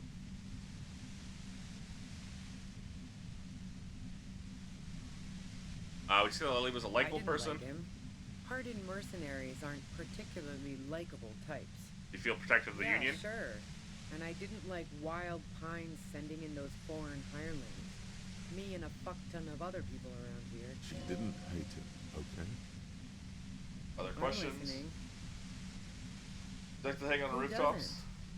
doesn't? Oh, you probably mean Claudia's rooftop. Sure, I've hung out there. She's got this great antenna. For the reason you hung on the roof? The view's pretty bomb, too.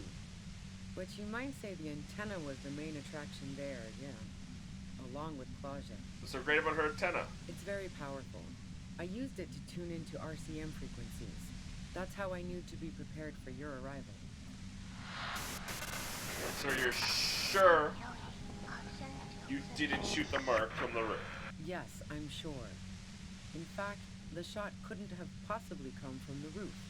Otherwise, we would have heard it downstairs. No one mentioned hearing any shots. And a rifle like the one used would have been loud. She's right. I don't think the shot came from the roof. Did you leave any flowers for Claudia on the roof? No. Gifts of flowers and candy aren't really my style. They weren't just flowers, symbols of revolution. So now I'm leaving revolutionary symbols around? Come on. Claudia was born I never did understand why, when someone dies, a hothouse's worth of flowers has to die too. So you didn't live in Maybell's? No, I did not. Alibi for no Man, later shots? I was with the boys the whole night. I hope they at least bothered to impress that upon me. 10 minutes they couldn't account for. You mean the length of a toilet break? That wouldn't even have been enough time. 15 minutes was just enough time to commit the murder. Wow. Now I'm curious. Please, explain. Seek your way from the first floor of the Warlink to the roof. Don't know it.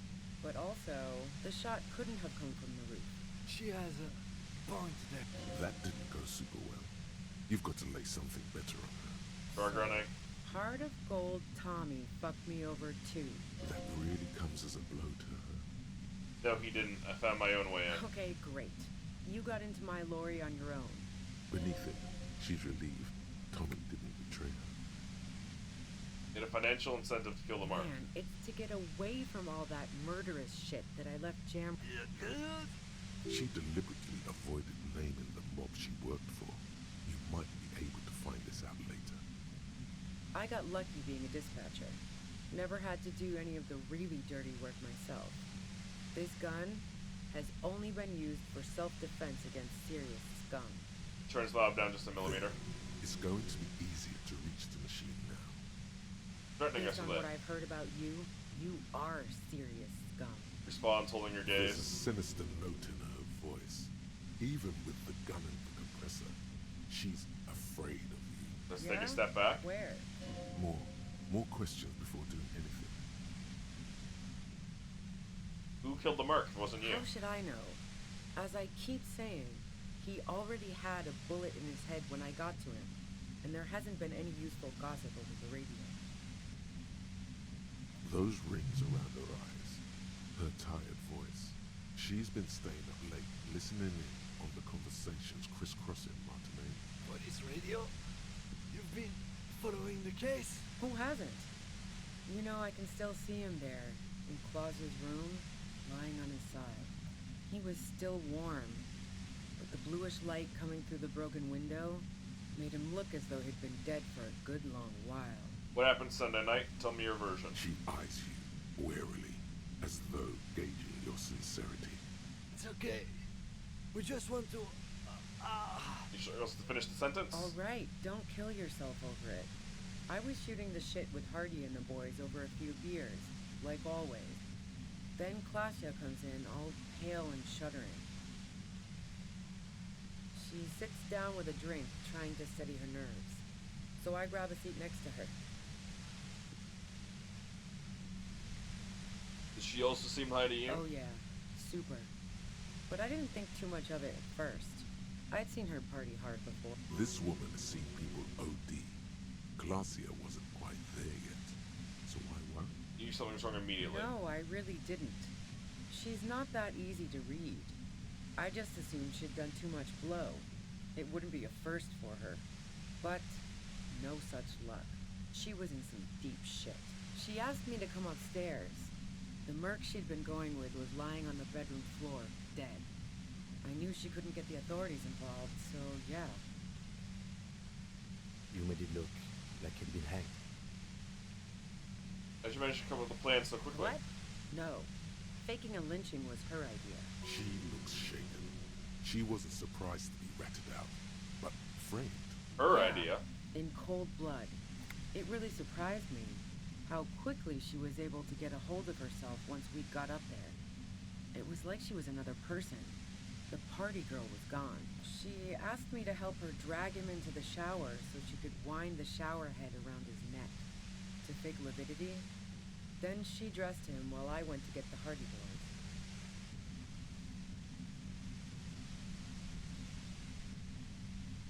She lied to you about that, too. That should be so calm. I wasn't sure whether to admire her or be disturbed. Do you think she killed Lily herself? As I keep telling you cops, we didn't hear anything downstairs. No gunshot, nothing. But even if this is true, weren't you worried the lynching might lead to... War? The thought crossed my mind.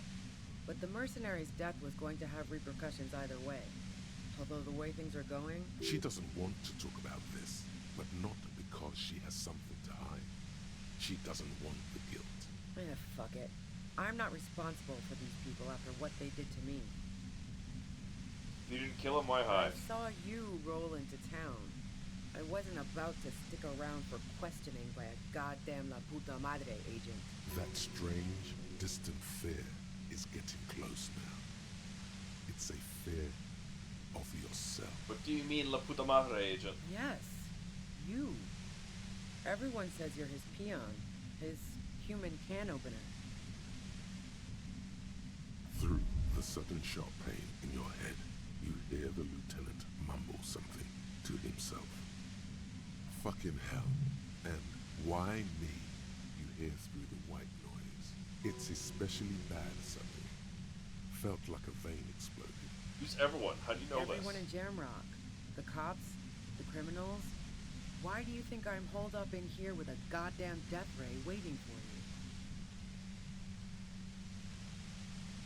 you? If she knows that about you, she must know your real name too. You know that what's my name? Harry Dubois. One corrupt Okay. motherfucker with the disco pants and a funny tie. Agent to la puta madre. So she knows your name. That doesn't mean you're on the tape. Criminals make up bogeyman stories about cops all the time. All of this just means that you're effective. Criminals know you and are scared of you.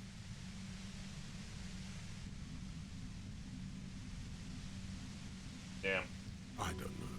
Sounds pretty convincing to me. Dangerous, right? Is that a joke or a threat? I'm guessing both. I lost my memory recently. Yeah, sure. She doesn't believe you. I'm sure La Puta Madre himself will explain it all to you soon enough. What did you do to this mother, You've been to anyways? her, Lori. You think the biggest player in Jamrock appreciates competition? And now I have Harry Can Opener in my lair. Fucking Titus. She's not going to change her mind that easily. She still perceives you as a threat. Wait, one thing. Possibly small, but she said you rolled into town. Was that you singular or plural? She might know something. When I came into town, was there anyone with me? Yeah, you had your death squad with you. What happened to them anyway? Who was in the squad? Well, it wasn't this scrawny dude. You had two guys and a lady. The guys looked pretty buff. Lady wasn't bad either. What else can you tell One me? of the guys seemed chipper, a blonde. The other had a brooding something or other about him. And the woman was the only one in uniform. All were carrying. That sound about right? No idea who these people are. Literally. Satellite Officer Vic Mayer looks out of the window grimly, then puts his coffee down and turns to Patrol Officer Mino. We can either take a room here in the Whirling or go home for today. Let's go home, Jean. Nothing's going to happen today, she responds quietly. Jean takes his blonde wig off. Call Heidelstein. He can give us a ride. There, Martinez. Friction, lock, set. Friction, lock, set. Run and leave me here. Please delete. Fantastic. I've got to get on the road. Then you can go find your friends. Unless you have anything pressing to ask me. You know where the bunker next What door? Bunker? Communist hideout back there. Don't know anything about it. No one's been around since I set up camp. But I'm sure I'm not the first vagabond to... Voice trails and the white noise. Just go. Glad to have been of assistance. Tosses her head back Best of luck defiantly. to you, officers. Turns down the machine. Revichal's a bitch. The woman runs past you and disappears into the darkness of the tunnel. I didn't want to risk breaking it, because we both know what that... We both, they say, me and Kim. But we all know what that gun All was going things to be used for. considered, it could have gone worse. Go No, after her. I don't think she did it. She's someone else's case now. Now we have to come up with a really good excuse for why we walked right into a trap like that. This isn't going to look good in the report. Looks around, points for them to Her the cavern. tent. Maybe there's something in there. I'm probably going to want to pop with that.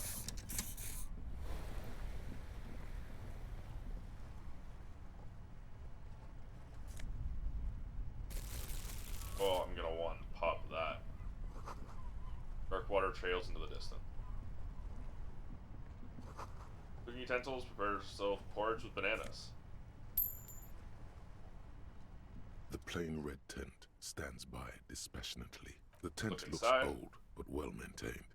In the darkness of the tent, a rolled up sleeping bag, cooking utensils, some books, and a kerosene lamp.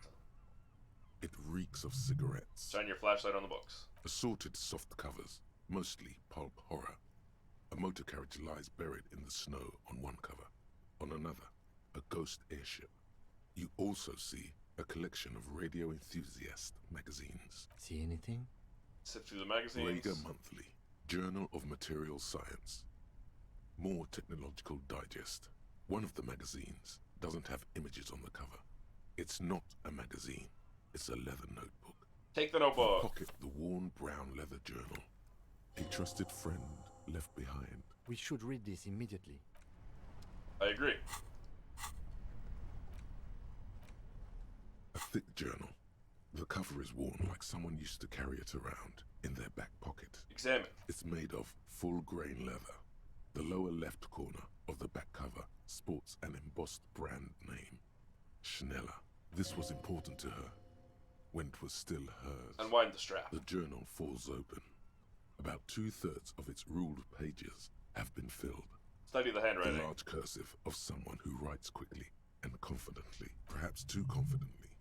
Many phrases and even paragraphs have been crossed out, with tiny corrections scrawled above and in the margins. Flip through the pages. It's a mix of logistical notes, diagrams, and personal reflections, all dated. It's good she left in a hurry. We could learn a lot from this. What kind of logistics? Hard to tell exactly. It's mostly noted down in code. Looks like contact information, quantities, directions. There could be useful information about local operations in those notes. We have a junior sergeant at my station who's good with codes. I can give this to her after we finish this. What are the diagrams? Esoteric radio technology. The most recent ones probably pertain to the latitude compressor, sketches, calculations of distance and density. You make out a familiar spiral shape.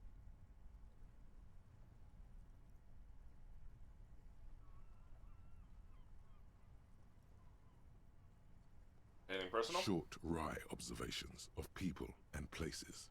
Probably a way to pass the time on the road.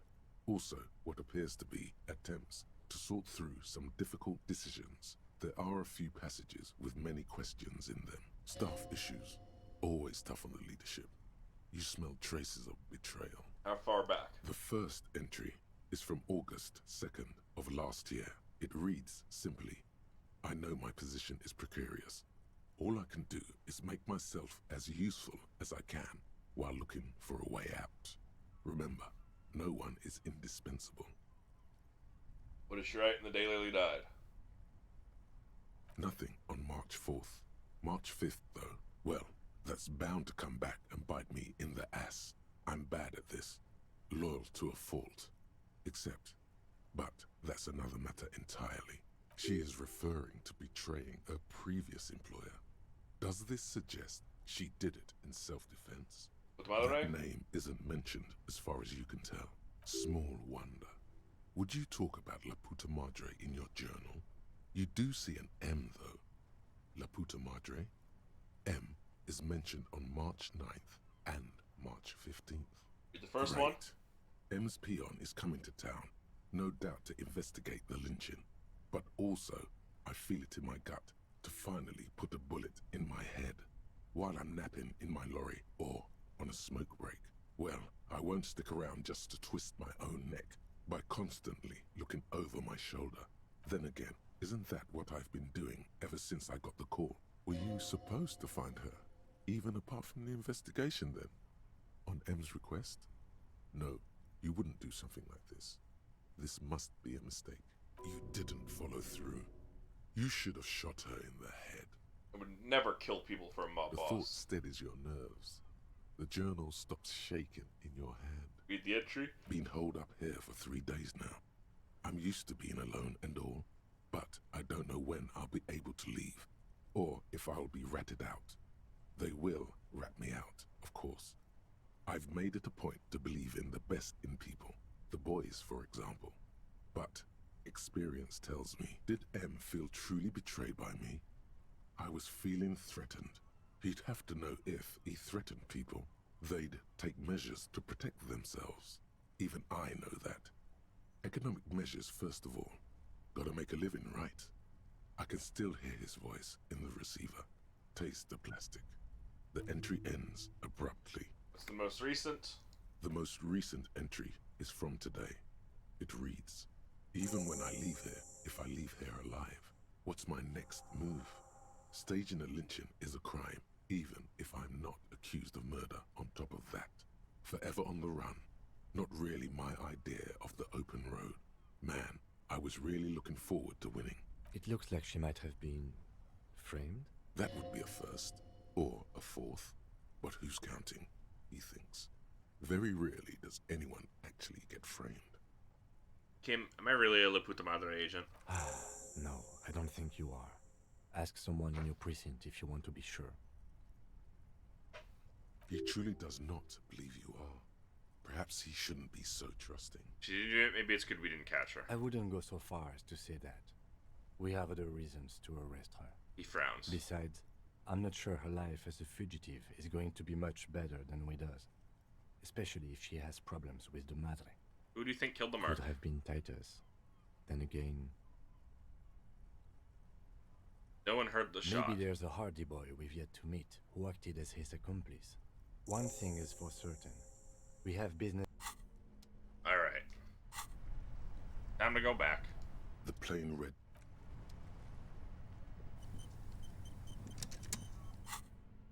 I think this is the point of no return, however.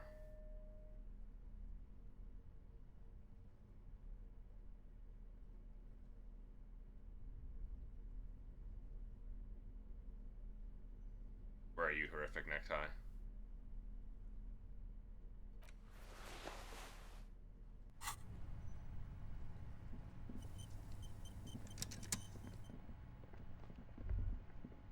Ratan!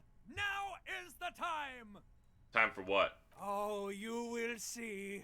It feels like the tie is rubbing itself against your chest like a cat in heat. First the spirits! The blue medicinal spirits! Grab the bottle and uncork it! It is time to unleash the other world! If there's anything to celebrate here. Hush, Ratan. Now is not the time to celebrate.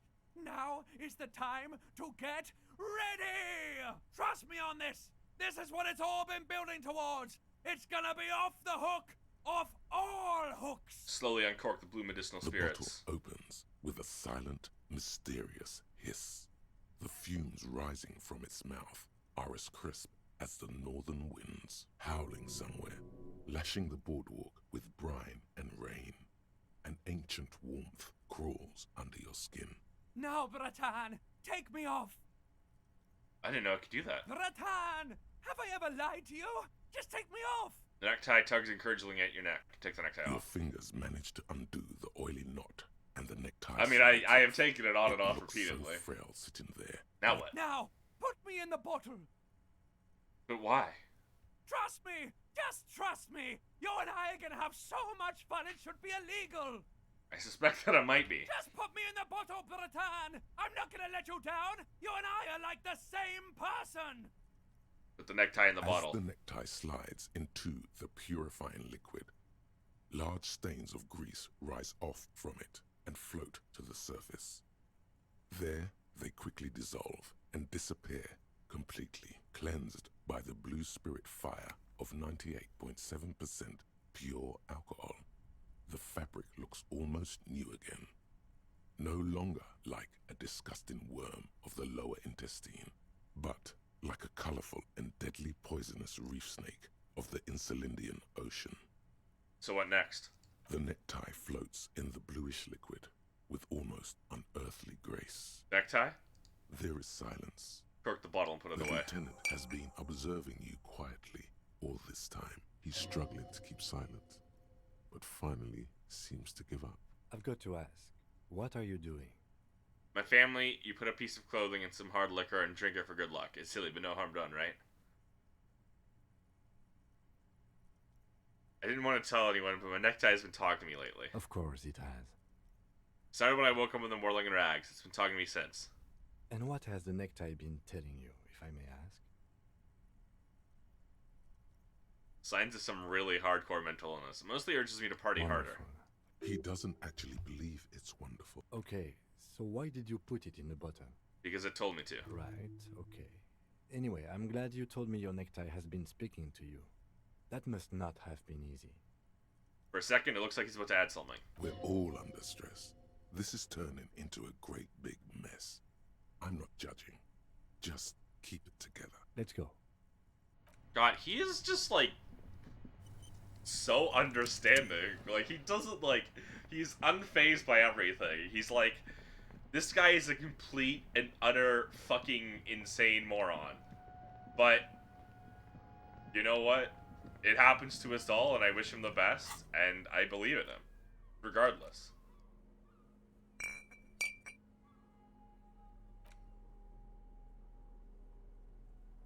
And Empire Volition.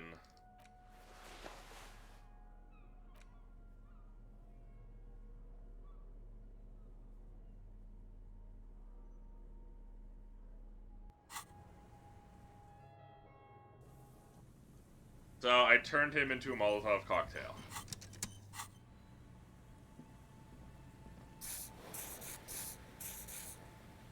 Alright, something tells me I'm gonna need that.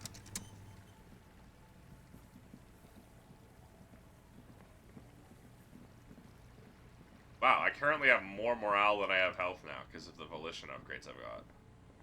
My items. Plus 1 Volition from you. I have 2 experience points.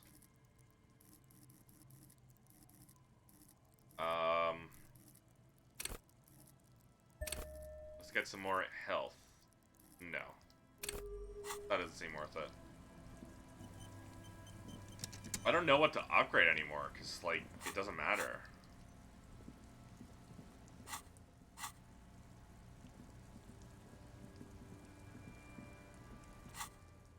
I can't fast travel. That's then not a good sign.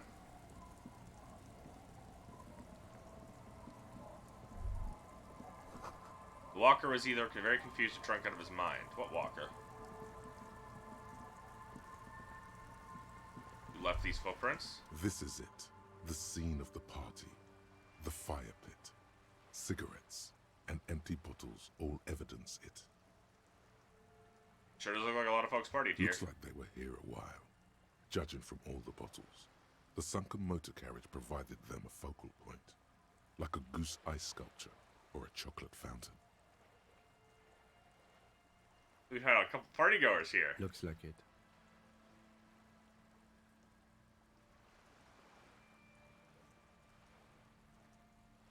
Some kind of theater to them. Circus production by a great clown. Hey, let's keep moving, detective. Somehow.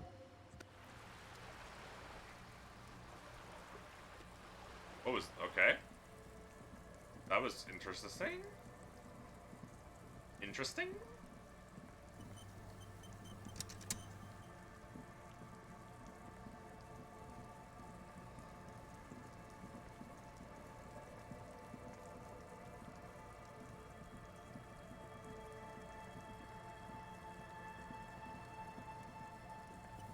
The tribunal has begun. Stop. Just up ahead. Danger. You are prepared. Don't put away your friend, your weapon. It is glowing in your hand, ready to serve. Raindrops slip down the oily fabric of the tail end of your necktie turned fuse. There's danger up ahead. Yes, I hear commotion. Let's go. Good. Be ready to take damage. Let's go. Oh, okay. to give, loincloth. Welcome to the fucking reckoning. Put your damn gun down. People are gonna get hurt. We need to talk this through. All right? Shut up. Not gonna talk yourself out of this, loincloth shit fuck. This is the mercenary at the gates. His chest rises and falls under the ceramic breastplate. His fingers reach for the butt of his sidearm. There's something very wrong with him. He's dangerous.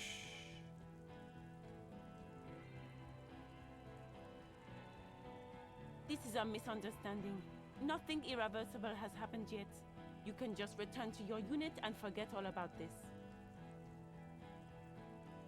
The Kipt is merciful, willing to spare us if we just forget about our murdered and humiliated commander. I think we should just kill everyone, Corty. Her tone is frighteningly emotionless. You are all drunk. Come to your senses. You won't gun down 7 people in the middle of the street. This isn't a frontier town or a jungle outpost. Easy, Lizzie.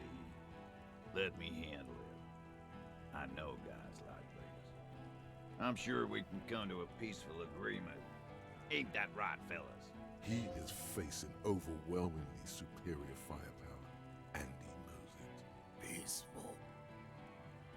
Sounds like the armored figure is weeping. Nest in your abdominal cavity like a little wild mouse. The masked man's words are barely intelligible, but you can hear them. Fuck, there's a third one. How did we miss something like this? The lieutenant points to the helmeted figure. This third one, he is the most dangerous of them all.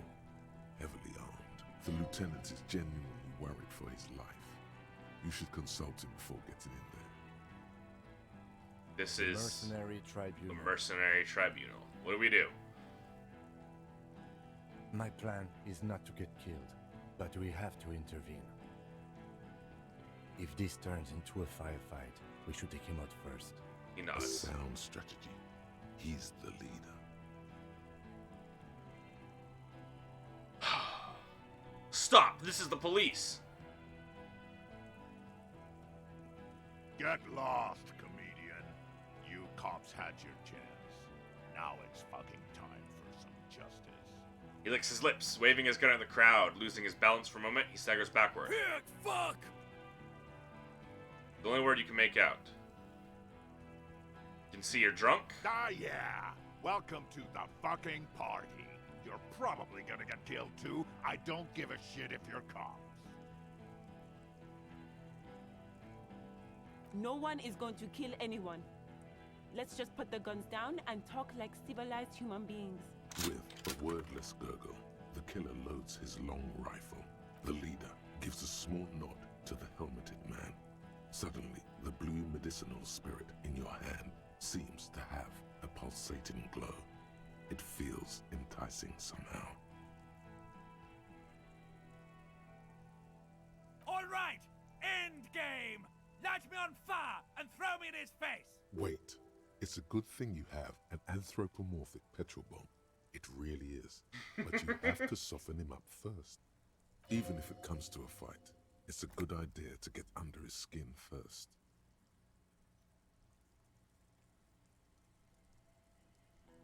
You're all drunk, look at yourselves. So what? Yeah? So what? You should be drunk too. It's insane how long it's been since your last drink. Your judgment's Get one impaired. in you You'll right regret it. Nah. I'm clear as day. Fucking government ordained super soldier. Enough already! What is this? We didn't come here to fucking chat! Woman's voice is furious. Interrupt me again and I will execute you on the spot, Lance Corporal. Wild Pine's rep does not approve of this. You think I care what that company cunt thinks?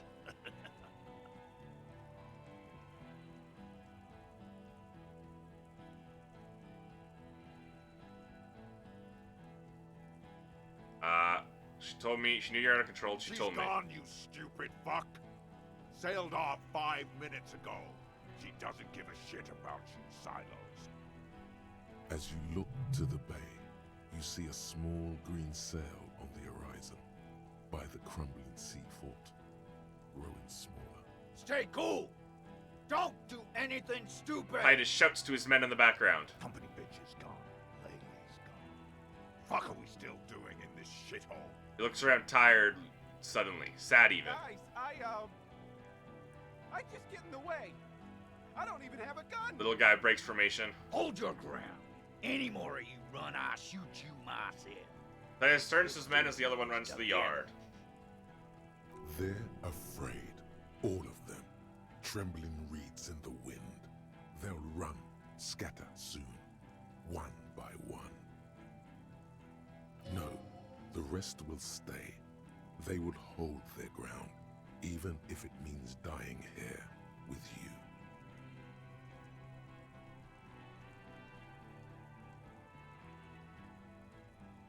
They didn't do it? Yeah? Who did? Someone who's not here now. How fucking convenient. A great distance as sniper. You think I'm fucking stupid, cop? What if I just shot one of your pals here, right now? Huh? How about the kid? Tell me, it's a magic fucking sniper one more time. Listen, please. This cop and this drumhead court marshal won't decide who. He's gonna do it. He's gonna shoot her. The Hardy Boys confessed to hanging him, all together.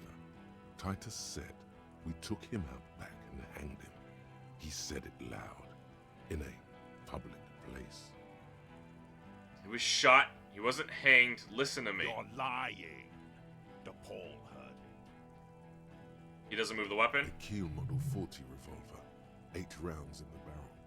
The gun slowly sways in his hand from the inebriation. You heard wrong. She and these men have been helping us find the shooter. Hang was only a cover-up. Listen. Fucking liars. Pulls the trigger. A plume of smoke erupts from the muzzle of his The gun. shot rings in your ears, a low, tinny ring. Then the Hardy Boys yell something. The young woman stands and looks behind her. The shot has flown over her head, crushing a small pane of the glass window behind her. This is tense. I missed. Man looks at his revolver and I smiles. know what I heard, Corty. They said they hanged him. All of them together. They made it real clear. That doesn't sound good. You need to change the topic now, or there will be another shot. Think of an argument. All right, here we go. This is an illegal tribunal. Cranell would never sanction this. Who's the commanding officer? Take your pick. You only have time for one argument. Choose wisely. Who's in charge of the Union after the death of your I'm colonel? a Cranell major with over 15 years of live combat experience. When my colonel gets hanged by clay monkeys, I lead the platoon on a retaliation strike. So you were the highest ranking of the three of you. Nah, I just have the biggest gun. He wraps on his armor barrel-like chest. Technically, the other man has the biggest gun, but we're beyond that now. Who's the highest ranking colonel? King Reaper. Without irony, this does not need to end in bloodshed. You're right. But you see, I want it to end in bloodshed. Okay, it's not much, but he's thinking about something else, and his hand is off the gun. This did something.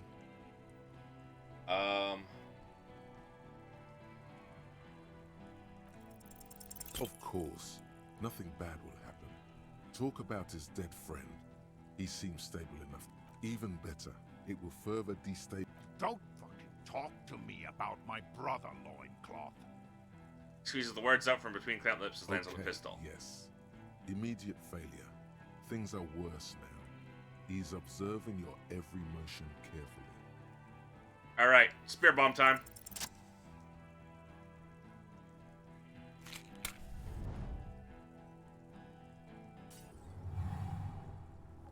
With a crash of shattering glass and a terrible roar, the fire draws in oxygen.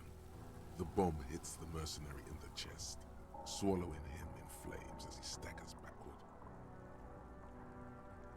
In the fiery inferno, you see your tie, coiling around the man's neck. Just Molotoved him. It is no longer horrific, but beautiful and pure. I only ever wanted you to have fun, Harry. I didn't even know your name. Calls out to you one last time. My name, should you know it, is Jobson AS Men's Fashion Model, Colorful Tie, Catalog number J327. How did we meet? One day a sad man walked into a clothing store. He looked really darn like he hadn't had fun in years. He needed someone to show him how to rock and roll again. Jobson AS Catalog number J327 shone on the tie rack, trying to get his attention. The sad man picked it up and put it on. He looked at himself in the mirror, didn't smile. I'm young again. And from that moment on, we rode together. The rest of your clothes were still normal back then, but we took care of that soon enough. Did we have any fun? Truthfully, not a lot. I did everything a multi-pattern necktie can do to help a man. I mean, I tried to get you to do all the fun things. Drink beer, drink wine, drink cider. Go to parties with young people around and drink beer and cider. Do drugs too, so you don't fall asleep. You had some fun, but not enough to heal you. What's going on with that guy? This guy, well, his face has cracked open into a scream of terror. It looks like he's performing some sort of a shamanistic dance that requires you to be on fire. Yeah, his body contorts in a very disturbing manner. There's no mincing words with this one. He's dying a horrible, painful death as you're talking to your tie in your head. Smells like a steak on the grill. The burning flesh in your nostrils. You got what was coming for him.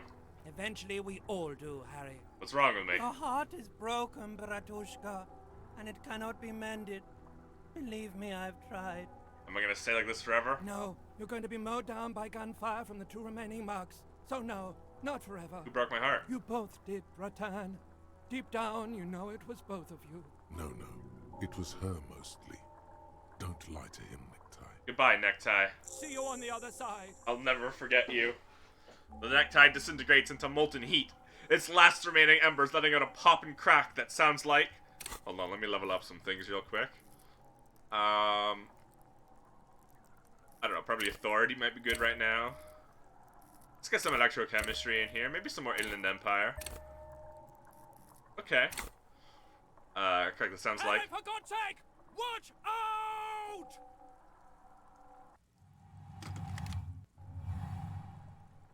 To your right, the killer raises his rifle and takes aim at you. His moves are steady, but the long barrel of the rifle sways slowly. Where's Kim? From the corner of your eye, you see the lieutenant raise his pistol and aim it at Rude. You stare down the barrel of the gun. You see Rude's mask behind it, his eyes in the slit of the helmet, like a camera lens, focusing. You know, maybe I should have leveled you up. 0.4 seconds remain. There are 6 little black dots in the tip of the barrel, like a honeycomb. This is a knock cannon. It shoots 6 rounds in one pull of the trigger.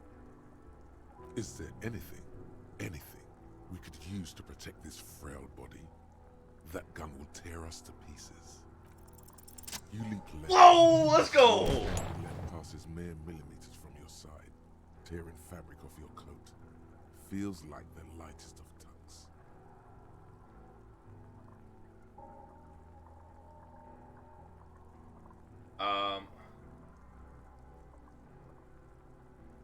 I have become immortal! The man tilts his head, trying to see through the clearing smoke for the next shot. Watch out. To your left, DePaul is about to take a shot too, at Kim. God, please. The lieutenant says quietly without trembling as he aims face pale. 2 shots ring at once. One from the lieutenant's pistol, and the other from DePaul's. It's aimed at the lieutenant, but it misses. You hear a scream behind you. Did he hit the rifleman? Blood gushes from the helmet's eye sockets as Rude staggers back, disoriented. The sounds coming from his helmet are not human. An unbelievable shot from the lieutenant. God, Kim is so good! You scream. Glenn, dying in a puddle of blood behind you. His mangled torso has 2 gunshot wounds. Blood gushes out of them like red geysers. Oh God, watch out. You see 2 crazed eyes stare at you through the burning meat and the flames. With his face boiling off, the man raises his pistol at you. Then the burning man in the eye. Squeezes the look of vengeance framed by melting skin. This is the last thing he will do on Earth, but he will do it.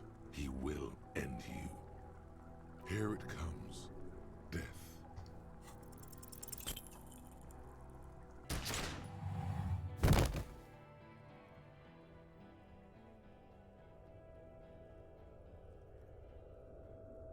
You can't.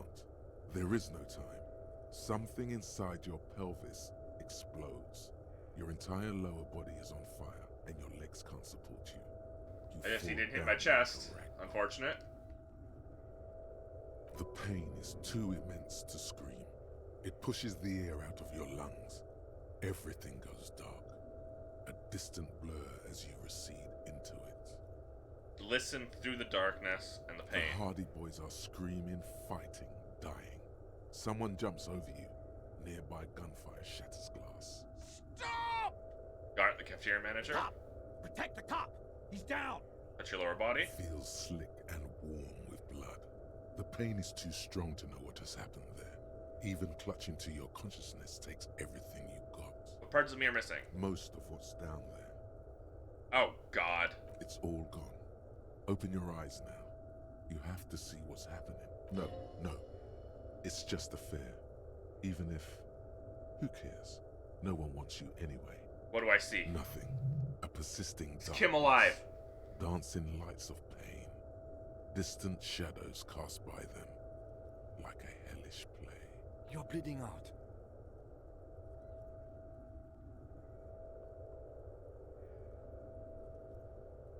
It's a white shadow that smells like apricots. It's always there. Stay with me. You can't forget it even though I drank so much. It said I have a vast soul. Do I have a vast soul? Yes, keep talking. You hear me? Stay awake. But you can't. It's so hard. Your eyelids grow heavy, and the sounds ever more distant.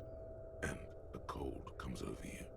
The lieutenant, too, is somewhere far away. Almost gone. When suddenly, you sense something behind him. A slender white shadow. No! Towering. Someone stands there, raising her pistol at him. The lieutenant does not see it. He's pushing down on your wound with both hands. Kim! No, you say, and hand out your firearm to him. Your hand trembles, and your eyes are full of fear. That's all it takes. There is no room for hesitation. The lieutenant moves like a spring unloaded. He grabs the gun from your bloody hand and fires behind him. You hear a faint scream, a woman's.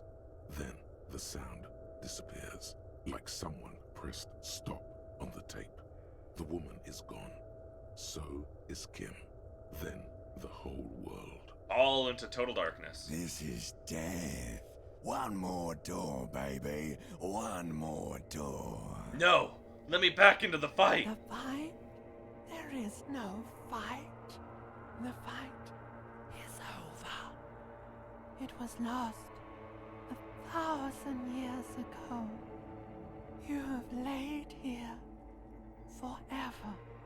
Keep falling deeper. Take the door. He's not taking it. His body is not taking it. Oh God, no. He's not disintegrating. No. He's swelling up instead.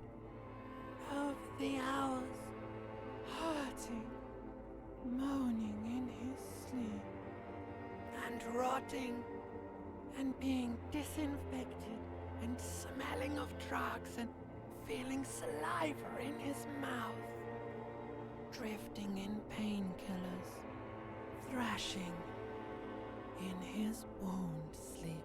He can't go. Not before the case is solved. I'll solve this damn case! There is a radio in the distance. Nothing can stop me. The radio of the world. Playing sounds. Good morning, Elysium. Soon you will return to the world. You're thirsty. Reach for the glass of water by the bed. The world is still there. Sleep some more. Hours turn to days. Soon we will get up again and go through it again. Finally, we know what the infernal engine was outside. The clarion call. It was him. He is the infernal engine. He never stops. He only gets worse.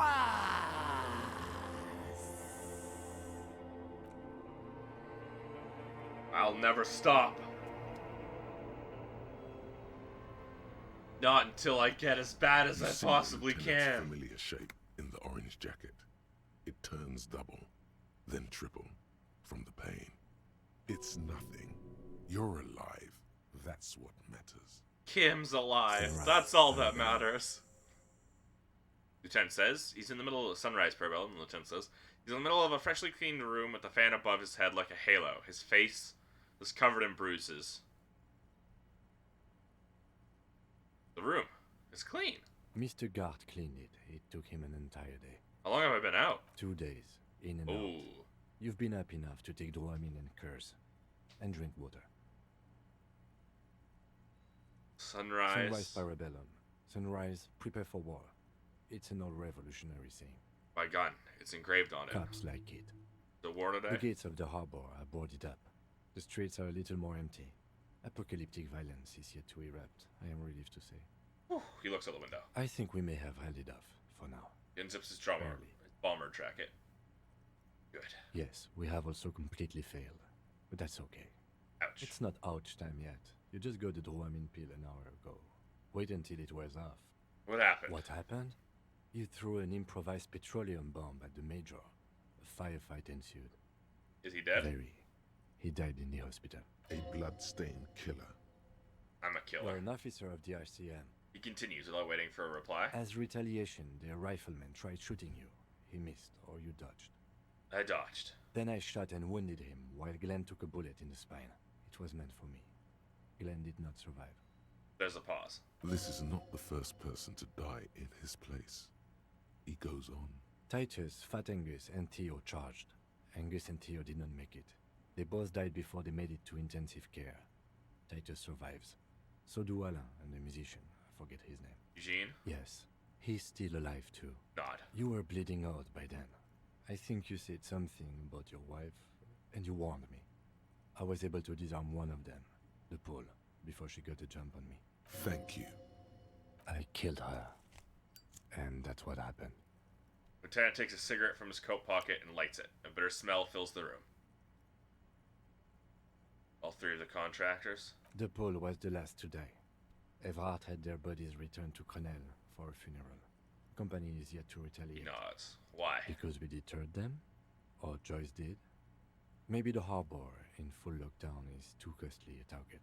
Or maybe... He breathes in the fumes thinking. Maybe they are simply taking their time and will attack soon. I don't know. How many casualties on the Union side? Total. 3. Glenn, Theo, Angus. The fat one.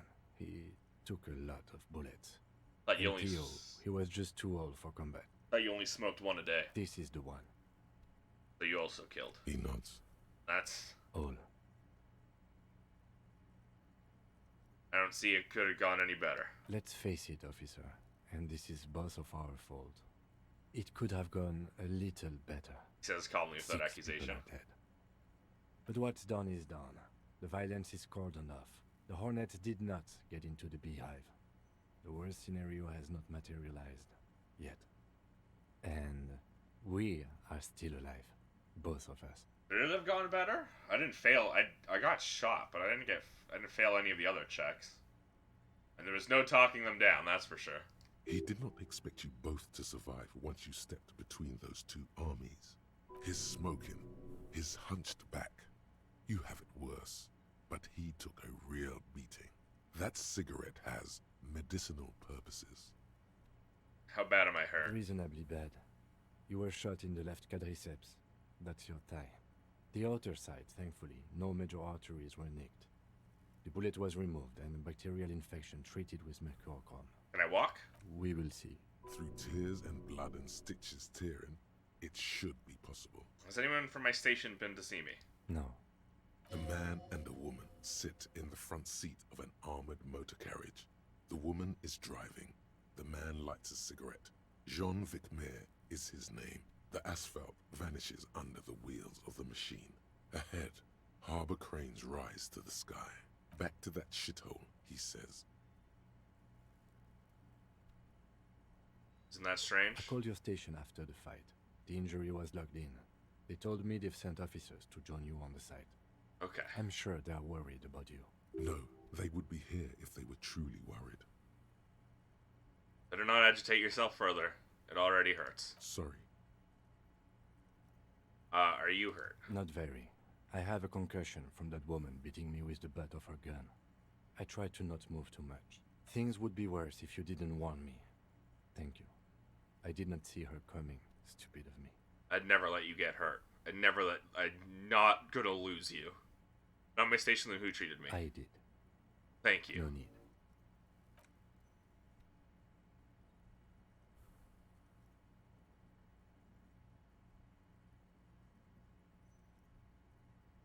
Easy now.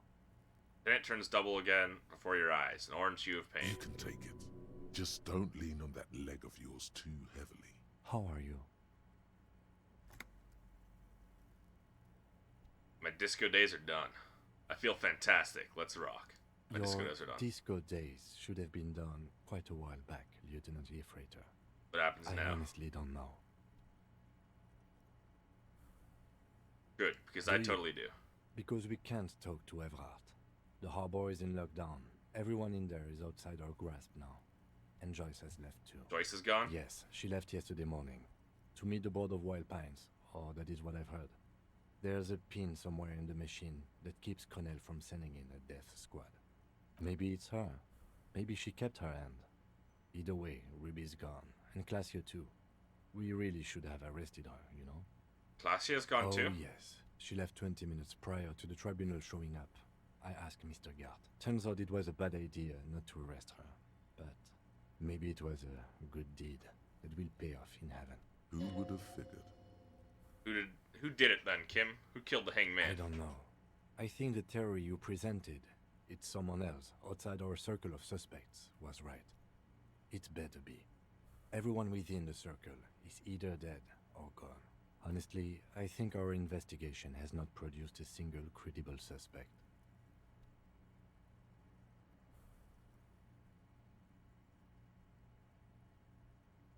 Flowers. This one, remember? Every piece of garbage in the city is not connected to the case. You don't have to keep everything. He's wrong. No. Every piece of garbage in the city is connected to the case. Okay. You can see he's clearly not meaning it. There's still 28% possibility the shot came from a We distance. should go upstairs, rethink the ballistics in situ. I agree with this. See? There's that. You can do ballistics.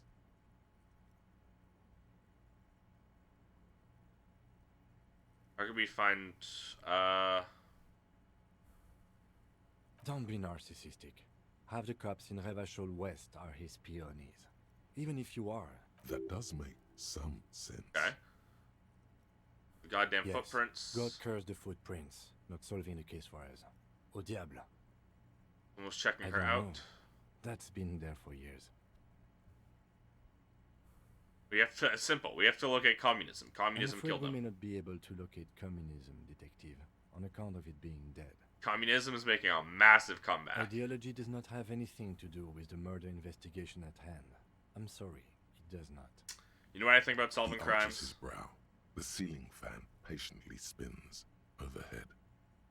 Solving crimes is hard. It really is very hard. That concussion must be making him dizzy. You're not ready to give up, are you? Are you ready to limp? I'm ready. Good. Where do you want to limp to? A gust of wind blows in from the bay. The duraluminum box around you vibrates imperceptibly. We should check. A familiar cold, a red thread on the roof upstairs. Taut, plucked like a string by the gust. We should check Miss Katrazine Alizier's room upstairs. Another look at the window, perhaps? The one he was shot through. I don't know. I can't think of anything better.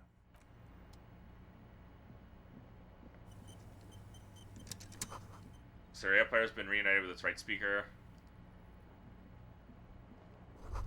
Newly replaced glass shining in the morning lights. Your driver gets inside, back in the world again. Leaving right ammo on the balls inside. Look, the door's open. You can walk right into Kim's room. I'm finally allowed to see what Kim's room is like. Medicinal supplies in the cupboard. Mercurochrome, scalpel, antibiotics. Alarm is set for 6:50 a.m. These papers bear the stamp of the RCM. They appear to be fragments of the lieutenant's paperwork, half finished. You may have notes on this and other recent cases. I had Garth open the door to your room. You were running a low bacterial fever the first night. Thank you for keeping this thing alive a little longer. It would have been easy were it not for my concussion. We both got lucky, considering the odds we faced. Let's go? Let's go.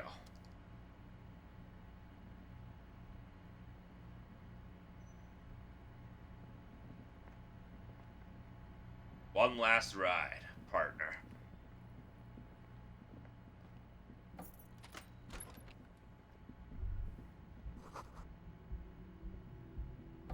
Alright. Guess I ain't running.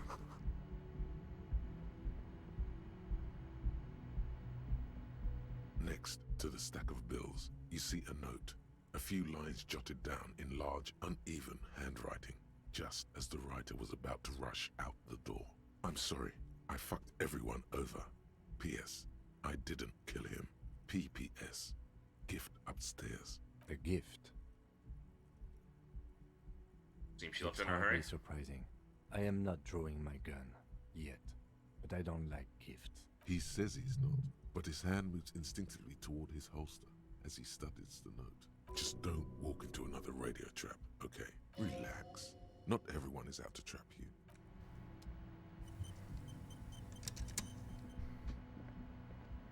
Oh, I hope to God there's not another radio trap up here.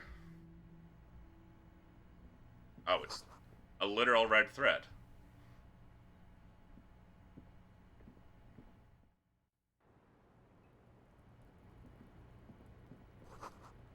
It's tied to the antenna.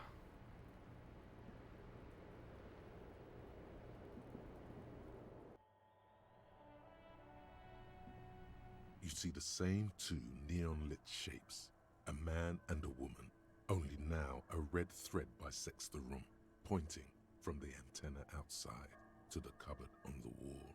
This is ballistics. She's left a trajectory for us. Drawn taut, it rebounds instantly. A ray of backward motion explodes from his mouth to the roof outside, A prime, to then widen into a radius of locations in Martinez.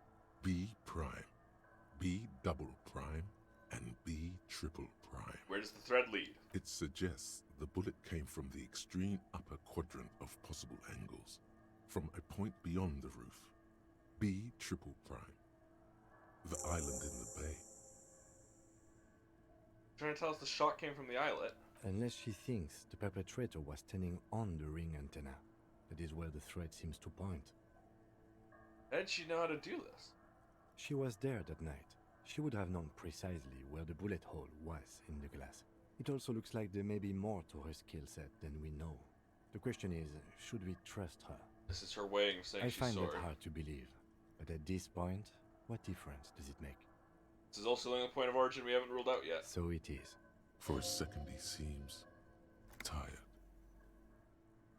Seem unenthusiastic. I just haven't gotten a lot of sleep these past few days. He doesn't really believe this will yield anything. We need to go to the island.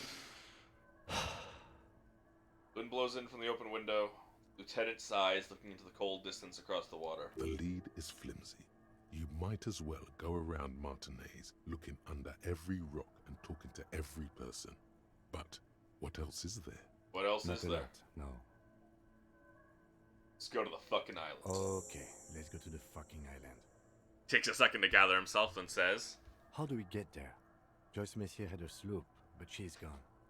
Lillian the net picker. She's towing her boat. Ah, yes, of course. The village. Let's go. Can I warp from here? No.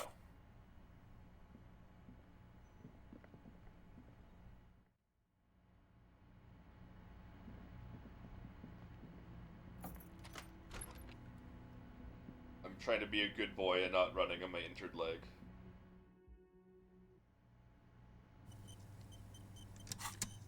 How have I not internalized that? It's been a whole fucking 2 days.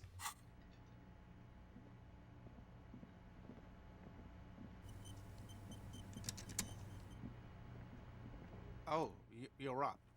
It's good to see you back on your feet. Did you like your room? I cleaned it for you. Thank you. You're welcome. I thought it would be nice for you to wake up in a clean place after you, let's be fair, defended this establishment and its clientele from gunfire. I give credit where credit is due, and that was a crazy move. Crazy effective. Petroleum bomb. Never seen anything like that. I was there until it struck him. Crawled inside then. Bullets started flying. Anyway. He really wants you to realize that he was also on the balcony looking by. In the day. I wish you a quick recovery. Also, you and your partner are staying here free. Woo! This establishment I just had to get supports shot. cops. The stay is free, the drinks are not. It just felt I needed to specify that. Where'd everyone go? Oh, you know, people don't tend to stick around after shootouts. Turns out they're not good for business. I don't remember everyone who comes here, and many people wear sunglasses inside late. Yeah, I was, yeah. That's because I'm a bad ad. It really took courage. Don't pick at him. Guess you are a Yeah, badass. I don't know. Clients were panicking. And also, I guess I sort of found out that I don't give a shit if I die. He means it. It's not just boasting. It's something he discovered about himself. Stepping onto that balcony. No problem. They'll come back. They always do. Bye. I mean, hey, there's already this guy. Hi, gendarme. Oh. Another rendezvous. Hi. Hi, hi. So what brings you here? What are you doing here? Admiring the atmosphere. What about you, officer? Here to kick ass and solve the case I'm working on. Here's to you. Bye-bye, gendarme. Yes, yes, I am very attractive. Great, thank you. The bruised man raises his bear in welcome. Crazy motherfucker. Didn't think you had that fury in you. But I guess I've misjudged a lot of people lately. There I was, thinking, where are we gonna find a tin opener large enough for those cans? Then Capo Loco shows up and just sets a man on fire. I did do that. I could have shot him, but I threw a fucking bomb on him. Impressive shit, Copper. None of us would be breathing right now if it wasn't for... Pauses, then extends his hand. Yes, what I'm trying to say here is... thank you. This is big. It's as big of a thank you as Titus Hardy can muster under any circumstances. No need to thank me, just doing my job. Well, cheers anyway, Copper. Sorry about the people you lost. Theo was old. I think he'd be pretty happy with the way he went. Never could imagine him withering away on a sickbed. But Angus, he was just a stupid kid. Didn't realize the mess he'd gotten into. Trusted me. Still, the balls on that kid. Went down fighting for someone else's shit like a fat, angry bear. Here it comes. The last one is the worst one. He only deals with it by drinking copious amounts of 8% beer. An honest tactic. And effective. And Glenn was my friend. Best I've ever had. I'd love that crazy homo like my own brother. We're all fucked without him. But what do? This job is shit. What about that Shanky fella? Dennis, you saw him run. He's a mean little shit and I never trusted him. Shakes his head. He better run real fast now. Real fast. Titus makes no attempt to hide his disgust. Grief-stricken anger boils in him. For good people, I'm sorry you went like that. Well, yeah. Memento mori. What does that mean? It means you might die tomorrow. So live every day like it's your last. Ain't that right, fellas? Absolutely. Today, I'm going to get drunk, eat good food, and bed a good-looking girl. Cause tomorrow, a motor carriage might run me over. Or you might die of a heart failure. Or syphilis. Hey, fuck you for ruining a beautiful idea. What's gonna happen to the Hardy Boys now? First, we're gonna find Dennis. I'm going to find Dennis. I'm going to find him, and then I'm going to kill him. The tone of the statement is so matter-of-fact.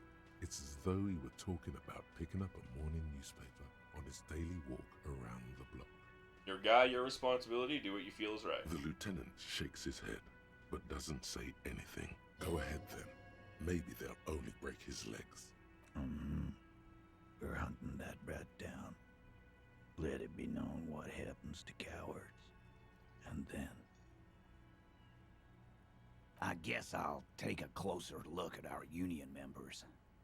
There's bound to be some ambitious fellows there who'd love nothing more than advancing social democracy by busting some heads. Might even ask Tibbs if he's tired of replacing windows, and maybe wants to have some fun with his brother. Anyway, don't you worry. As long as Titus Hardy's standing, there will be Hardy Boys. He's right. The numbers are replaceable. In an organization of thousands of men, there are plenty who'd join. Who know what happened to Claudia? Don't know? Don't care. I'll be glad if I never see that fucking woman again. That good woman. Even after all that hell, he's still bitter about her? We've all been through level with me. You really liked her, didn't you? Nope. He did.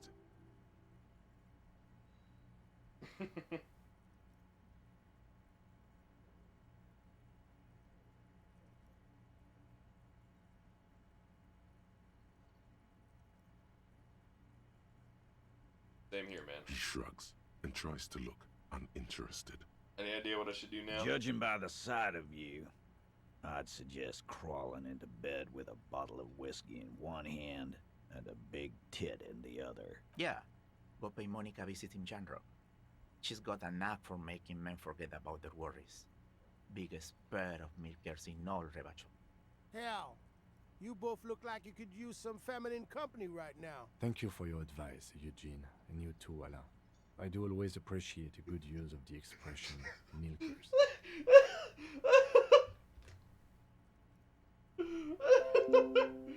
I screenshot that, posting that in Gen Chat.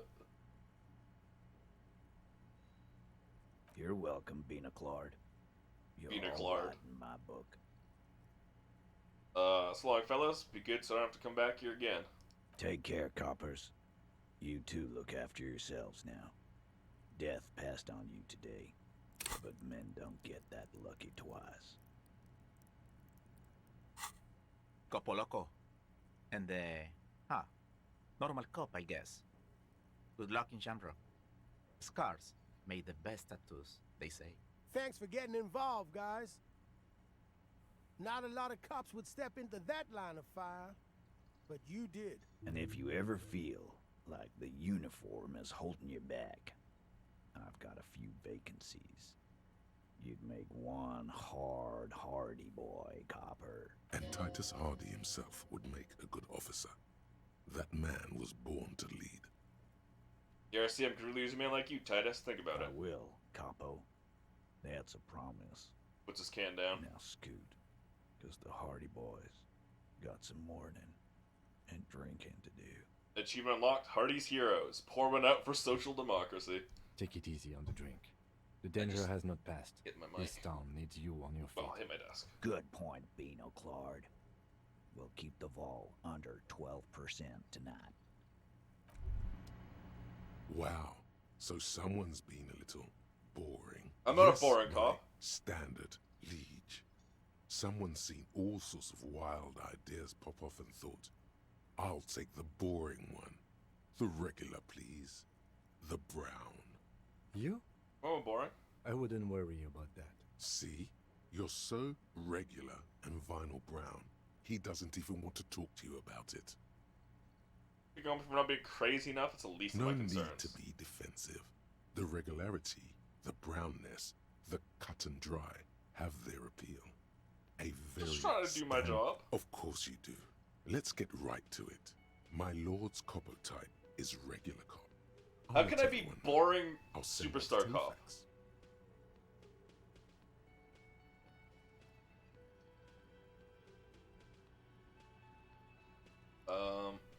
Boring cop. Regular law official.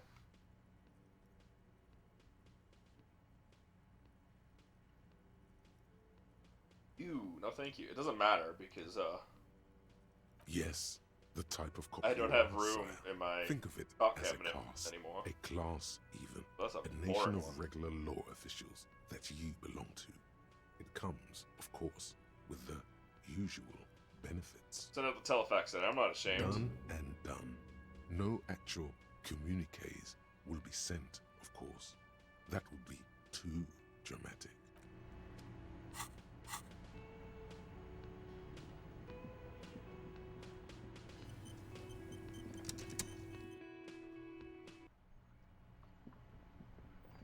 Georgia Sarai de Retour. Res de Toy. Res de Toy.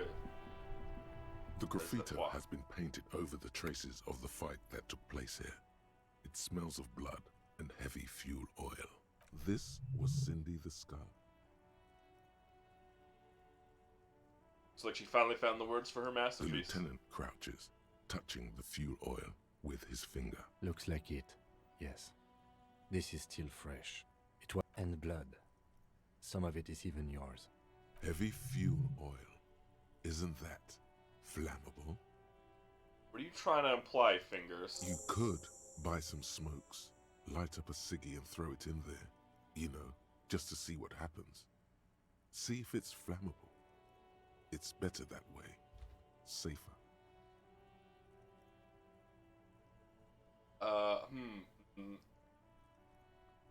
That sounds like a bad idea.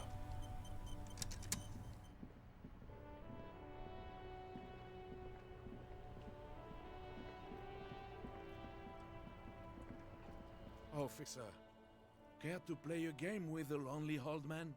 Actually, never mind. Wouldn't be the same. Where's her name? The prick is gone. I can barely believe it.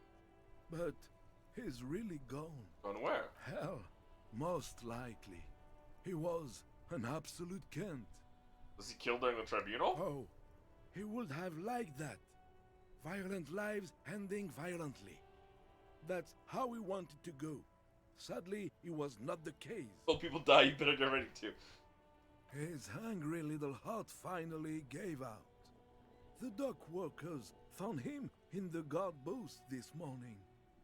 Wasn't even supposed to be working for another week, but he just had to prove how tough he is. Did he feel like he has to prove he can still pull his weight? Doesn't need handouts? Yes, he was about to head home.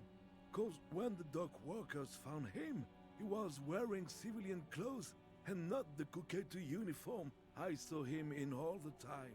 Sometimes I thought he was wearing it just to piss me off.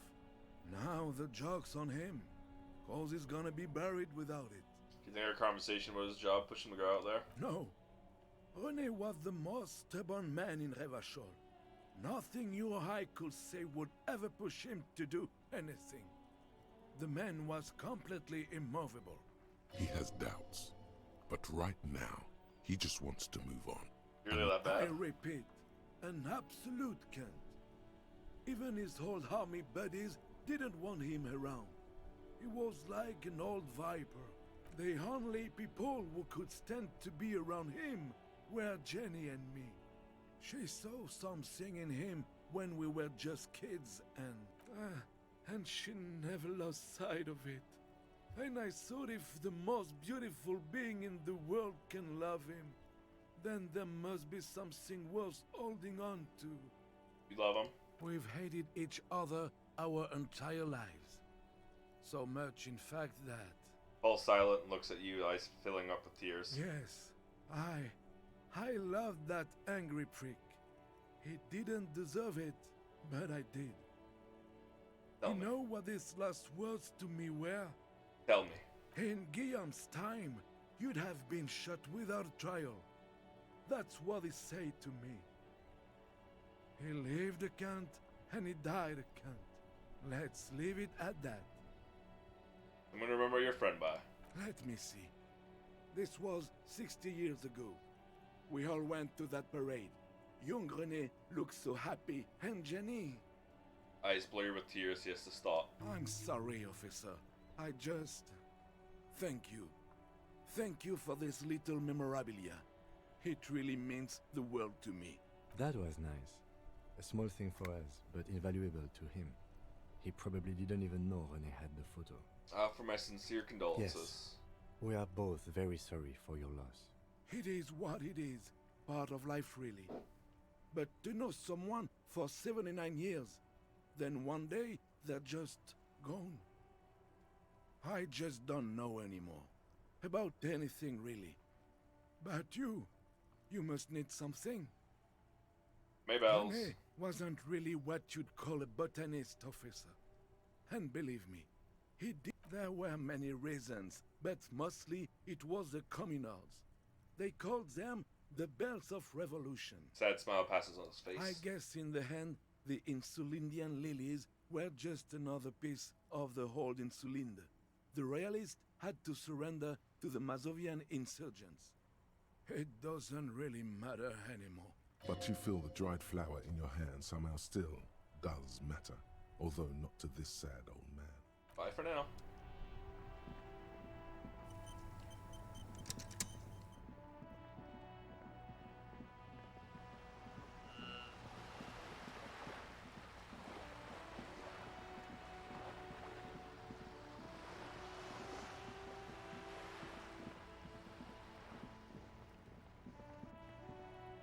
She's not there.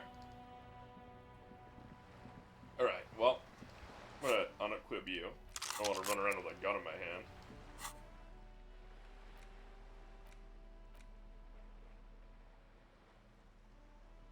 Oh, why? I thought I saw a bullet.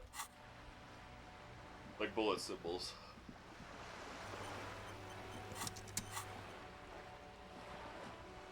Now we gotta make our way to the fishing village.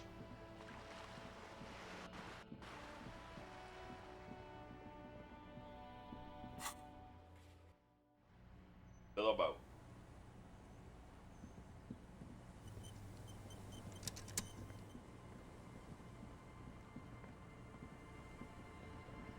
Officer, what happened?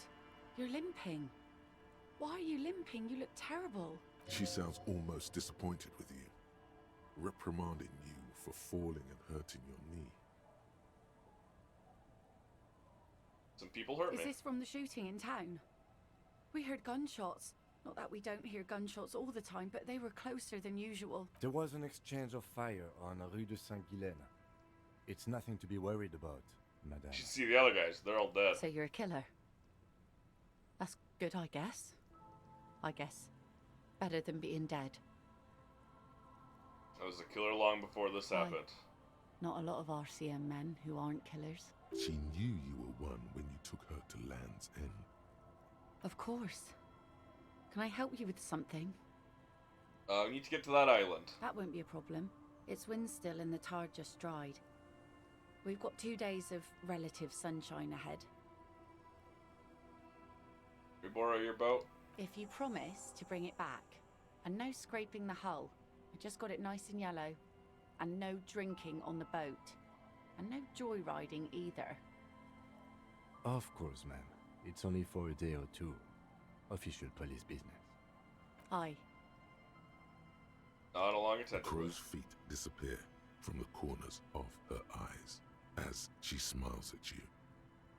It's on the island. Not voiced. Nothing, just ruins. Used to be some kind of fortification there before the war. The communards, an anti-aircraft gun, I think, bombed to bits in the landing. Haven't been there myself, always steered clear of it. Hasn't been there herself. Who has then? Who has then, if not you? My husband used to drink there. Him and his drinking buddies. Always seemed like a bad place to drink to me. People died there during the landing, you know. My mother told me.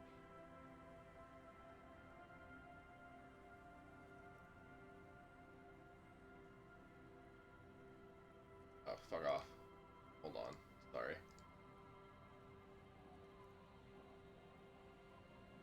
Okay. Died there, you know, my mother told me. The kids sometimes go there too.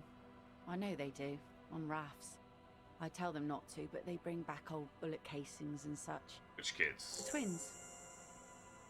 God forbid they bring the girl along on some rickety barge. Can we maybe ask your twins about that place before we... Be my guest. They've a strange way of talking. See if you can get anything useful out of them. I seldom do. Well, you should know about getting there. Most of it's sunken. Underwater. That means concrete underwater. Cut your boat if you're not careful. Be sure to enter from the south side. Water's deep there. Aye, aye, Captain. Aye, aye, Captain. Thank you. We'll use the skiff to get there.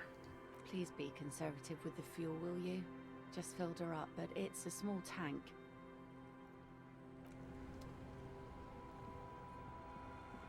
I'm not gonna waste anything that you give me. The scruffy-haired little boy kicks a stone while the other watches him do it. You've been to that island? On that island? Yes, I need to know what's there. That's, nothing. It's just a seafort and some plants. And we make a fire. We make a... Gather the sticks for the fire. And bullets. Or not real bullets, empty bullets. Bullet shells. There are a lot of them left over from the war, but this could be... I don't know what those are. They're lights. The fire guy comes and asks us to put the fire out. They must mean a human being on that island, but it's cut off. Someone lives on the island. Yes. Let's go with yes. Why is he the fire guy? Because... The boy pauses to think. He asks to put the fire out. Why does he ask you to put the fire out? I don't know. He doesn't like it. He don't like people to be there. You shouldn't go. Yes. Something about lights? I don't know. Did you mean there are electrical lights? Yes. Age? No, he doesn't live there. I don't think. No, he lives there. Been there twice, 2 times. He doesn't live there. He isn't there sometimes. Anything else? What does this guy look like? I don't know. How come? We ran. He just yelled we shouldn't be there. Our father killed himself. Didn't see that? He didn't. Father punches him, boy's eyes well start crying. He killed himself, alright. Shut up. Ooh. Then it jabs you in the ribs. Don't punch your brother, please. Don't start crying. We still need to ask more questions. I'm not gonna start crying. Getting Joel's quivering chin. Doesn't even have anything to do with this, you. Father. The two things are unconnected. Your question didn't make sense. Is there anything we can tell? Lights, fire guy. We should check up on that island. Okay. Kim did not like me telling them. My bad, Kim. Oh, it's over here.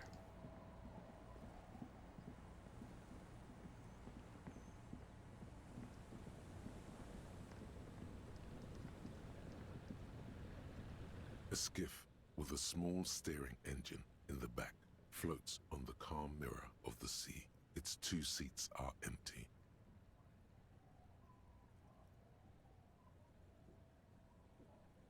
The boat's belly is a shiny yellow color, industrial paint over fresh tar.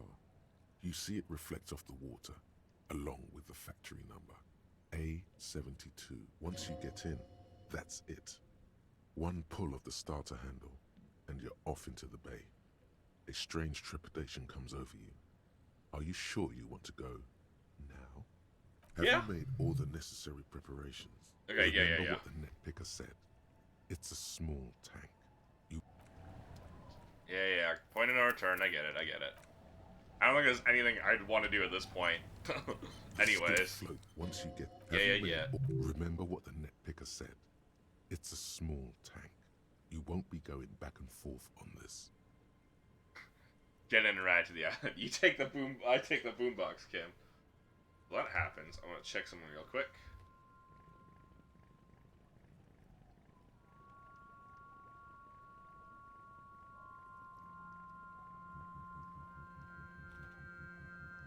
Want to be free.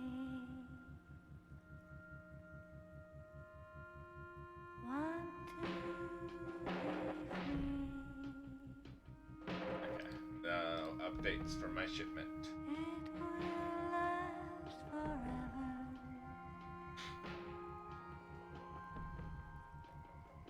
Eternally.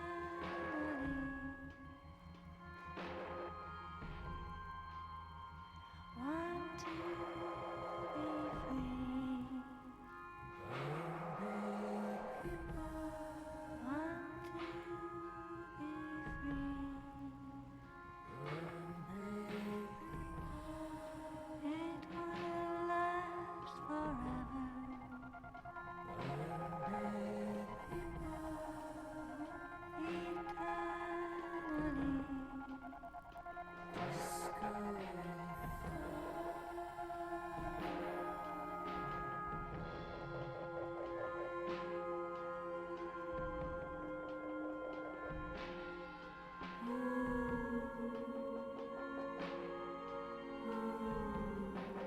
Want to be free. Want to be free. It will last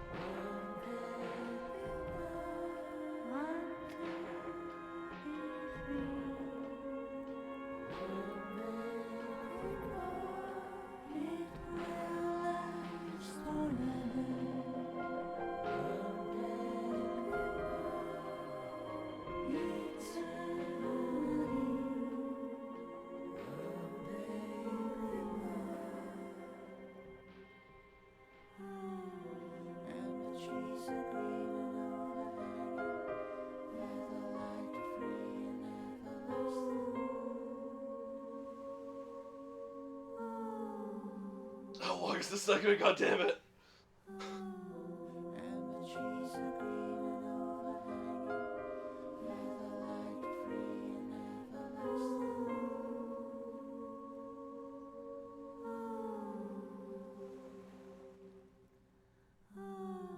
Oh, what's that? In the water. Want to be free.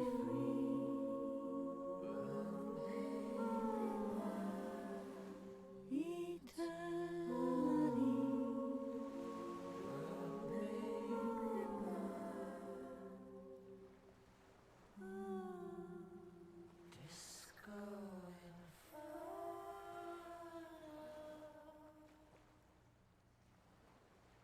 The boat comes to a slow stop.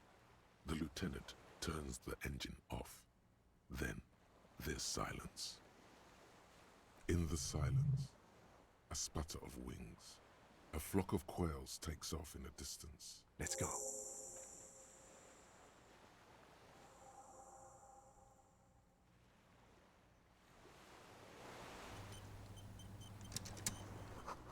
Makeshift bridge follows the panel to break the foundations. Rest of the chain which trails off in the ocean. The chain trails off into the ocean, connecting the island to the supply depot on the coast. Sees the depot and land's end. Oh. Yes, so it seems. For bringing munitions to the island, maybe? And supplies? You could also lock the bay when you raise the chain. Lock it from whom? From enemies. Enemies of the commune of Revachol. This sea fort was a revolutionary fortification, I believe.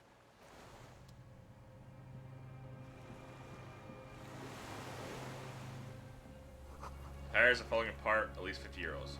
50 years old. Kim? Hello? What was that? He had like a book floating in front of him. Lingering trace of mazout. Inflammable. Reminder, inflammable means flammable. The dry grass crackles under your feet as you stop. Far away, birds' wings touch the still surface of the sea. What's that flutter? The flock of quail departs, now more than 100 meters away, 102. Underneath. On the islet, there is almost no wind, just the light movement of air through the reeds. Bulrushes swaying on the waterline, long dried leaves chafing against each other. Who's this? That I just got a Steam message. Oh, it's my dad. Unfortunately, I am literally... I cannot message you right now. It's just light movements of the air through the reeds, bulrushes swaying on the waterline, long dried leaves chafing against each other. Like a silent orchestra tuning at the beginning of some major work, of great importance to the few who attend. The west. A silent hiss, sea air moving through the needles of a pine tree. To the east. The faraway roar of the city, distant like today's dream. Before it, the sound of ahead. A low hum. The air, Beyond that, air further north. flows out of a pillbox window. There is very little there. Below the silence. Yes? This is where a lesser man would stop to think about the pain shooting up his right leg and into his groin. Not you. You're concentrated on how. I mean, it's not quiet, it is. Is that why we're stopping? The lieutenant nods.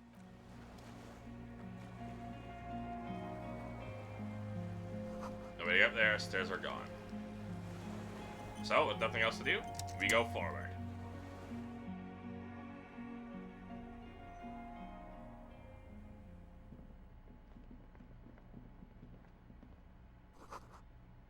Stairs have collapsed. Armament rest. An old cylindrical generator is nested above the ammo lift. With Cables disappear into the wall to your right. Puts his hand on. It's cold now, but someone has been maintaining it. The wiring has been repaired. Where do these wires lead? Downstairs, somewhere. And a generator. Liquid carbon. I would imagine it takes mazout. Open fuel cap. The kind that's favored by vagrants and fuel thieves. It's been a long winter, long and cold. If anyone stayed here, they'd need a generator. Tap on the side. A hollow ring. The canister is empty. Dust falls from the... I don't know. I'm not a philosopher. I mean, why is it here? Someone with basic electrical skills has restored it in order to keep the room warm. Maybe it's the fire guy. The wind outside...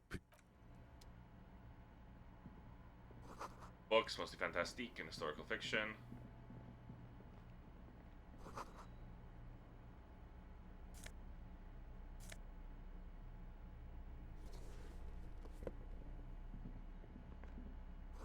Candles placed on a broken range finder. Brought in Bith, Mothbit Books shed. and magazines lie scattered on the Sift floor. through them. Are soft covered among what is mostly commercial fiction. Someone's made Erotica. themselves a home. All things communist. Alright. I have no conceptualization.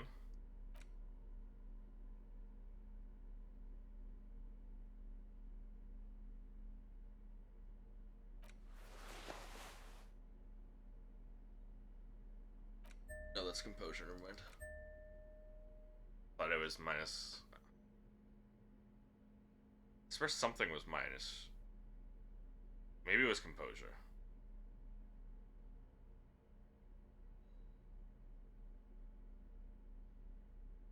I swear I had something that was minus conceptualization at one point.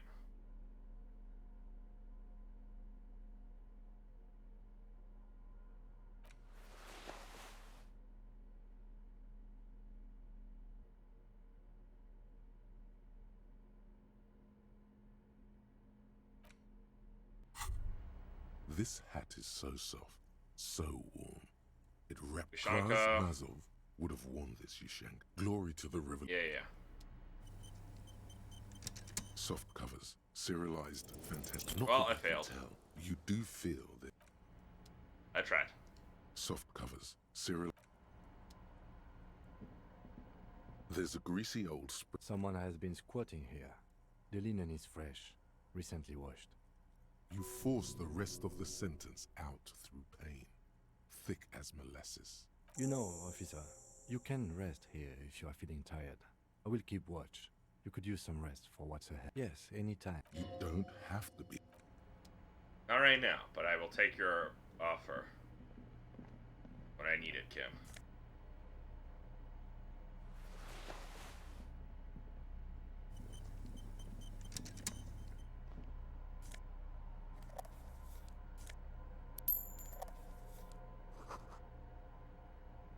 You see a small metal door. Another part of the island, probably.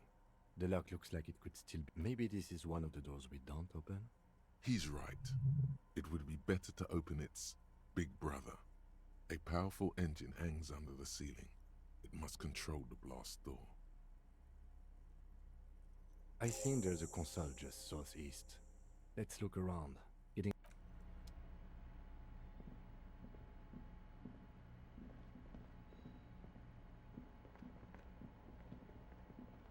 Oh, this was southeast. Okay.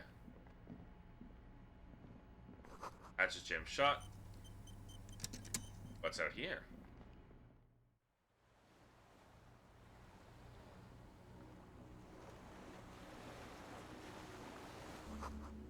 Firing slit.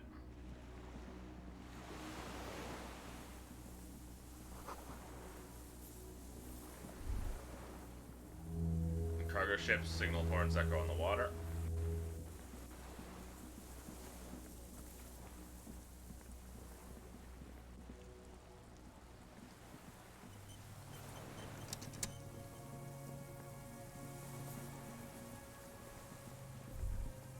A strange feeling looking at the water with a bottle in your hand. In the rain mirror of the bay, you see Martinez reflected. Islets and posts, like stepping stones, lead into the water in front. Perhaps there's someone there, where it has always been, smelling of tutti frutti. Baby, you know it's going to hurt. Yes, cold and still. But love is warm, like the oh fuck, yes. Go there in your head. No, we're not starting with that. Not now. Just broken. What remains, rest is eaten. What remains of the train. I'm sorry that I'm kind of impatiently skipping through some of the unrelated dialogue.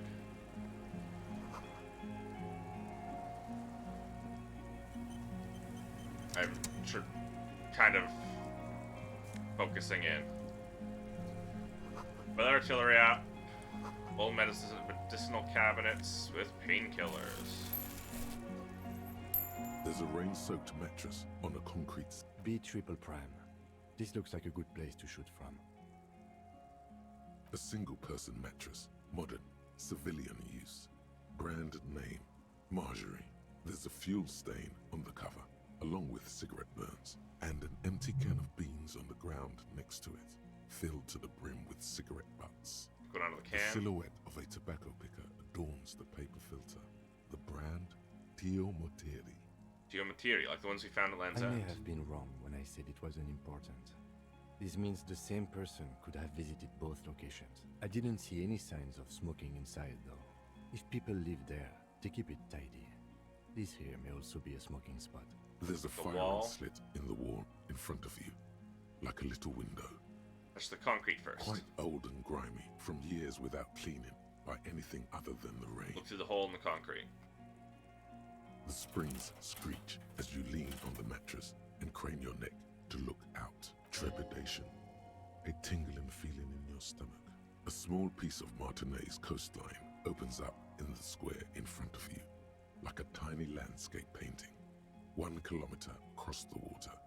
The ruins look familiar. On the left? A towering skyscraper, its top floors shaved off by artillery fire. Cape Sour Apartments. Rue de Saint-Gislain, 33A and 33B. On the right. The red chimney and collapsed back of the 4-story tenement in front of the whirling in rags. Rue de Saint-Gislain, 10. The doomed commercial area. Between the two? The box-shaped silhouette of the whirling in rags. You see a small fleck of white on the rooftop. the upstairs window of Glasia's room, in the rain, reflecting light. Motherfucker. What does that mean? Do you have line of sight to the window? More than that. With a pair of binoculars, because I have so much perception, I'd be able to see inside the room. A pair of binoculars? Or With the scope of a rifle. You'd be prone, lying on a mattress, barrel resting on the embrasure. Cheek against a cheek rest, hand on the hair trigger, on a calm day like this. I could make it. I could make the shot. Good. I think we have it, Detective. The origin of the shot. This is the sniper's nest. Finally. In our defense, nothing pointed here. Many leads pointed elsewhere. You're right. He looks north, over the fortification, then at the mattress. Could the shooter still be here? Where? On this island. He does not answer, just nods. With his back hunched, he looks around once more and says he feels uncomfortable. We should move now.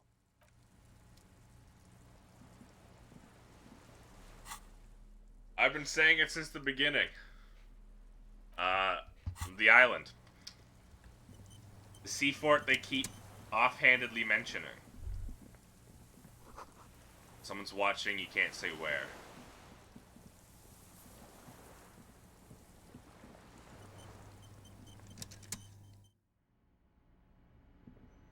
They're always alluding to.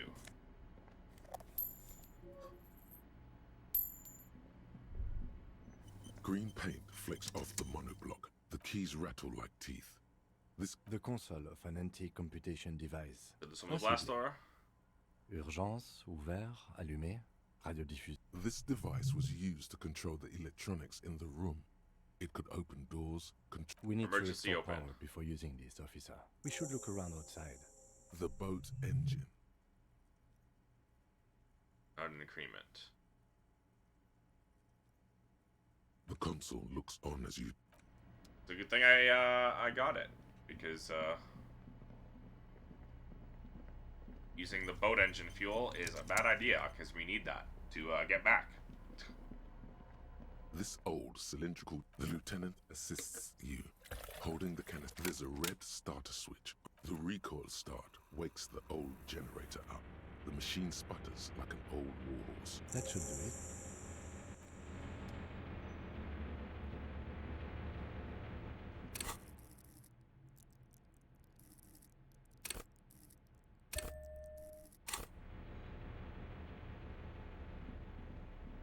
Soft covers, serialized.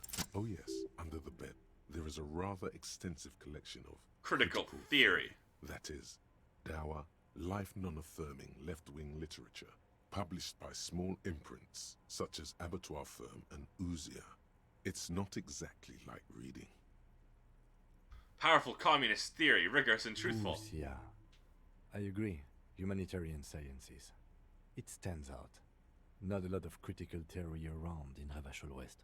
Your incendiary remark has failed to provoke him. Wasn't there some in the communist students' room? Student in the apartment building seem to have some as well. The little books seem inconsequential next to the big pile of frivolous entertainment. Again, I am not a philosopher, but whoever has lived here... Interesting. It means communism killed him! Love did him in, but communism killed him. A dim gold. It's on. Automatic boot. The lighting in the room. The dial slides under the dusty glass. Belden sealer. Insular. This is an off-air radio computer, I believe.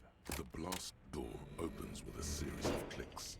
A shaft of light appears, then widens as the light shines in.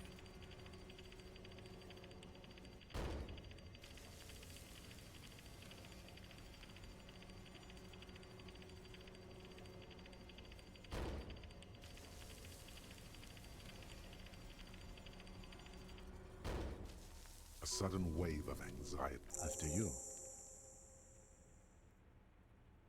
When we were walking across the sand, I felt someone watching So did me. I. Not back there, but I felt it since we came here. I don't know. A thin wisp of smoke rises from a charred black fire pit. Don't be. I have a gun. I know. It was not easy to acquire. It was not, but I did.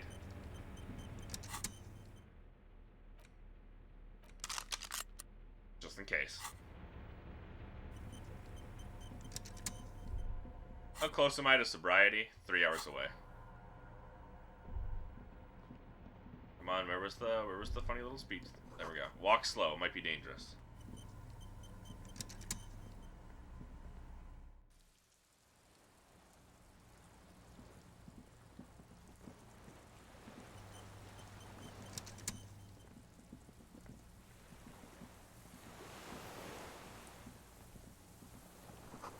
Rubber dinghy, deflated and broken. Small white flowers blossom all around me. The Mayflowers? The Maybells?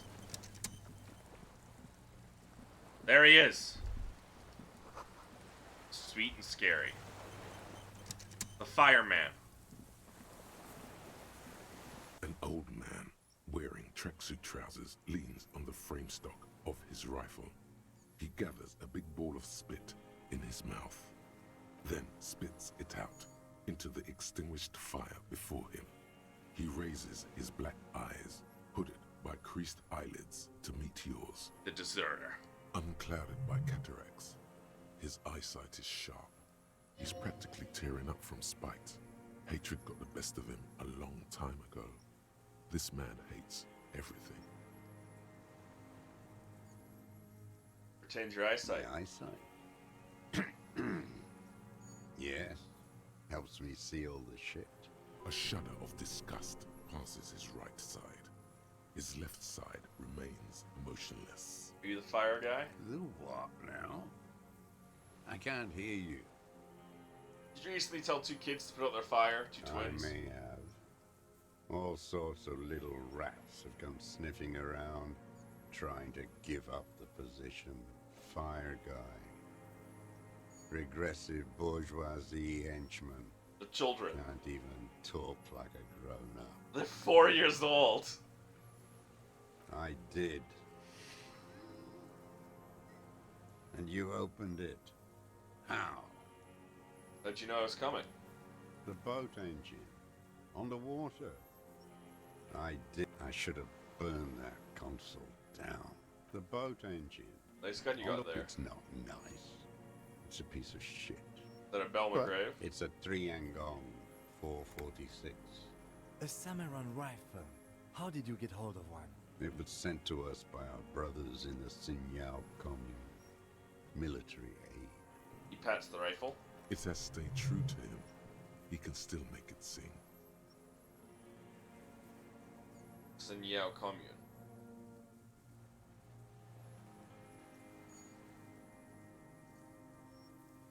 You heard me. It's good now. Like chalk, wiped from the board. You should put that gun so we can put down the gun so we can talk further or with the police. The lieutenant pulls his pistol from the holster. You are a glorified night watchman. This is a service rifle. I can only lay it down before an enemy commander of corresponding rank. The words, "I am an enemy commander," sound cold as iron from your lungs. The old man still hugs his gun. And what rank would that be? Lieutenant Double Yefretter. A big wheel of the 4th Regiment of the Pederast Army. To hell with it. It's a walking stick anyway. It's out of bullets. Old man lays the rifle down carelessly, then stares at it just lying Like an amputated limb in the sand, he stares on, his wrinkled mouth moving without a sound. A strange sadness, like a song. What'd you say? The future teaches you to be alone. The present. The present to be afraid and cold. The old man pulls back the hood of his plastic cape and looks up into the sky. It's blue-gray, the same color as the sky. The sea. Think what was the sea? Those words the future teaches you. Real music. It's La Revacholière, you shit-licking bougie dog. Chanson de soldat of the black and whites. You need to address that remark. The Revachol. It is the anthem of the world revolution. One of 3. In Grad, they sang Brave Children, favorites of history. And in Sinyao, it was some Samaran shit, I guess. How does it go? How did it go? He looks at his gun, ground, shakes his head slowly. Something about shooting rabbits. I don't know. I can't remember. It doesn't matter. It's gone now. You get the gun lying in the sand.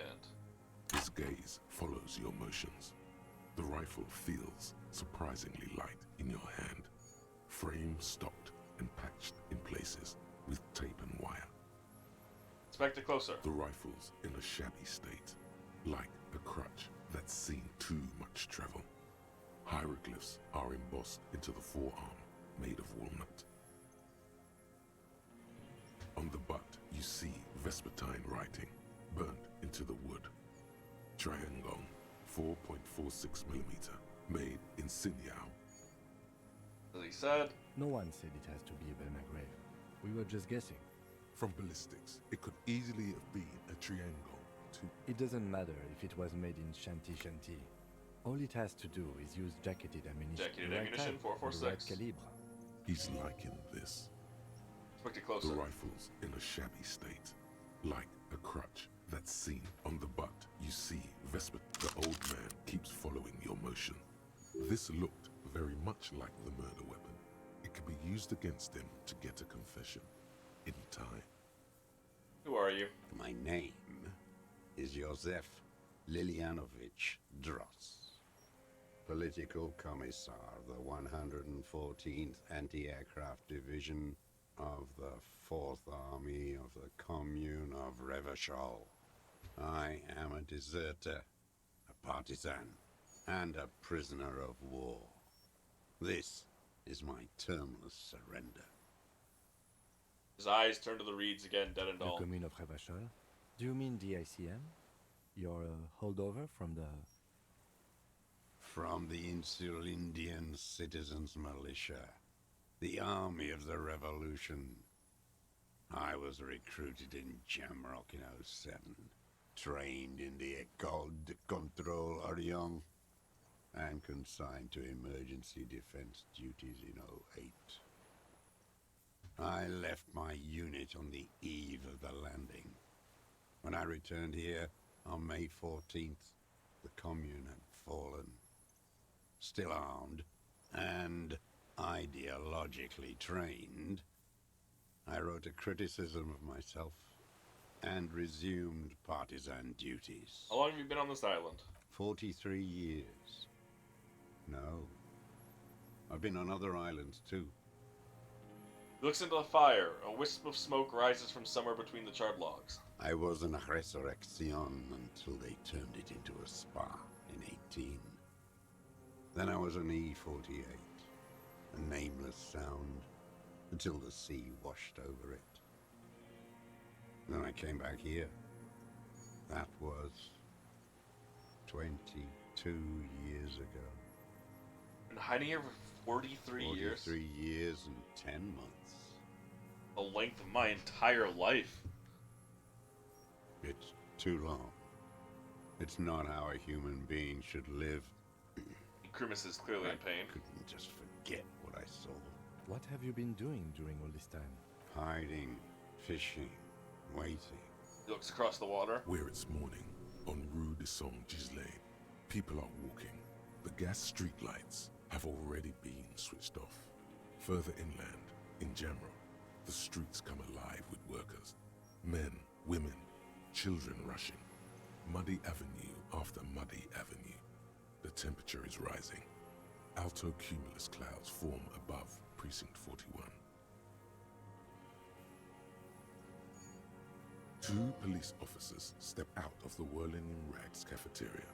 Satellite officer Jean-Vic Mayer inspects giant letters across the plaza mosaic in dark red government-marked heavy fuel oil. Patrol officer Judith Minot points west. The fishing village. She glances at her watch. We meet in 15 minutes. It's a 10-minute walk. The officers go, leaving behind the writing, still smelling of petroleum. One day, it says, I will return to your side. Always waiting. The old man turns his eyes from the shore back to you. For her to return. Her who? Girl child. Revolution. Girl child revolution. Always. Afraid she's gone. The material base for an uprising has eroded. The working class has betrayed mankind and themselves. And blinks his black eyes. The historic opportunity for a revolution has passed. It will not come back anymore, however hard I try. Deserted your unit. I was just 16 years old. 15 when I volunteered. I had a lapse of faith. And of courage, too. Lapse of faith? You could say I misunderstood the historic role of the proletariat and thought Mazovian socioeconomics were fallible. For a second, I doubted the irreducible laws of historic materialism. A second is all it took for what? For reaction to take hold. Yes, we all have a tiny bourgeoisie person in us trying to run away. He does not seemingly react to what you said. Only his right. He does not believe a police officer is genuinely revolutionary. And this was when? Shen instinctively took a look at his notebook, but was not taken May up. the 13th, 08, 44 years ago. The horizon was black with coalition airships. Their petroleum rose to the sky, and it looked like it formed the clouds. Dark magic. The combined might of international capital. All at once, all the greed and terror in the world tore into Revachol.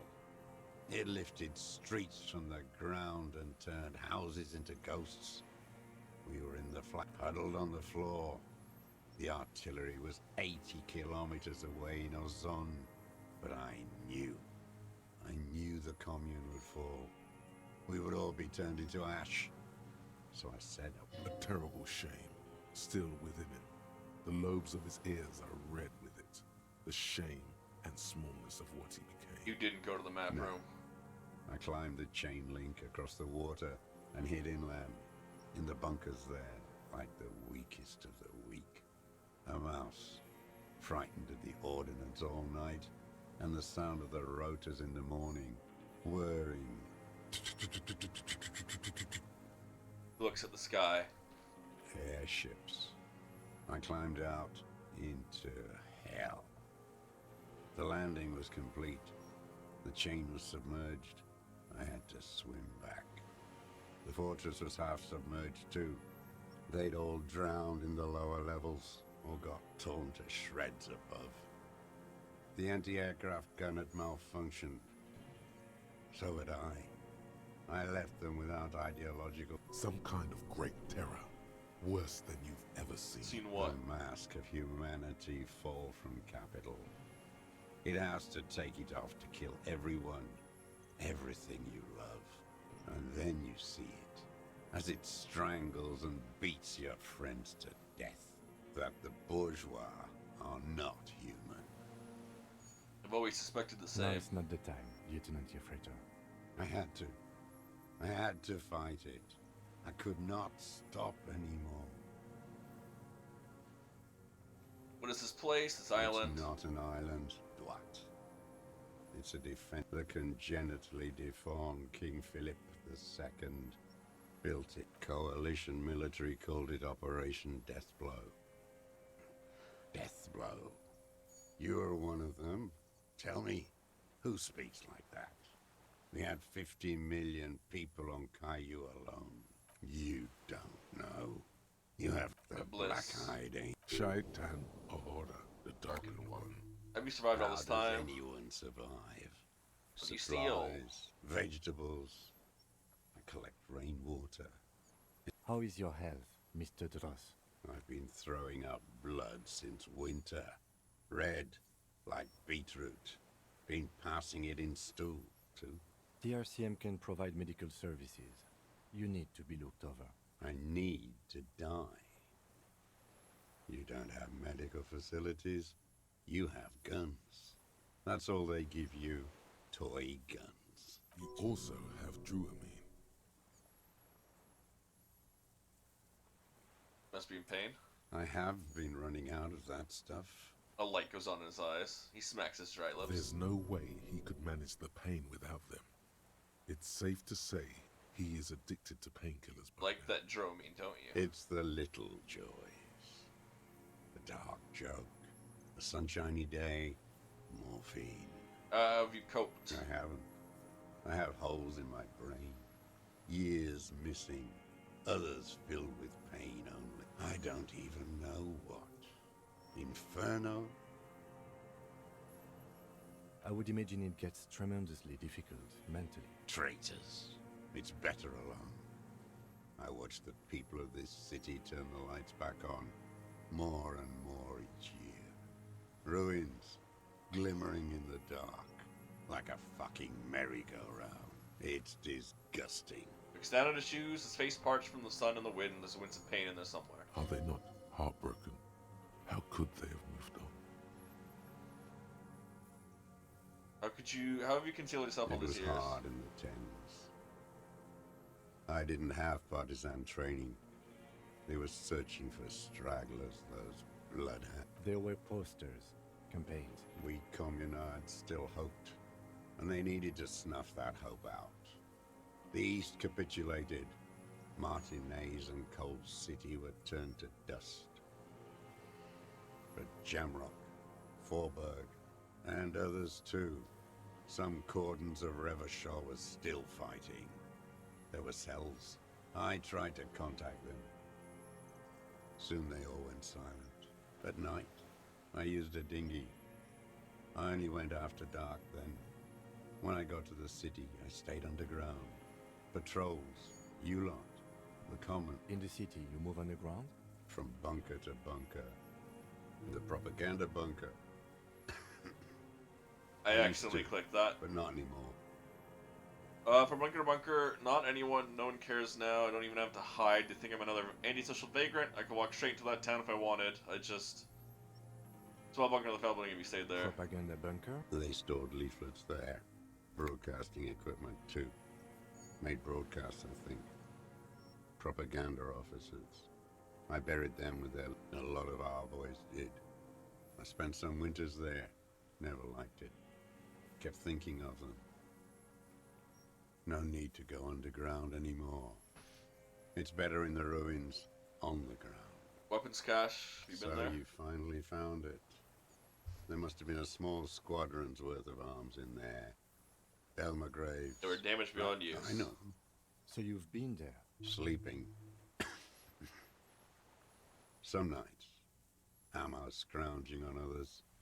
Those McGraves were shit, even before they corroded.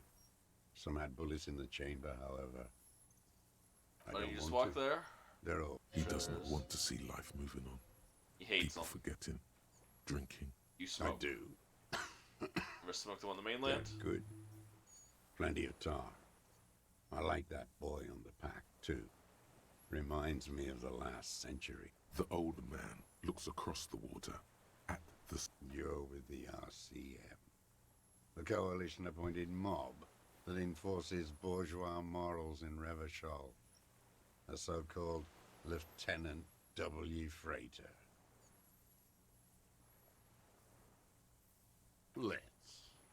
You represent the Moralist International. The enemies of humanity who took this city. Take me to them as a prisoner of war. I have relinquished my weapon. I can no longer serve. No superiors can relieve me of my duty. You bulldoze them all to a mass grave for trying to free humanity. His hand shakes and he breaks into a coughing A fit. spray of blood from his mouth on the black charcoal in the fire pit. Rene, the royalist on the coast, said, He never signed the Revolutionary Instrument of Surrender. Liberal reactionaries signed that instrument. Traitors who should have been burned alive. I answer to the Communist Party. Is that part of why you've been here all this time? Because the party didn't surrender? He just wipes the blood from his chin. Honorable. Honor is a feudal atavism. My motive is class. Communist soldier from the Communist Army. No, I am not a soldier. I am an ideological officer. I belong to the Famous train Defense Corps. in historical materialism, then assigned as a political commissar. The old man does not answer. His job was to assure the army answers to civilian control and follows the ideology of the commune. Scientific communism. A commissaire politique is a knight philosopher of the revolution. He was like a cleric, a shepherd. You were like a priest. No, the opposite of that. It means you're a trained He communist. nods slowly, then another tremor. I'm also a communist. No, you're not. No, I really am a communist. I have communist thoughts in my head. The real communists are dead. They died Detective, we have not come here to discuss ideology. We have come to ask The old man spits into the fire. There's definitely something off with his body. Something more than just metabolism. Another serious question. There's nothing serious in this world. It's a farce. What have you been I've using this used for? it for killing people. Here we go. A trail of blood. killing people. It's a gun. That's what they're for. I've used it to kill people. Interesting. During or after the war? There is no after the war. Shakes his head and smiles, his teeth rotten black. Never over. So he's continued killing after hostilities ended. Go in straight. No euphemism. No. Be careful now. Don't mess this up. Remember, he wants to tell you. Get personal. Did you use the gun to shoot and kill a colonel of the security contractor Krenel? The who now? Leans in and He cups heard his you. ear. He just wants to hear you say it. You're in.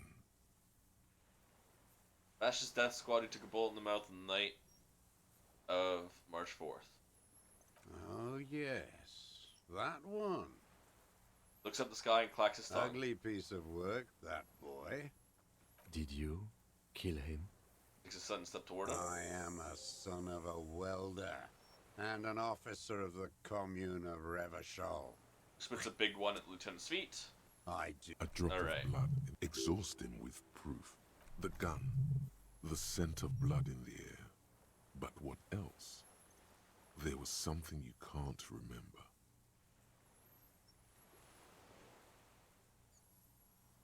Wait, here it comes. The goddamn Maybells. The dried Maybells on Clausia's roof. There were Maybells in the grass. That's what I was saying. Nowhere else. Wait, don't forget the footprints. The diagonal prints in the dust in the secret space. You got it. Remember? The boot prints were like no modern soul. Maybe don't beat yourself anymore, though. You're not immortal.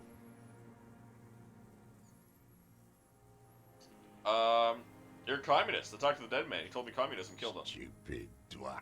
The lieutenant looks at not this, he seems to say. Anything but this. Had he spoken, he would have said communism killed him. Intuition is an aberrant psychologism. It reeks of No, I'm not a crypto-fascism. crypto-fascist. I'm just a fucking The psychic. parasite class use intuition to justify. Your brain is rot. He does not answer the provocation. It does not look like he thinks. Yeah, this just. But still, somehow you knew. Perhaps you suspected it before you took the case. Was it supposed to? I will look deeper The then. inland sea is dark, vast, and on the. Standing there, slack-jawed. There were Maybells behind the victim's Damn window. Maybells. The whole island is turning white with them. He seems tender suddenly, nostalgic even. A strange. So many this year too. The spring is coming. No, it's already here. Wash the filth away. Haven't seen these flowers anywhere else in Martinez, only here. They blossom on the islets before we fertilize them with our blood. Resurrection was snow white in May before they ruined it. He looks to the water. South, the Bay of Martinez is dotted with little freckles of islets, turning green, with white the coast, too, before they piled their containers on top of it, filled with broken, useless trash for fat-fingered bourgeois children to play with. You must get around a lot to stay undetected all these years. Do you know any secret paths? Pinball workshops? I may. Clausier, ring any bells? She's dried flowers behind her window. Clausier. You know her, right? She had intimate relations with the victim, the mercenary. With the victim. Turns his sight from the whitening field of flowers and falls silence. Muscles in his jaw twitch a spasm. But you need one more. Just one. Or maybe two. I wonder what brand of boots you're wearing. Everything is brands with you individualists. Who cares what brand my shoes are? Show me the soles, please, Mr. Duras. Fucking imbecile. The old man stretches out his leg. A black and white spiral pattern covers the soles. Worn out were old running shoes on his feet. The maker is Sensorique. The model is Cordobe, and the size is 43. These are not the unusual horizontal pattern soles you saw in the dust on the floor of the hidden room. They do, however, seem to be about the same size. The size fits, but not the sole. Maybe it's simpler than that? Sire, he doesn't have to be wearing them right now. People change shoes, it doesn't mean you weren't there. Near the room the victim died in, sneaking around. Racking those brains, are you? Desperate to report something back to your masters? They must have really loved that dead folk. The lieutenant gives you a quick sideways glance and nods to acknowledge. The prints were his. You can see it in those eyes. He can't keep them from flickering, looking for something. The old man stares at his own prints in the ash around the fire. Silent suddenly, some strange process within him. A gush of wind. Seagulls in the distance. More. He's gonna crack. But you need a little more. And I need your cooperation about this. Not a lot of guns around that use military-grade ammunition, are there? It's a real gun. Not like your little musketeer pistol. I've seen you prance around with that. Jumping hoops for the liberals. You look like imbeciles. Why don't you ask them to give you real weapons, eh? Going against automatic rifles with a flame bomb. Of course you got all those boys killed. Damn, he saw you. He's watched it happen. So he saw you. Okay. So what? Don't let it divert you. We saved a lot of them. We handled the situation. We have the murder weapon. You know what? You're right. I'm convinced this made the shot. Should we call it? You think we have the murder weapon? 4.46 jacketed ammunition, modified for range. We have it. I'm calling it. We have the murder weapon. Takes out his notebook, draws a This single feels line. good, doesn't it? Tearing things up like this. When you have the murder weapon, you have the killer. Murder. Man does not say more. He just glances at the reeds and twitches once more. You know who he was. A coalition-trained murderer. Armored and armed. He wasn't human. The blunt end of a hammer. Dripping with blood. Not saying he didn't deserve it. Beating us to the ground. Moaning with joy. You hounds get so thorough when a company-trained killer dies. I haven't seen you on this coast for 40 years. You know, maybe I should have killed one sooner. Got your attention. Now you stop beating druggies and prostitutes in your basement. Now you come to investigate. Not when they die by the hundreds. Breathe through flared nostrils. This is it. Shot him. Shot him. Say shot him, not killed him. So you shot him. Oh, the inhumanity. One paramilitary less in Revachol. You can almost see him squeeze a tear out of his eye. His fists begin tremble from the anger. The lieutenant raises his right arm to hush you. Hush. He does not need to be pushed anymore. The ball is rolling. Just nod. I had them in my sights. Both of them. Him and the whore. I was breathing with them, in phase, and I pulled the trigger and flew on the air until I landed in his mouth. Begins to smile. I didn't think I had a shot like that in me anymore. I did. I saw him kneel there with his mouth full of death, and that stupid look on his face. The smile quivers. And his dick still in her. There, a hot flash of rage almost carries the smile away. Some dark peace. Then what? Nothing. I went to sleep. Next morning there were Maybells everywhere.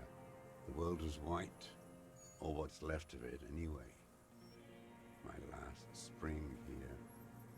I knew the fascists would come to avenge their own, and so they did. Mr. Dross, are you aware you're confessing to murder? Lieutenant asks after a second of silence. Yes. A single word is all he gives. And you were looking at them, the victim and a young woman, having sex, through the scope of your rifle that night, before you shot him? Lieutenant takes out his notebook slowly, very slowly. Old man nods. Why? Because that's what they were doing. Shrugs, then smacks his lips. The motive. This is where the motive is going to come from. You can coax it out of him. The lieutenant's preparing the ground. I don't understand. Do you, detective? I don't understand this part. Why were you looking at them that night? I'm always looking. Cocks his head to the side, then turns his eye to the city. Another tremor passes his right side, lower in intensity. Are you always looking through the scope of a rifle? I'm just trying to understand. A rifle scope has the best magnification. Helps him see all the shit. And if you don't like it? Click. If it's part of the shit you see. Then you pull the trigger? Yes. Think of it as a form of critique. He will not stop now. These dialectical materialist types never do. Exploit it. Specifically, did you not like about what we saw about the murder? Them. Fucking. I didn't like that. That you were jealous? Jealousy is a reactionary concept. I didn't like the Reaver enjoying himself. Drugged out, soothed in the arms of a young woman. I wanted him to die so he could not enjoy life anymore. And I wanted to see his head explode. That too. She should know better than to hold a child murderer between her thighs. I knew he'd be there for one more second, writhing. That's all it takes for the bullet to reach his head. Now that I think of it, I wasn't aiming for his mouth. I wanted his brains to spill out on her. But you can't have everything. Her body sweating from the drugs, slick from cerebral hemorrhage. This man has seen past her, like you did. And now he longs to see her covered in blood. To punish her.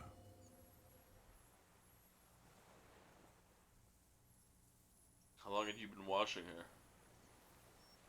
She practically breastfed that man. You wouldn't believe the things she let him do to her. Shakes his head and stares at the ashes. While he stands here and rots. I hate women too, you know.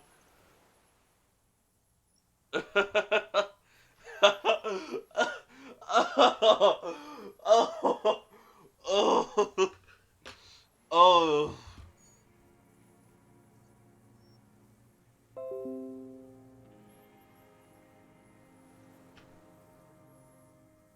Oh. I'm gonna go with it. There is something bourgeois about women. It's too funny not to. The weak are more vulnerable to exploitation by capital, unless they rise up in arms, which the likes of her, shakes his head, twisted by psychopharmaceuticals, alcohol, and the class interests of the bourgeoisie, they all are women nowadays. You had feelings for that woman? There's nothing to hold on to. The coals of his eyes glisten suddenly, like stones dripping with water. Is he crying? Man needs to feel something else. In this fight, it helps if you have your eye on something there. It's weakness, I know. There have been others. Yes, over the years. It's not unproletarian to feel something. Is that why you left the dried flowers behind her window? No. Why then? I don't really know. I was there one night and she was crying, like a child, in the corner of her room on the floor, like she does sometimes. When was this? The day after I killed him. And you brought her Maybells? Yes. I don't know why I do the things I do anymore. You wanted to console her. Maybe. I told you, I have holes in my brain now. I wouldn't just sit here waiting for you. A sudden pang of rage. If you came 10 years ago, I would have killed you. He wipes his eye. In the silence, the lieutenant draws a line in his notes. One more down. It wasn't about him. It was about her. Her. He repeats, staring at the ashes, then reads. He's twitching the corner of his The eye. lieutenant nods at you in acknowledgement. That's it. Motive. We have it. Where is she, that Classier? I haven't seen her there for days. Got away, but she let us here first. She figured out someone was watching her from the C4. Gone. I knew it. She kept staring into the scope this last week at the island, like she knew. He sighs. She'd look at night, crying or smoking on the roof, staring right into me. It doesn't matter. Midtown, across the Bay of Revachol, the oceanic wind washes 40-story towers. Above them, Lusanne's Central Aerodrome, a cocoon suspended in the sky. On the platform, a young woman is withdrawing from amphetamines, barbiturates, and alcohol. Yet still, she smiles among the crowd, among the great ghosts of the city she's leaving, for another.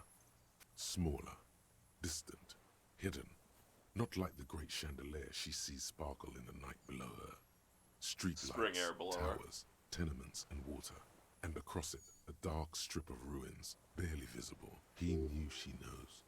She was looking at the island, figuring it out, day by day, cigarette by cigarette. We could get more. We've got him talking. You could get more out of him. He likes talking. Looking at anything else you haven't liked? A tragic comedy. Druggies, prostitutes, and rentiers. More specifically? Specifically, the whole city is a charnel house. Stripped clean, and because of the racists, everyone is a racist in Martinez. It's their favorite thing to do in the whole world. I have Listening met to a couple, race-themed radio surprising number of racists. in the ruins, in their lorries, pumped full of steroids and Radio Revachol 92. Race this, race that. It's all sanctioned by that Social Democratic Union and the farce of a Social Democrat who runs it. Yes, the fly larva in his container. He let some nihilistic advertising yuppies erect a statue of Philippe III, a syphilitic murderer, on the town square, to spit on the working class. Not since the serfs of ancient Pericarnassus has history produced a more inert social class than the Martinez proletariat. The rest of Revachol at least pretends to rebuild. These people still live in ruins, in tents, like animals, like those boom-boom morons on the ice. A pity they didn't drown in that tent of theirs. Keep shaking his head with sorrowful sudden The mists. worst of them is the blood-drenched Sucrion on her yacht, licking her lips. The old whore's gone now. Her gun-toting porcelain men are dead. So actually, no. Actually, no. The worst is that old cop parading around in his uniform, throwing balls all day. It's Yep. not enough. He's dead that too, don't worry. racists and liberals are dancing on our graves. The old loyalist ghouls still parade the ruins too. Every morning he's there, while the parasites he fought to protect are off in Ozon, or Quayamoran, or some other island they built their palaces on, feeding on drugs and having sex with their own children. Say nothing. That's all the rich really want. Sex with their own children. Throughout history, even the royal bloodline of the suzerain, it's all just an excuse for them to have sordid sex. At least that old cunt, Frisell, is now dead. Just nod. We did good when we pushed him under that horse car. If only, in the 30s, those disco whores... The disco whores are too much. Hatred shuts down his brain's language center, leaving only a nonsensical sputter. There was something about a statue and nihilistic advertising agency people. Might be worth investigating. Operating in his uniform Every fucking morning for 34 years. Throwing that ball. One ball against the other. I've always loathed that game. That is not a working class game. I don't care what they say on Radio June. Royalist ghouls played like it was life itself.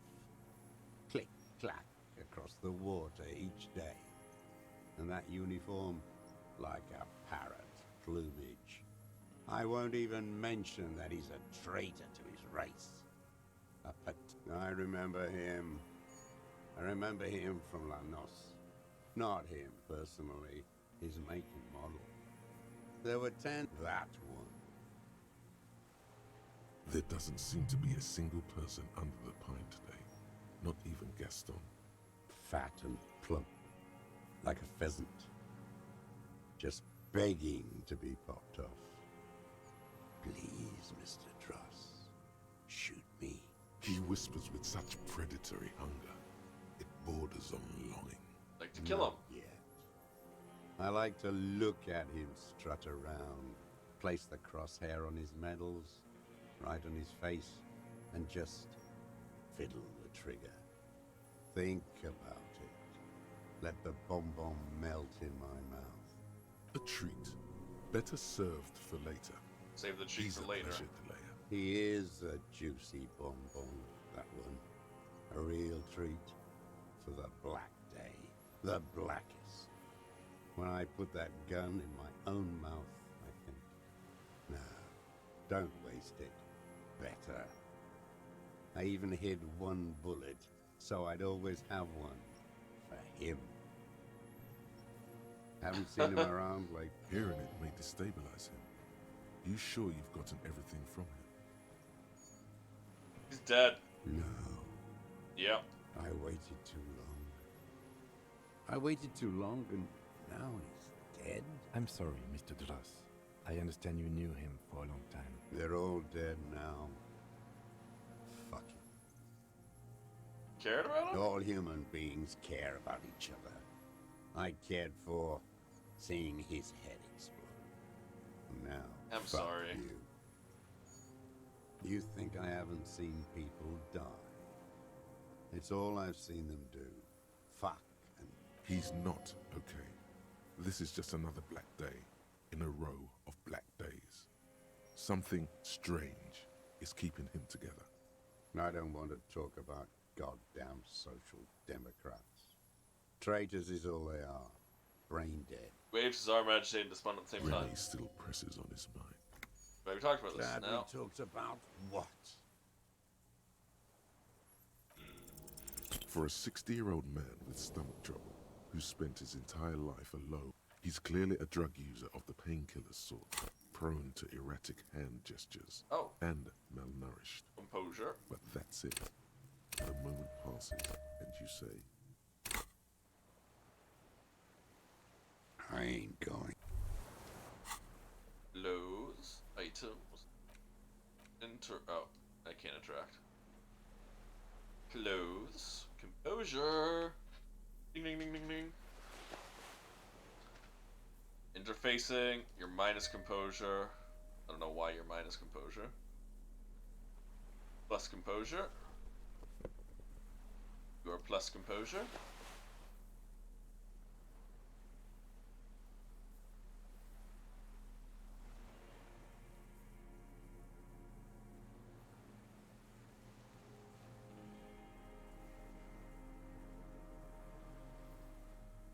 Suggestions, perception, logic, drama, perception, little half-light, and-eye, reaction, refer.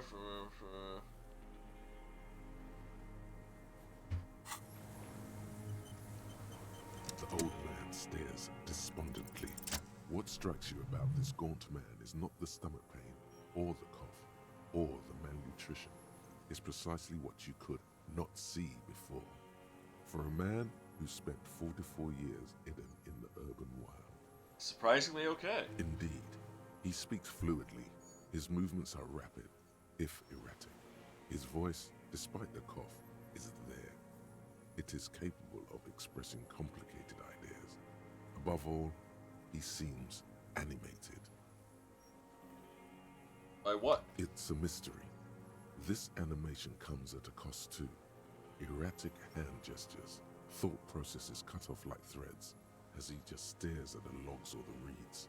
He also suffers mood swings, bubbling to the surface, unconstrained by his nervous system. Dementia? You've seen demented people before. This feels similar, yet different. When his thoughts move, they are lucid, keen even, not senile. Is this some kind of substance damage? Like he's addicted to something? Not only the painkillers he's clearly on. Are you on some kind of psychoactive substance? No. I won't be stuffed full of shit like the rest of this city. But what is it? You said you take painkillers. I take them to cope with pain. The people of this city use painkillers because they have pain. Untreated illnesses. Not enough money for a greedy doctor. He is indeed very lucid at times. It's not a downer, rather an upper, judging by his snaps. Like some kind of decadent rock star. Okay, how's your No, memory? I'm not okay. I shit blood, and I'm surrounded by insane people. God, that's, you know what, you're part of that mood.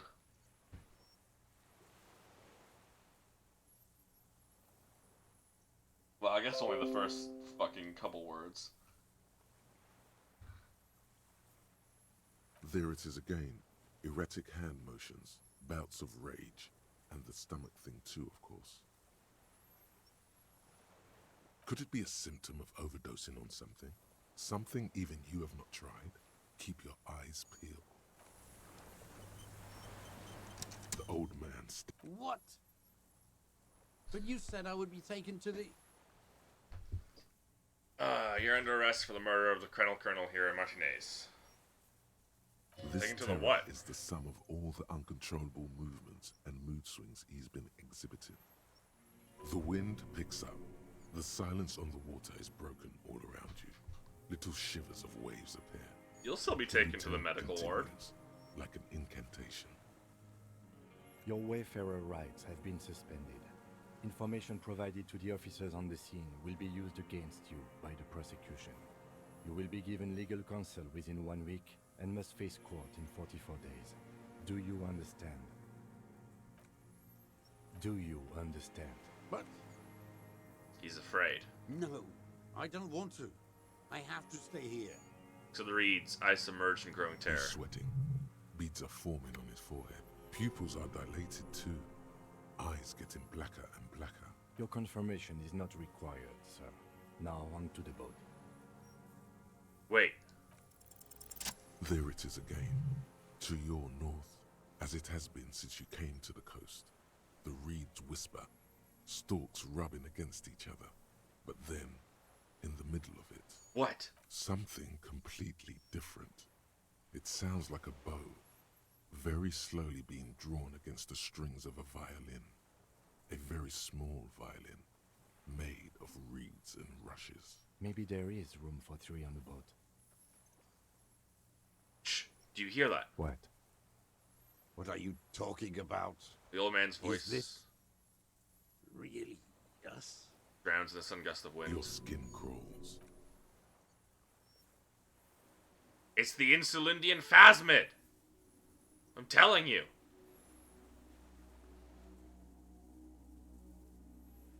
There it is.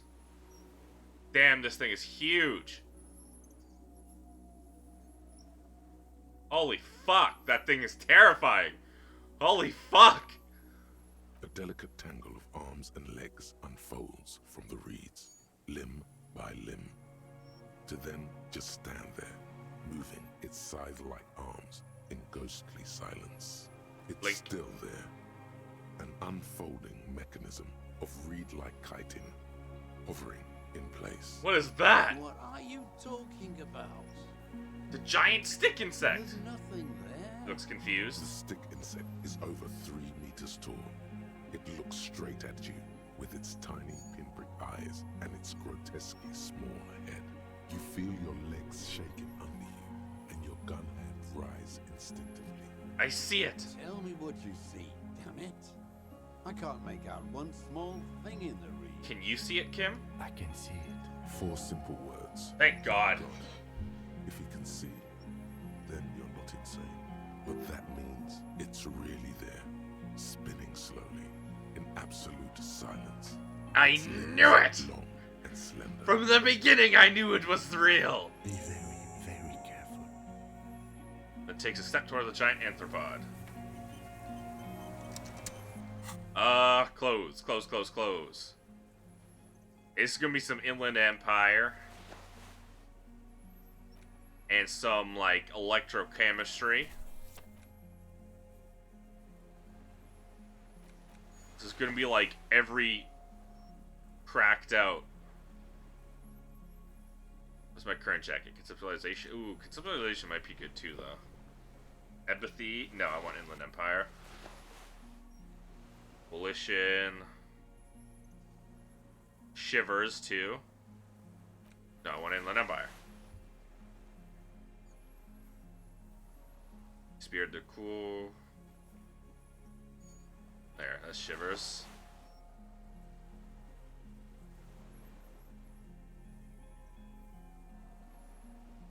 Drama.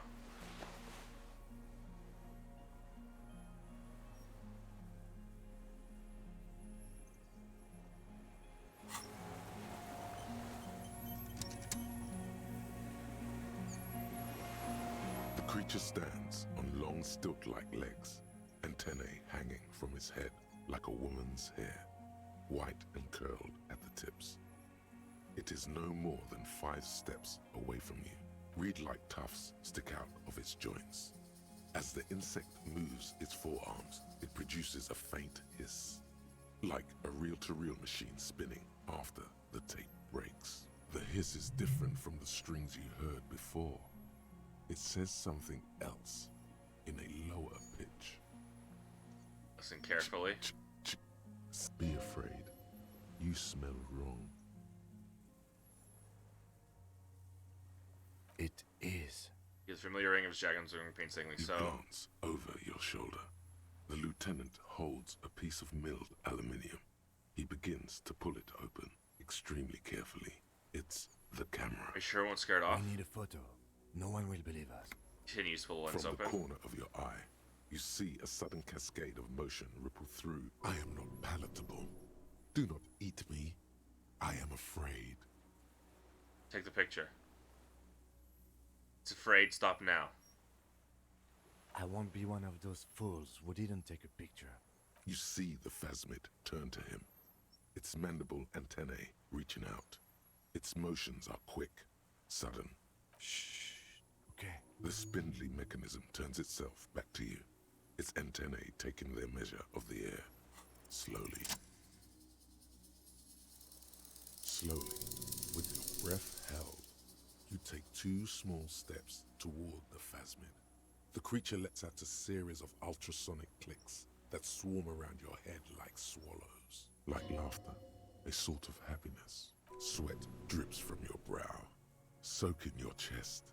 You reek of it, your chemicals. Hissing and clicking, it extends its mandible-like antennae to greet you.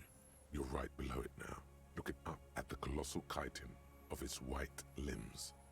The head of the creature is crowned by reeds, and its eyes are like small droplets of water. Okay, you can take the picture now. Okay. There is no change in the insect's motion while it's being aimed by the camera. It remains fixated on you. In 3. If it moves, you jump back. I'll shoot. The shrill flash of the camera cuts the air like the blade of a sword. The phasmid freezes in its bright light. Head turned toward the lieutenant. Goddamn. Hypnotized by the flash. The sweat on your arms feels cold as ice, as if you're frozen as well, in the shadow of this great statue of chitinous marble. That's a picture. I got it. My lips, polychrome ghost of white streaks against reeds, and you see a shadow behind it. So you reach out and touch the The creature's antennae whisker. hang from a great height. With your hand shaking, you barely touch the tip of the left whisker. On contact, the chitin curls into a spiral, like the tip of a poison ivy. Its touch on your fingertip feels cold, ticklish. The sensation is electrifying, resounding through your body. Be careful, detective. It's moving. Carefully put its scythe-like forearm. The limb before you is incredibly light, like eggshell. It's much lighter than a reed. You feel a soft push could tip the creature over. Its hollow exoskeleton collapsing. Turn your hand up just a little A higher. small shudder passes the creature's arm. High above you, its black pearl eyes still glisten, mesmerized by the light passing its nervous system. Another got it. shudder passes through the creature's limbs. It jolts back to life, like a record continuing where it left off, in a swaying, praying motion. Even the small black pearls of its eyes do not stray from you. Hello, I'm Harry. No reply. A total ancient silence comes from its mouth, along with what appears to be some kind of foam. The stridulations of its limbs continue all around you. You were right. Little bubbles form on the mouth parts of the creature, on its segmented lower lip. It looks to be foaming, slowly. The foam is white, then yellowish. The faintest smell, like you've never felt before. Like burnt roses. It's foaming. Careful. It may be poisonous. The foam slowly turns a darker shade, like burnt caramel, as the insect moves its mouth parts, masticating. The little bubbles begin to burst, one by one, letting out that same smell, like summer burning. The And insect slowly stops its stridulation, seeming to observe you. Below its crown of reeds, little pinprick eyes detect suddenly. No. Stop. Be afraid. The invertebrate comes back to life, stridulating. Sets of Inland complex Empire, eyes let's go. Thank God, I was so scared of the critical failure. I exist! I exist too. Tell me what it's like for you. I'm ill. What is your illness? Sadness, input after input. For me, it is not like that. I have states, not the emotions. For example, I experience excitement at unexpected sugar rewards. But that is not important. Now I will tell you how it is for me. For me, it is a series of half-lit images, a kind of darkness, being intruded upon, transient, dim, moist. Intruded upon by what? Shapes of plants and animals, and internal sensations. A swarm of sounds, tiny vibrations on the inside of my forearms. All speak of complexities totally beyond my understanding. I am at the end of a narrow funnel, weightless, so light, it only feels like something to be me. In truth, perhaps I'm nothing. I certainly do not have a soul, and if I did, it would never ache. The type of animal I would like to be. Are you sure? I'm sure, why do you ask? Sometimes, when molting, I regrow a lost limb. One time something went wrong, and a small leg replaced a missing antenna. Small leg? That's horrible. Yes, the leg tried to move around independently, making it hard to walk. You don't have a foot there now. Yes, thankfully someone ate it.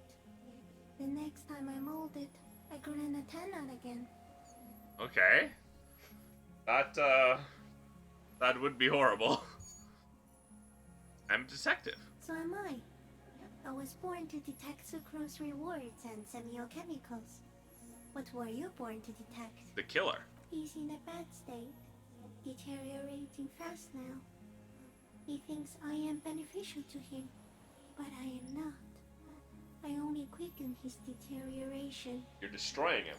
Very slowly, and only because he won't go away. It is meant to keep them from noticing me, to interfere with the pictures in their heads. But he has looked at me for too long, and I am destroying him. Is this a dream? What's happening? No, you are awake. I am real. Light is forming me.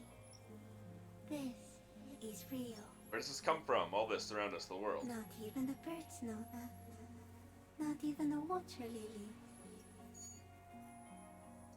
All we can do is beat our fists against it day after day with no answer. You can also eat it. If it's a leaf, you can put it in your mouth. Yum yum. Or read. God, you are so true. Oh, hold on, I gotta screenshot the whole last thing.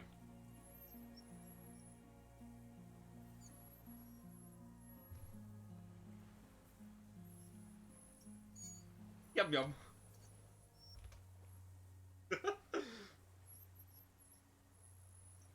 What exactly are you? I am an unknown species of the order Phantasmodia, endemic to the Insulindian Insula. Oh, so you even know? For the last Okay. 350 years, I have hidden in plain sight, masquerading as the reeds, molting, cloning myself, unfolding at night to play with trash bins and boys. It may have unknown, dangerous biochemical characteristics that help it maintain its camouflage. And went unnoticed by the first settlers and the land surveyors of the suzerain. Also, by the soldiers of the revolution and the officials of the occupation. Even the Seminese islanders who came here first, but did not stay, have not seen me. I have stayed hidden through 4 forms of government and 2 scientific revolutions, until I was accidentally discovered by a detective of the citizen militia in Revershow, district of Martinez, March 51. Yeah, I did accidentally discover you. Yes. Are you poisonous? I do not have a starter display, so I use a neurodegenerative element to aid in camouflage. Do not worry. It is only destructive over long periods of time. No, you are. I am insane. The moral of our encounter is, I am a relatively median life form, while it is you who are a total extreme madness. A volatile senior nerve system, ominously new to the planet. The Pale too came with you. No one remembers it before you. The Nidarians do not. the radially symmetrics do not. The pail is human-made? There is an almost unanimous agreement between the birds and the plants that you are going to destroy us all.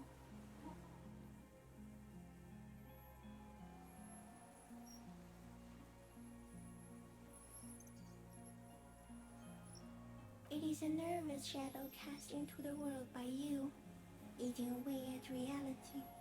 A great, unnatural territory. Its advent coincides with the arrival of the human mind. I don't have that kind of You're power. a violent and irrepressible miracle. The vacuum of cosmos and the stars burning in it are afraid of you. Give me enough time, you will wipe us all out and replace us with nothing. Just by accident. How? I suspect it will be something like the oxygen holocaust that wiped out anaerobic life 2.6 billion years ago, when organisms first started breathing. Only much worse.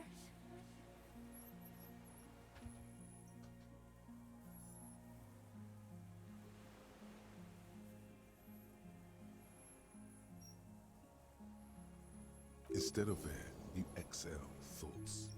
There are no trees that eat thoughts. Worst how? Everything your eyes touch goes back there, behind the nose mirror. What if you blink?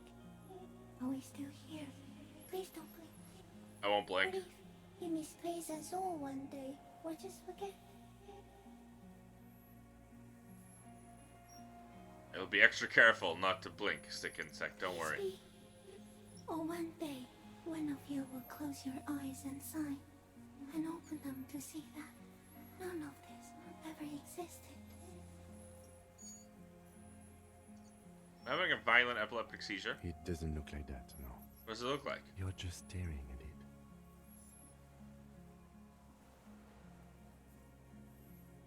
But I'm having a vision about the final fate of mankind. Is it somehow related to the case? Sort of. I think you should back away from the unstudied species now.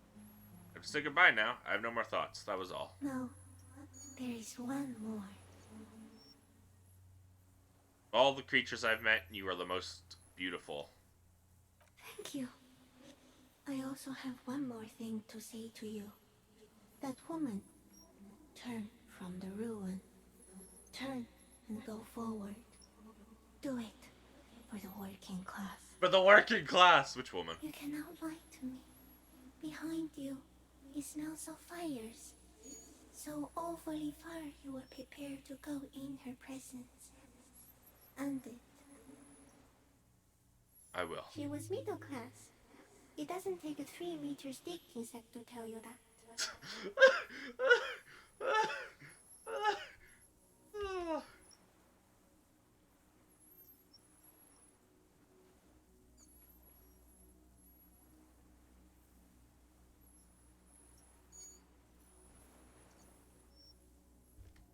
She was middle class. Disengage slowly. As you're turning away, the phasmid mirrors your movements, stepping on the water, the long limbs carrying its feather weight without breaking its surface.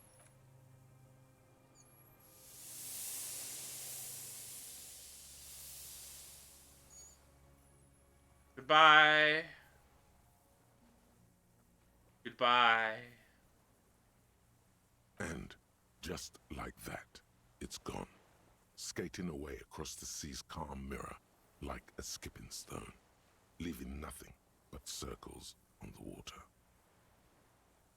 And something under it, in the place it stood, bobbing there, among the reeds, a collection of items. It's gone. The lieutenant looks north with his hand raised to his brow. They walk on water. Apparently, yes. Like a water strider.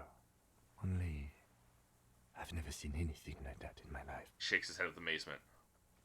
Looks like a nest of some sort. We should have a look. What now? His hand to the ash is sturdy and black. Some kind of strange, semi-catatonic state. Our suspect is not looking so good.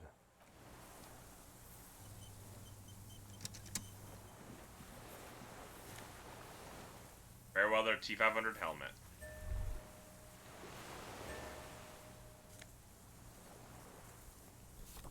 That's just passport. You've managed to collect all the armor pieces. Too bad it's too late for the big showdown. Something this helmet would have helped me anyway. It would have looked very impressive. Still, you found it all. Now your mortal coil is completely protected. Few cops are this futuristic.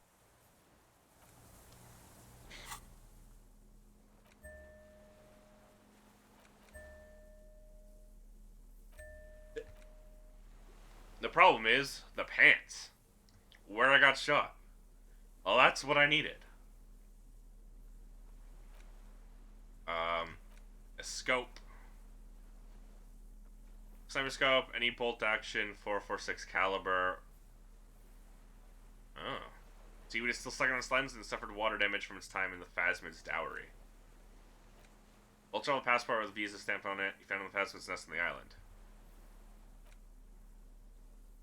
Monstrous looking bug-eyed ceramic helmet was in the Phasmid's nest. It still has some reeds sticking out of it and it smells of seawater, but it's otherwise wearable. Not exactly comfortable. Putting it on feels scary somehow. This passport, issued by the Sovereign Republic of Oranje, is issued to a black-haired woman called Katarzyna Alazie. Classia's hidden documents from the empty boy. Look at the photo. It's Clausia, with short black hair and glasses. She looks boyish, younger somehow. What's this doing in the Phasmid's nest? Maybe our man, Mr. Dross, took it from Classia's, or whatever her name was. Hiding place, or...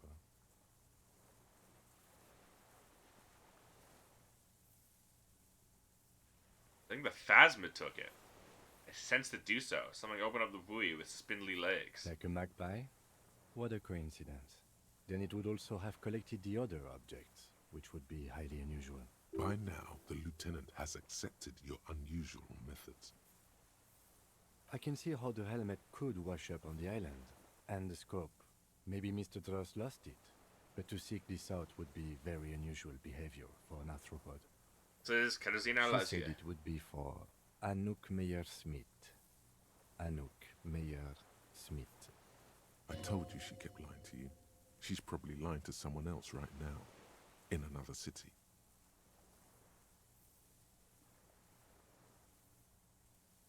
She lied to Yes, us. somehow she managed to lie to us one more time. In a way, she's still lying to us right now. Lieutenant smiles. What's her real name, I then? don't know, but it's not Katarzyna Alazie, or Classier, or Anouk Meyer-Smith. We didn't even scratch the surface with her, detective. Perhaps it's better that we didn't arrest her.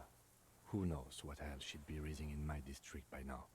The winds are silent. The streets are empty of her. She is no longer in the city of Revachol. Put the passport away.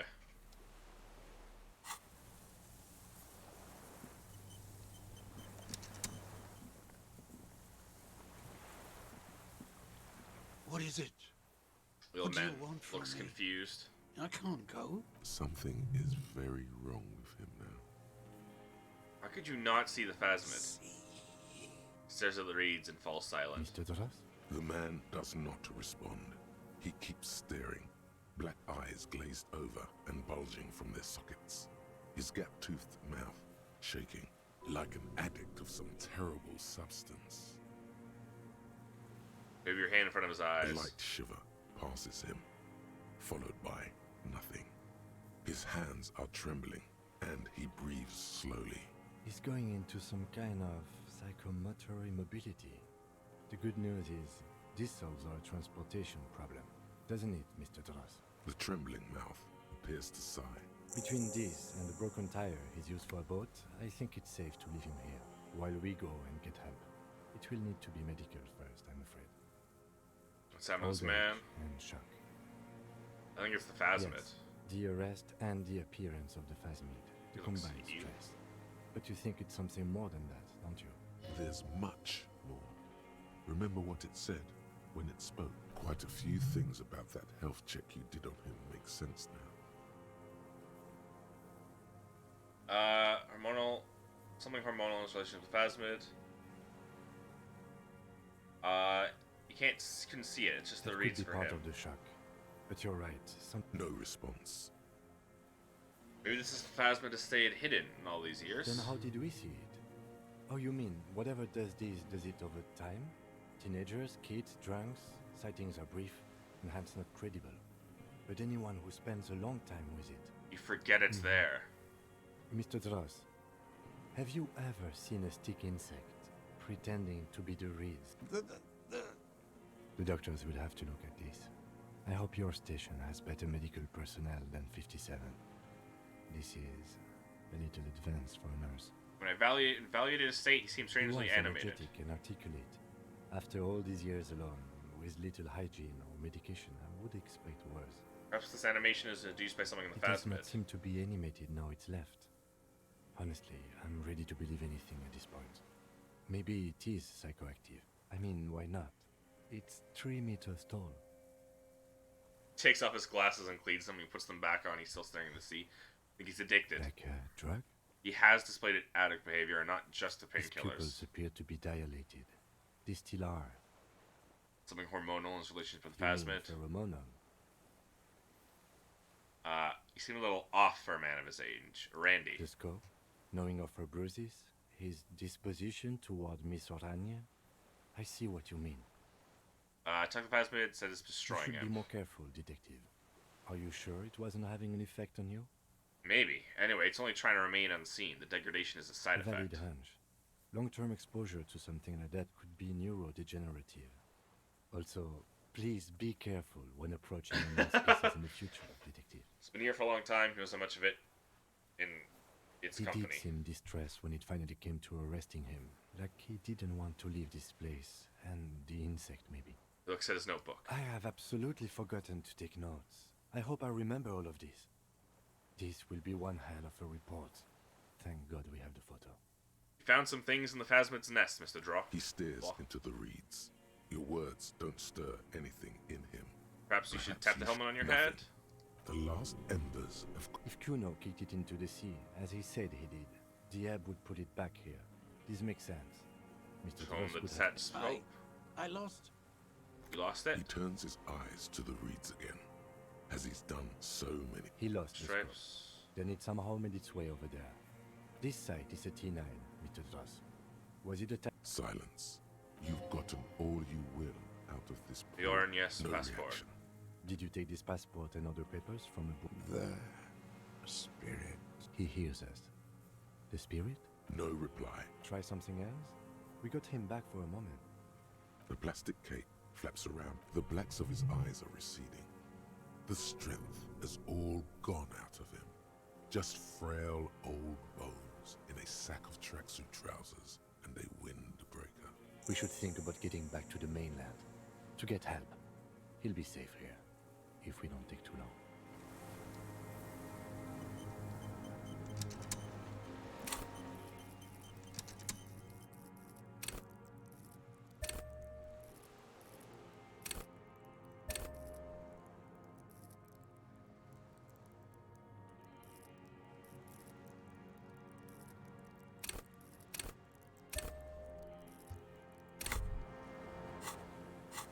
How much longer until I'm sober? 2 whole hours. Great. 2.5, even.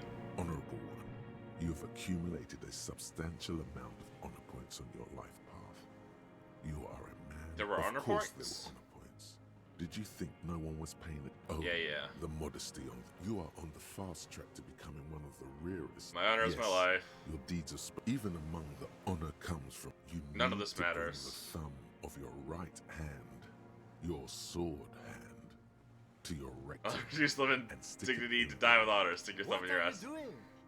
10 chips away from you. I'm honoring myself, Lieutenant. I can see that. But do you have to do it where everyone can see you? Have you no self-control? Please. The lieutenant is a noble man, but he does not. Congratulations, honorable one. You go I'm an forth honor cop. and commit. It is an honor to serve. Okay. I want to point out, no one can see me. Kim, we're on an abandoned fucking island, and you come again.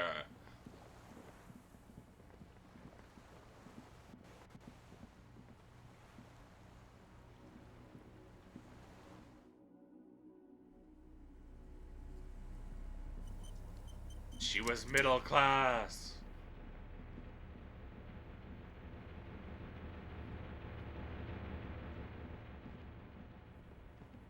that's that. That's basically the end of the game? I guess we just gotta go back. Or whatever the finale is. Let's. We are done here.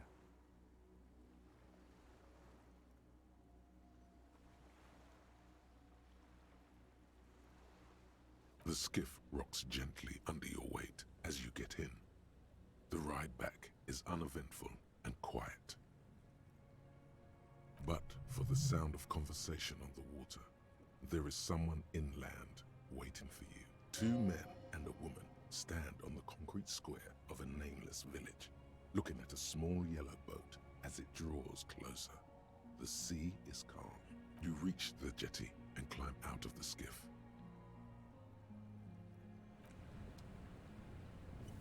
And here we are. Look what the tide brought him. That's the man without sunglasses. Suddenly his expression changes and he tilts his I head. won't call you a teapot, but I'm honestly kind of impressed. No idea where you got all that gear, but there's no doubt in my mind that some bad people are looking for it. Also, you look like a fucking idiot. Whatever this is, it is completely unimportant compared to what you've just seen. Your armor? No one else seems bothered by it. Oh, really? They don't seem bothered by it. That's because you're a cop in an exoskeleton. Yeah, I'm a cop in a goddamn Actually, exoskeleton. Are you still a cop? There's so much disco going on, it's hard to tell. Vic, calm down. Forgot all about this. There's We're a not giant. forgetting about anything. Look at you. Who are you people? Hello, I'm Trent Heilerstein. I believe we've met on several occasions. I'm your goddamn partner, Jean-Vic Omar, and this is your special task force. Or what's left of it. Special Consultant Trent Heilerstam, Patrol Officer Judith Minot. Hi. We've come to scrape what's left of you off the pavement. Lieutenant Kim Kisuragi, Prison 57. We've just come from the island, where our investigation led us. The scene is making even him feel as though he has to justify your actions. We might need your help with something later. Yeah, it's suddenly regaining his confidence. As if he recalled that he's in fact a decorated police lieutenant and not a naughty boy. The two aren't mutually exclusive. But this is clearly a departmental matter, so I'm going to leave you to discuss it among yourselves. Thank you, Lieutenant. It's good to meet you, Lieutenant Kitsuragi. She says warmly, flashing Lieutenant the tiniest of smiles. Letting the lieutenant know he shouldn't feel embarrassed over the shitstorm that's about to befall you. What is this about? Ari, we want to help you. Trent, I believe this is where you come in? I don't quite know what I'm doing here. I was asked to participate as an expert. I think I need to manage your expectations a little. I'm at best an enthusiast in cognitive science. My background is in something else entirely. I engage in neurology on a merely theoretical level. In fact, I should probably get going. No, Trent, it's too late. You're part of this shit now. What have you got to say for yourself, shit kid? What does he have to say for himself? He left you to catch the bullets. Shit kid. What an interesting moniker.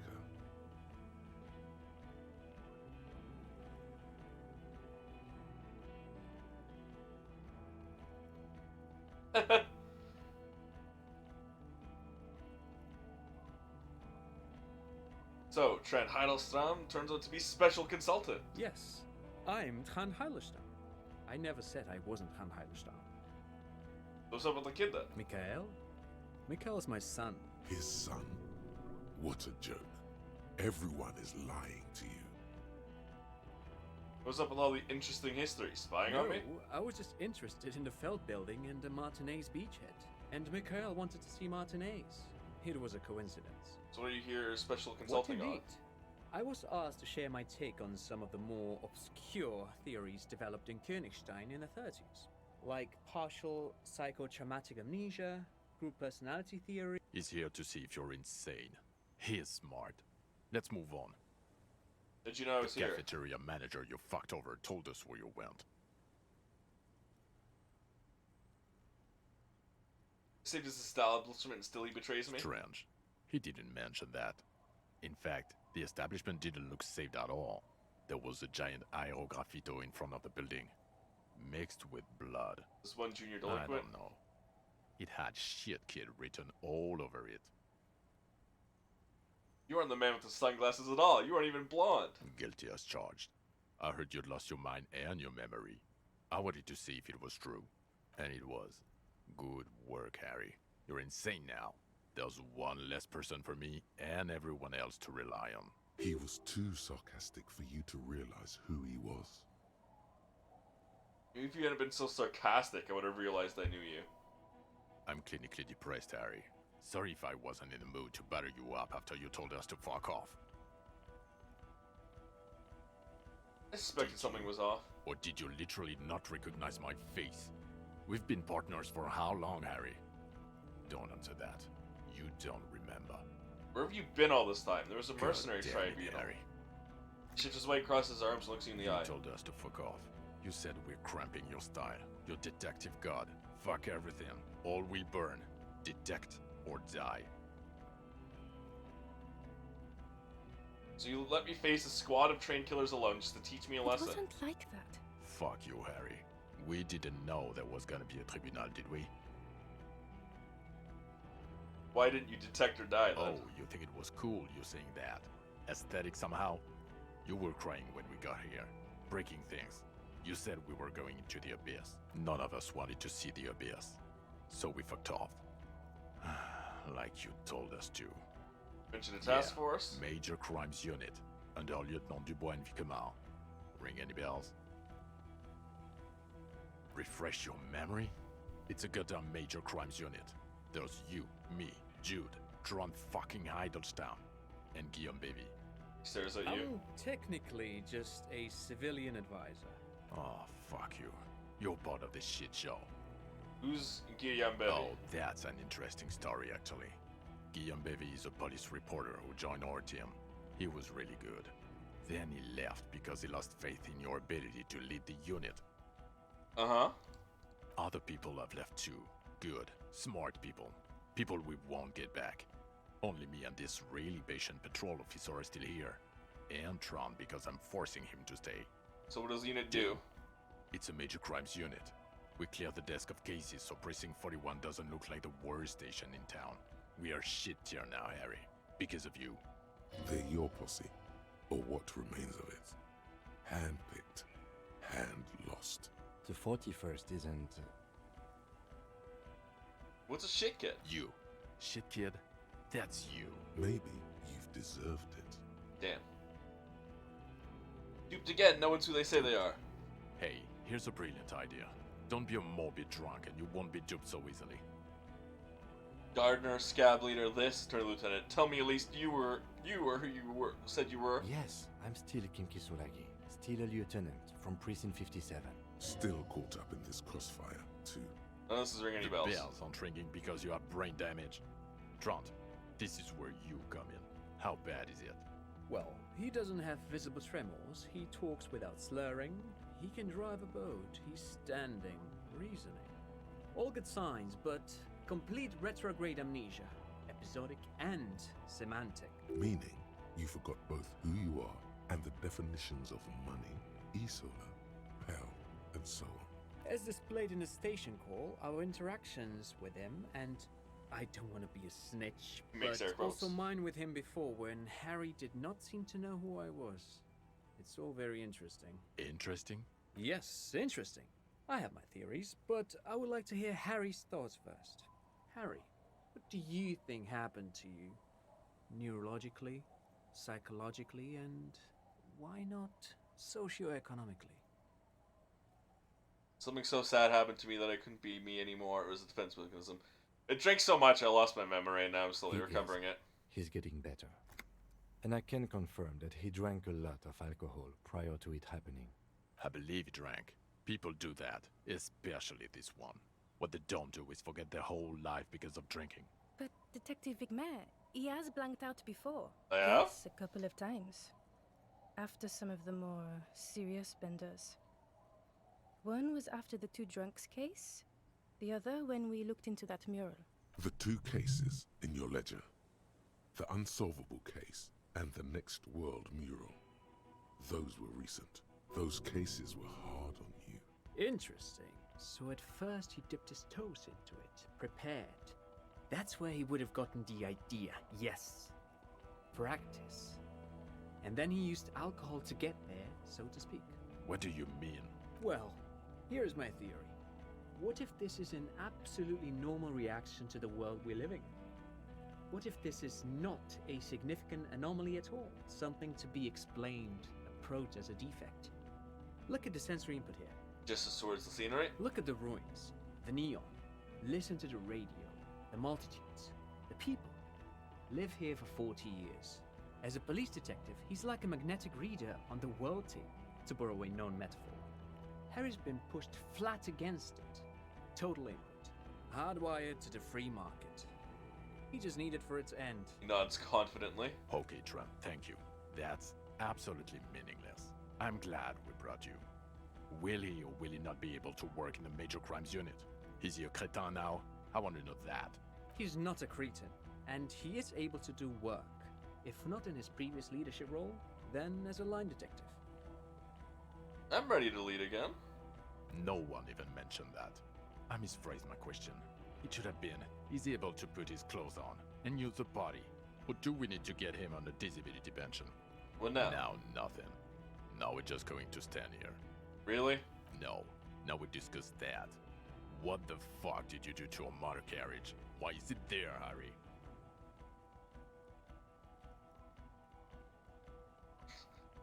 Hold on, in the ocean? Yes, in the ocean, under the sea. Our work vehicle, with fish and clams and other sea shit. I don't know what it's doing there. I do. You drove it into the water. Everyone on the street saw you do it. It's going to be a local landmark too, on the brochure. Thank you for fucking us, Harry. Thank you for destroying 45,000 real of police property that's coming out of my payslip. You know that, right?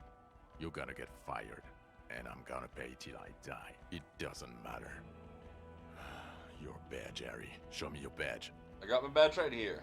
In a rush to demonstrate your badge, your eager fingers can't sustain a grip on the smooth plastic, and the badge slips out of your hand. Catch it!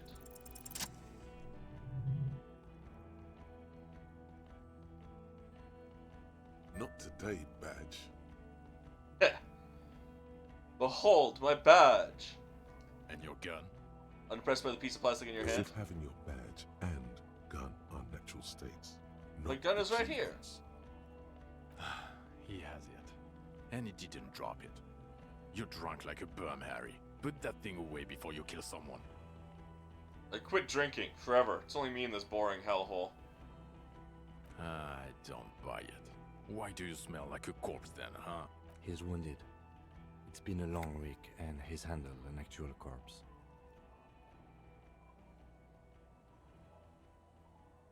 I handled an actual corpse. I don't believe you. You're drunk. You let a suspect escape, a certain classier, because you were too drunk to assess a flight risk. We've read the reports, Harry. Lieutenant Kitsuragis. We know. Should we give a vital clue that led us to the island?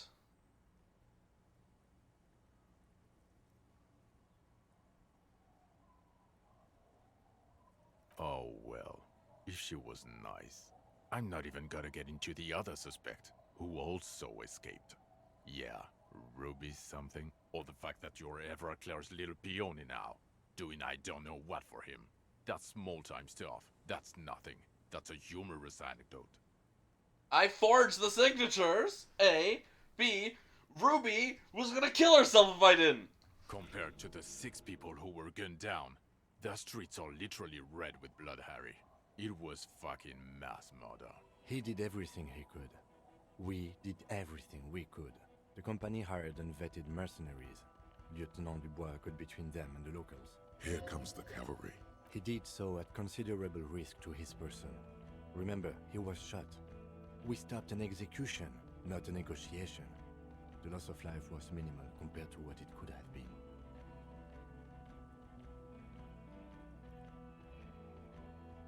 Where were you? Don't make this harder for yourself. Thank you for the input, Lieutenant Kitsuragi. I didn't mean to suggest you didn't handle the situation. You've spent the week with him on this case. What is your take? On the case? Un lieutenant Geoffretor Dubois. Well, the drinking, the gun... I didn't lose my... Don't tell him that! Also losing the badge. That's all true. Although he has not been drinking on the job this week. See? 1 week. Then there's the superstardom. He likes to, from time to time, allude to being a superstar law official. At first I thought it was a joke, but now I'm not so sure. Uh-oh. He says disco about 20 times a day. It's worrying, especially considering his political views. Detective Dubois is, as you may know, a Mazovian socio-economist. He wants to liquidate the ruling class, which, again, for a police officer, is a little odd. You should yell something. That's not a good idea. Yes, let's let the big boys talk. And then there's the motor carriage in the sea, something I was not present for. But despite all this, he is a great detective, one of the best I have seen, in fact. Oh, thank God. He can talk human beings into telling him anything, and he doesn't stop. In all the time I've spent with him, he has not once stopped working on the case. He is tireless, madly driven. Well, except that one time when he stopped to sing karaoke, which, by the way, was a valiant effort. He really sang his heart out. Thank you. Yeah, it was what it was. Other than that one time, he has Other than that one worked on time. the case, and he solved it.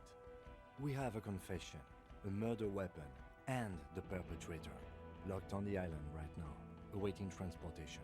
He apprehended a straggler who stayed hidden for 50 years, ever since the revolution, who's probably committed other murders over those years. Oh, and he also discovered a new species. I also discovered a new species. A colossal stick insect. It was on the island, camouflaged as the reeds. It unfolded from the reeds. I think we may be dealing with the Insulindian phasmid. I confirmed the existence of a cryptid. He takes out the photo of the phasmid and shows it to the officers across the yard. The wind blows, flapping the glossy rectangle in his hand. You hear gasps beneath the howling of the wind. As you can see, it's about 3 meters tall. In fact, we think it may be the largest land invertebrate ever discovered. Oceana? Fucking hell is that? Is this somehow connected to the case? Detective? Yes. The pheromone it emits may be responsible for the killer's mental degradation. The old man was not aware of the phasmid's presence. Exhibiting a strange, atypical dementia, he fell into a stupor after its appearance. He became near catatonic. So it is connected. I must say, this is absolutely extraordinary. I don't even have words for it. Yes, it really does make it hard to fire the drunk. I'm not a drunk. His tired eyes follow the photos. Lieutenant puts it away. This is a very, very sad man who has just seen something that's made him forget his sadness. Now you make your case. Now is the time. Now or never.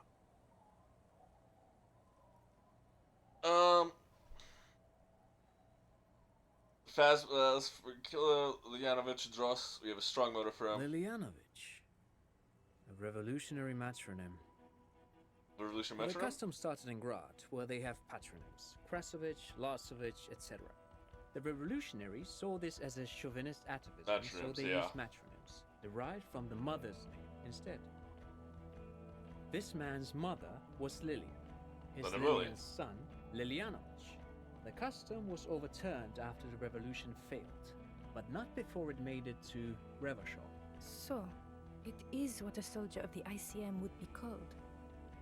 Thank you, Trant. Thank you for that piece of cultural theory. You said you have a motive? Of course, excuse me, I just thought it was noteworthy.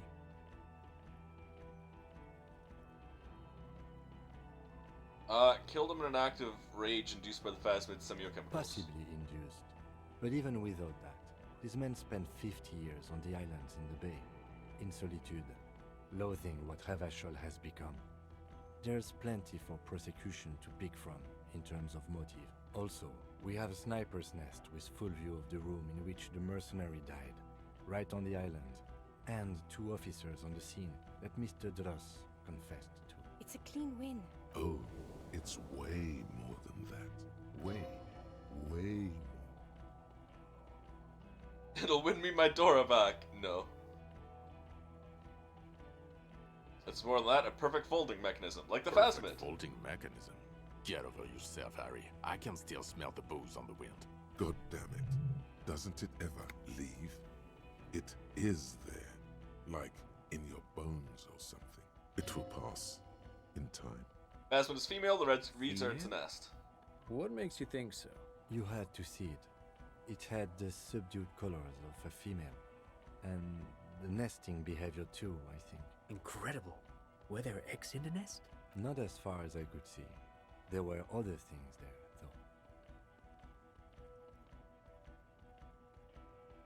though. I think it reproduces with parthenogenesis. As in cloning itself?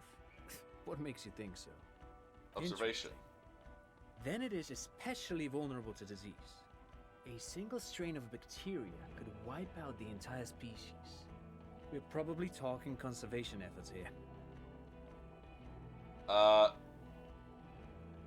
Items in its nest? Actually, you know, this would indicate it was a male. This is far from anything in my field, but I think such nests are called bowers. They are for attracting mates. I think it was Of course, female. as I said, I'm only guessing. I didn't see it. It must be robust if it can move a whole helmet with its limbs. I think it emits a chemical that makes it look even more like the reeds. Yes. That would be a chiromone. A pheromone that's seemingly beneficial to the host. It usually stimulates the affected nervous system. Not a human's, of course, but perhaps a predator's. Perpetrators seem intoxicated somehow, like an addict, just a hunch, but... There are species of bees that, under the influence of chiromones, take wasp larvae to their hives. Ants do the same with aphids, thinking they're... Do you think this is how it stayed hidden? Nothing is off the table. But I want to stress this. The find does not have to be connected to the case. The case is 100% prosecutable, without any chiromones. Of course, Lieutenant. Of course. We should treat the case and the Phasmid as completely separate from each other. People are not going to... He shakes his head. They're not going to go for this speculation in the constabulary. Had mandibles that look like hair, and it was completely white on the inside. Yes, but also reed-colored, beige and brown, a little green on the outside. After unfolding from a single stalk, it still retained parts that looked like reed tufts on its limbs. Incredible. The PR value of this is exceptional. Carp discovers new species. Maybe even discovers the Insulindian Phasmid. No, that's too much. This would really help with some of the problems we've been having. Absolutely, this is great. This does not say vigilante murderers to me at all. This says science, news, human interest. You know, it's a really good thing you have that photo. Without it... Shakes his head. Good hair. Perhaps only for a moment, but still. Quit while you're ahead? Or no? Dead man on the boardwalk, missing person I found. Yes. Fallen through a gap in a boardwalk. Drunk. How did you know I found The him? body was transported to Precinct 41, our morgue. I had Tilbrook and Mullins take care of funeral arrangements and family stuff. You're not the only cop in the world, Harry. This all comes back to us. Still, good work with the missing person, detective. It's still a point for you. No denying it. Let me see the doomed commercial area. I don't think they're gonna like that one. And I confiscated drugs from Kuno's dad.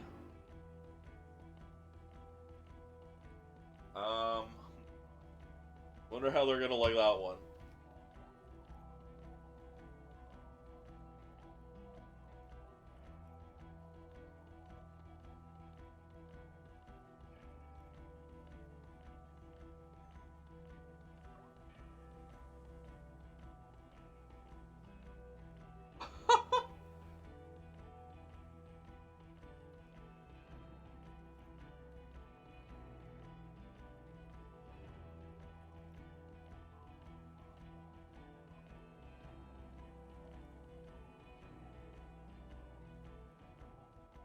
Fuck it.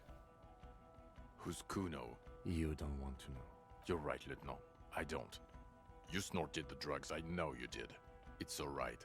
I'm in. At this point, Anything is but the drink. I have the... I don't want to, but you discovered a new species and solved the murder. So I have to. Jude? Anything that ends the trial is okay with me. A quick nod. You haven't been drinking, she thinks. So, maybe this time. Agreed. The public relations potential of this is too valuable to let go. Okay. We have vehicles in the square, and the perpetrator needs to be taken into custody. Let's go. Now you will finally get to know who you are. I have a few questions before we go about who I am. The man looks westward, impatiently, jingling his car keys in his pocket. Am I a dirty cop working for La Puta Madre? No. Suspect seems to You're think. too unstable to work for a mob boss. You're suicidal, Harry. No mob boss would take you. I assure you, I wouldn't consult for a corrupt unit. He would immediately backpedal out of it. I told you it's not that bad. What kind of station is Precinct 41? We're the bloody murder station, haven't you heard? We're the bad guys. No one likes us. That's not true. Jamrock is too big for one precinct. You're just understaffed, and everyone respects the 41st. You have Captain Price. Thank you, Lieutenant. You're being kind. It is an understaffed station and the district is too big, which is why we need to... Get back to it. We left Torson and McLean to run the Sea Wing. It's not good. Torson and Chester McLean. They're not fit to run a wing. They are damn iconic though, Torson and McLean. Arcanic duo, Yeah, I take it? Not like us. Two clinically depressed old men. Where's the contrast here? We are garbage. C-Wing is... God. There are 4 wings, Harry. A, B, C, and D. We're in C. It's made of losers and clock punchers. You and I reconceptualized it as a task force. It was a mistake. There's also a lot of outside help involved. Not only me. Other losers too. Smiles. He's anything but a loser. Although he would like to be seen as one. It's cooler that way. And Price Ptolemy is... Price? He's the son of the old Price, one of the founders of the RCM. He's one of the most highly regarded men in the force. You're lucky. Somewhere under the curved roof of a former silk factory, shaped like a ladybird with 2 chimneys, Police Captain Ptolemy Price sits behind a heavy wooden desk. Resident medic Nix Gottlieb pours him coffee. It's silent in the captain's office. They speak of change, the city, the tension on the streets. They speak of the events of April and the blood on the streets in May. Did we shoot up a church recently? So he remembers that. Yes, there may have been a raid on some churches. It wasn't good press. Shooting up churches never is. I was out of town, to be clear. What happened? Why do we need to go there? Our enemies were hiding in a church, to the best of our information. That's it. I'm not talking about this anymore. Your security clearance is shit tier right now. You have to wait for it to go up. He means it. The RCM and its enemies will not be discussed on this coast. Your clearance will not go up while you're within earshot of the Union headquarters. Bloody murder station. It's not the bloody murder station. It's an old converted silk mill with green desk lamps and a coffee corner. A lot of good people work there, hard, every day. Jamrock is the largest ghetto in Rivershore. Faubourg, technically, but it's divided into 11 districts. Jamrock only has us. I see. The press will blow over. Jamrock is lucky to have you, and it's often considered to be the greatest of the districts. You're lucky to have it. Thank you again, Lieutenant. Who am I? Who are you? You're a gym teacher, Harry.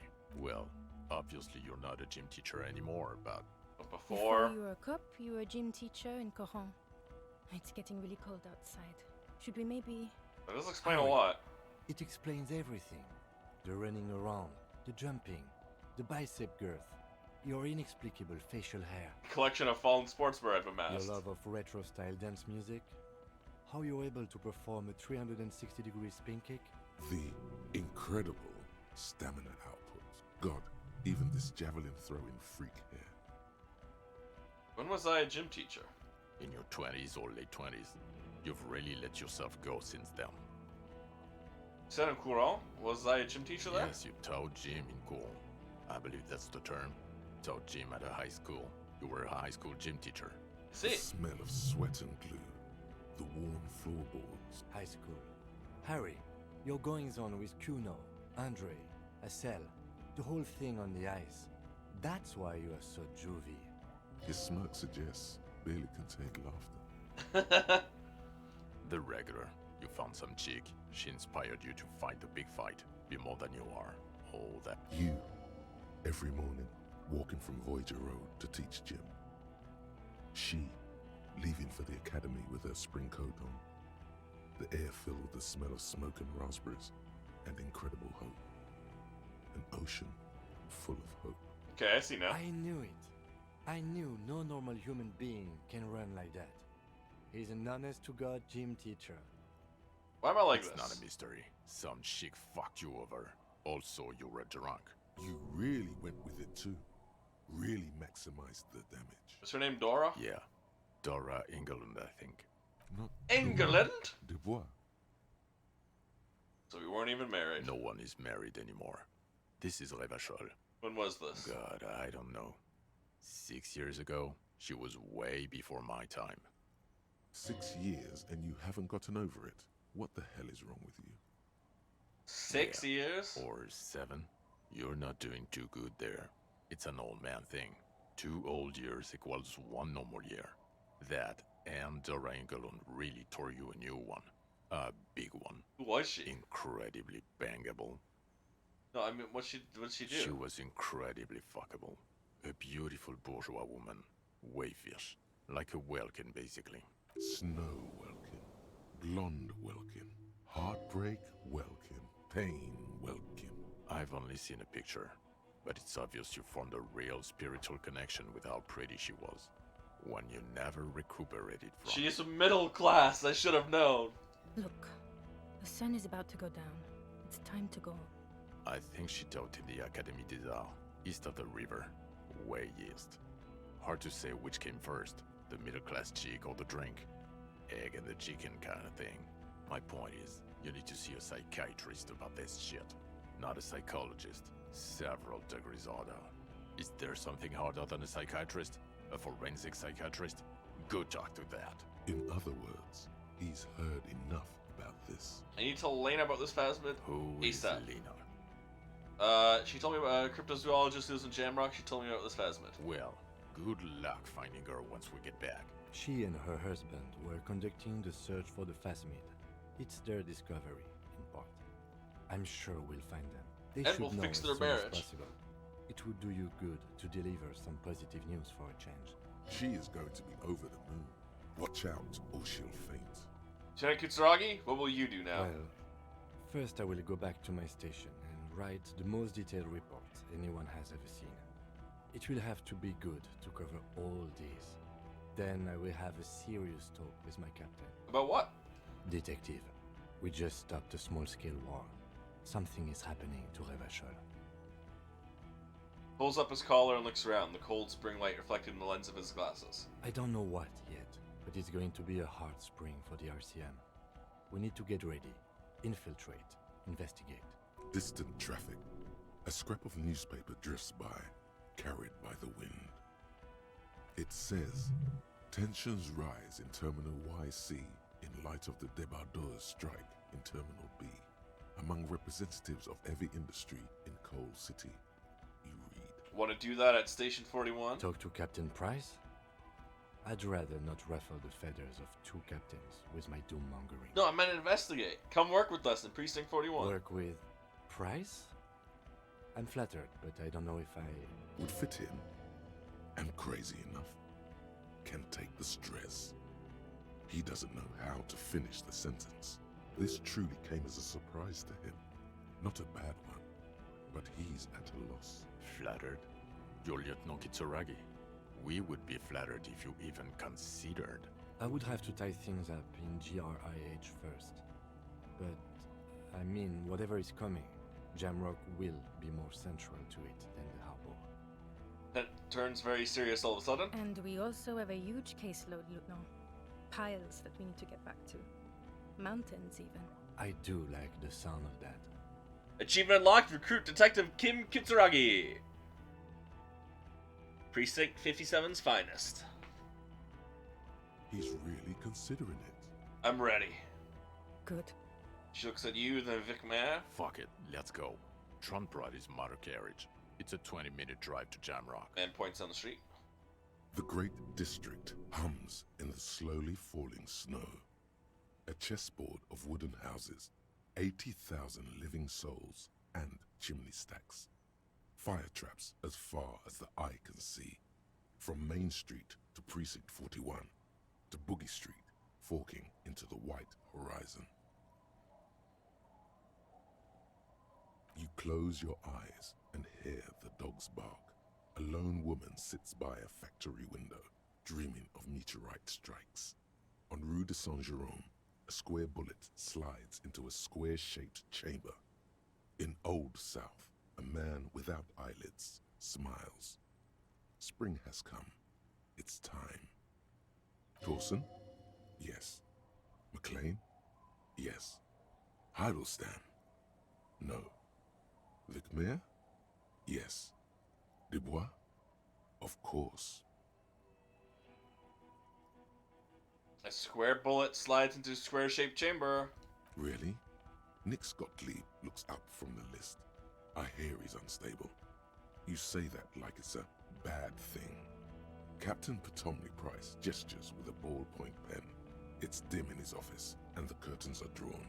Harry's our man. He'll pull through. When he does, he'll side with the people. Understood. Gottlieb returns to the list. Minnow? Of course. Wonderful. Then can we please just go back to Jamrock now?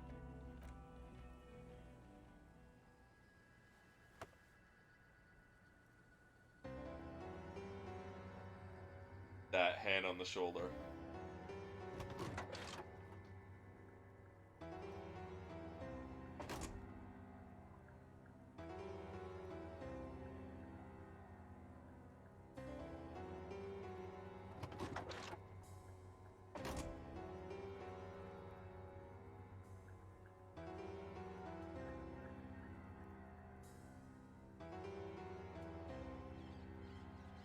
Relationship repaired.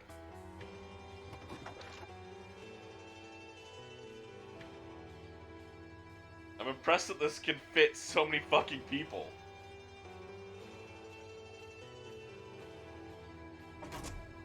At least it's only 5 people.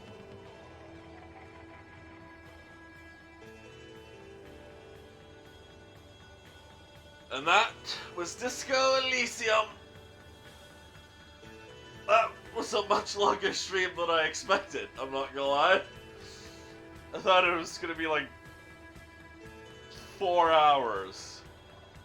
But, no, that was a whole 8 hours. I could have split this into 2 streams. But, I didn't. Probably for the best. But I didn't.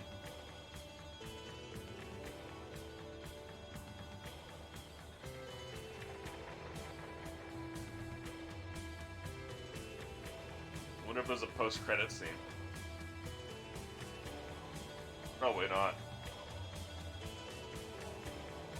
But yeah, that's a good fucking game. It really is. A lot of fun world building. And it really nails like the dreary but still hopeful atmosphere.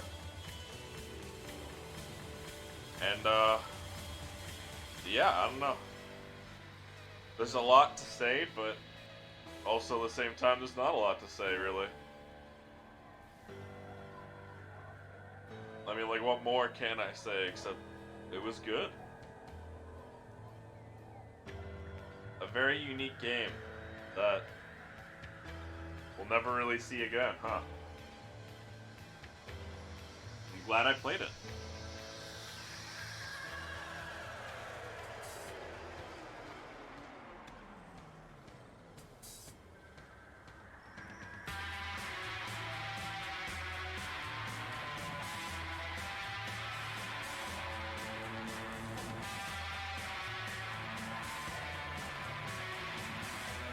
Music by British Sea Power.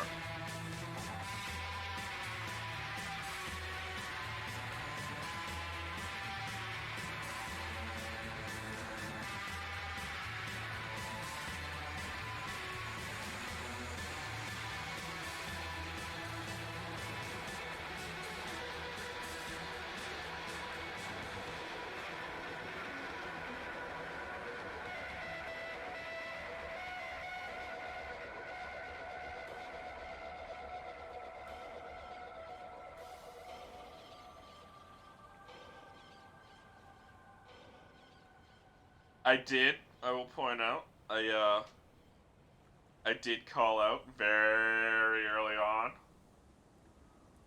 that it was going to be the insect.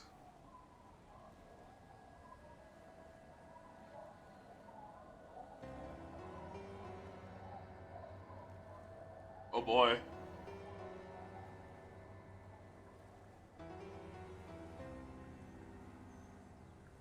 Kitsuragi.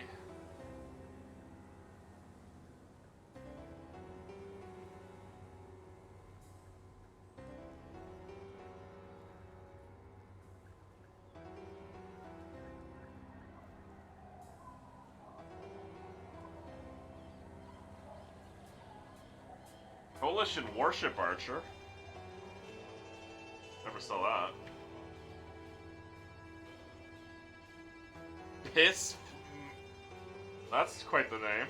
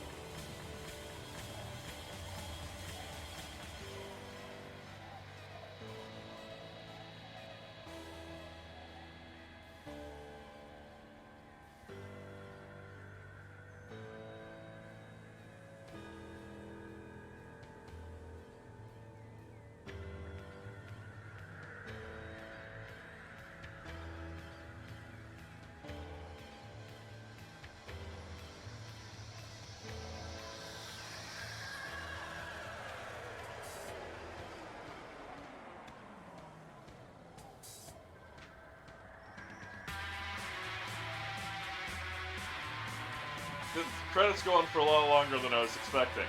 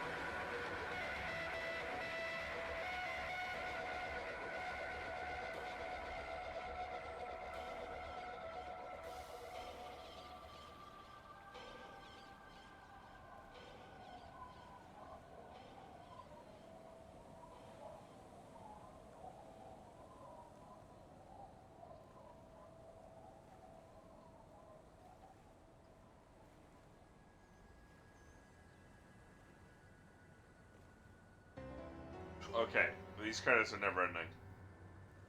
I'm just gonna end stream then. I was waiting to see if there was anything after them. But yeah, like I said, it was a very, very good game. And I enjoyed playing it. And I appreciate everyone who, watched me on this journey. I don't know what the fuck I'm gonna stream tomorrow. But it'll probably be something one-off. Probably like a roguelike or Power Wash Simulator or something. Because I don't want to get into something long form right now. There's the new Final Fantasy stuff, so I'm going to be doing that a lot with my friends in the coming weeks. So who knows? But yeah, thanks everyone to shut up. I appreciate it. That's it for me. Hope you all have a good night. Good night.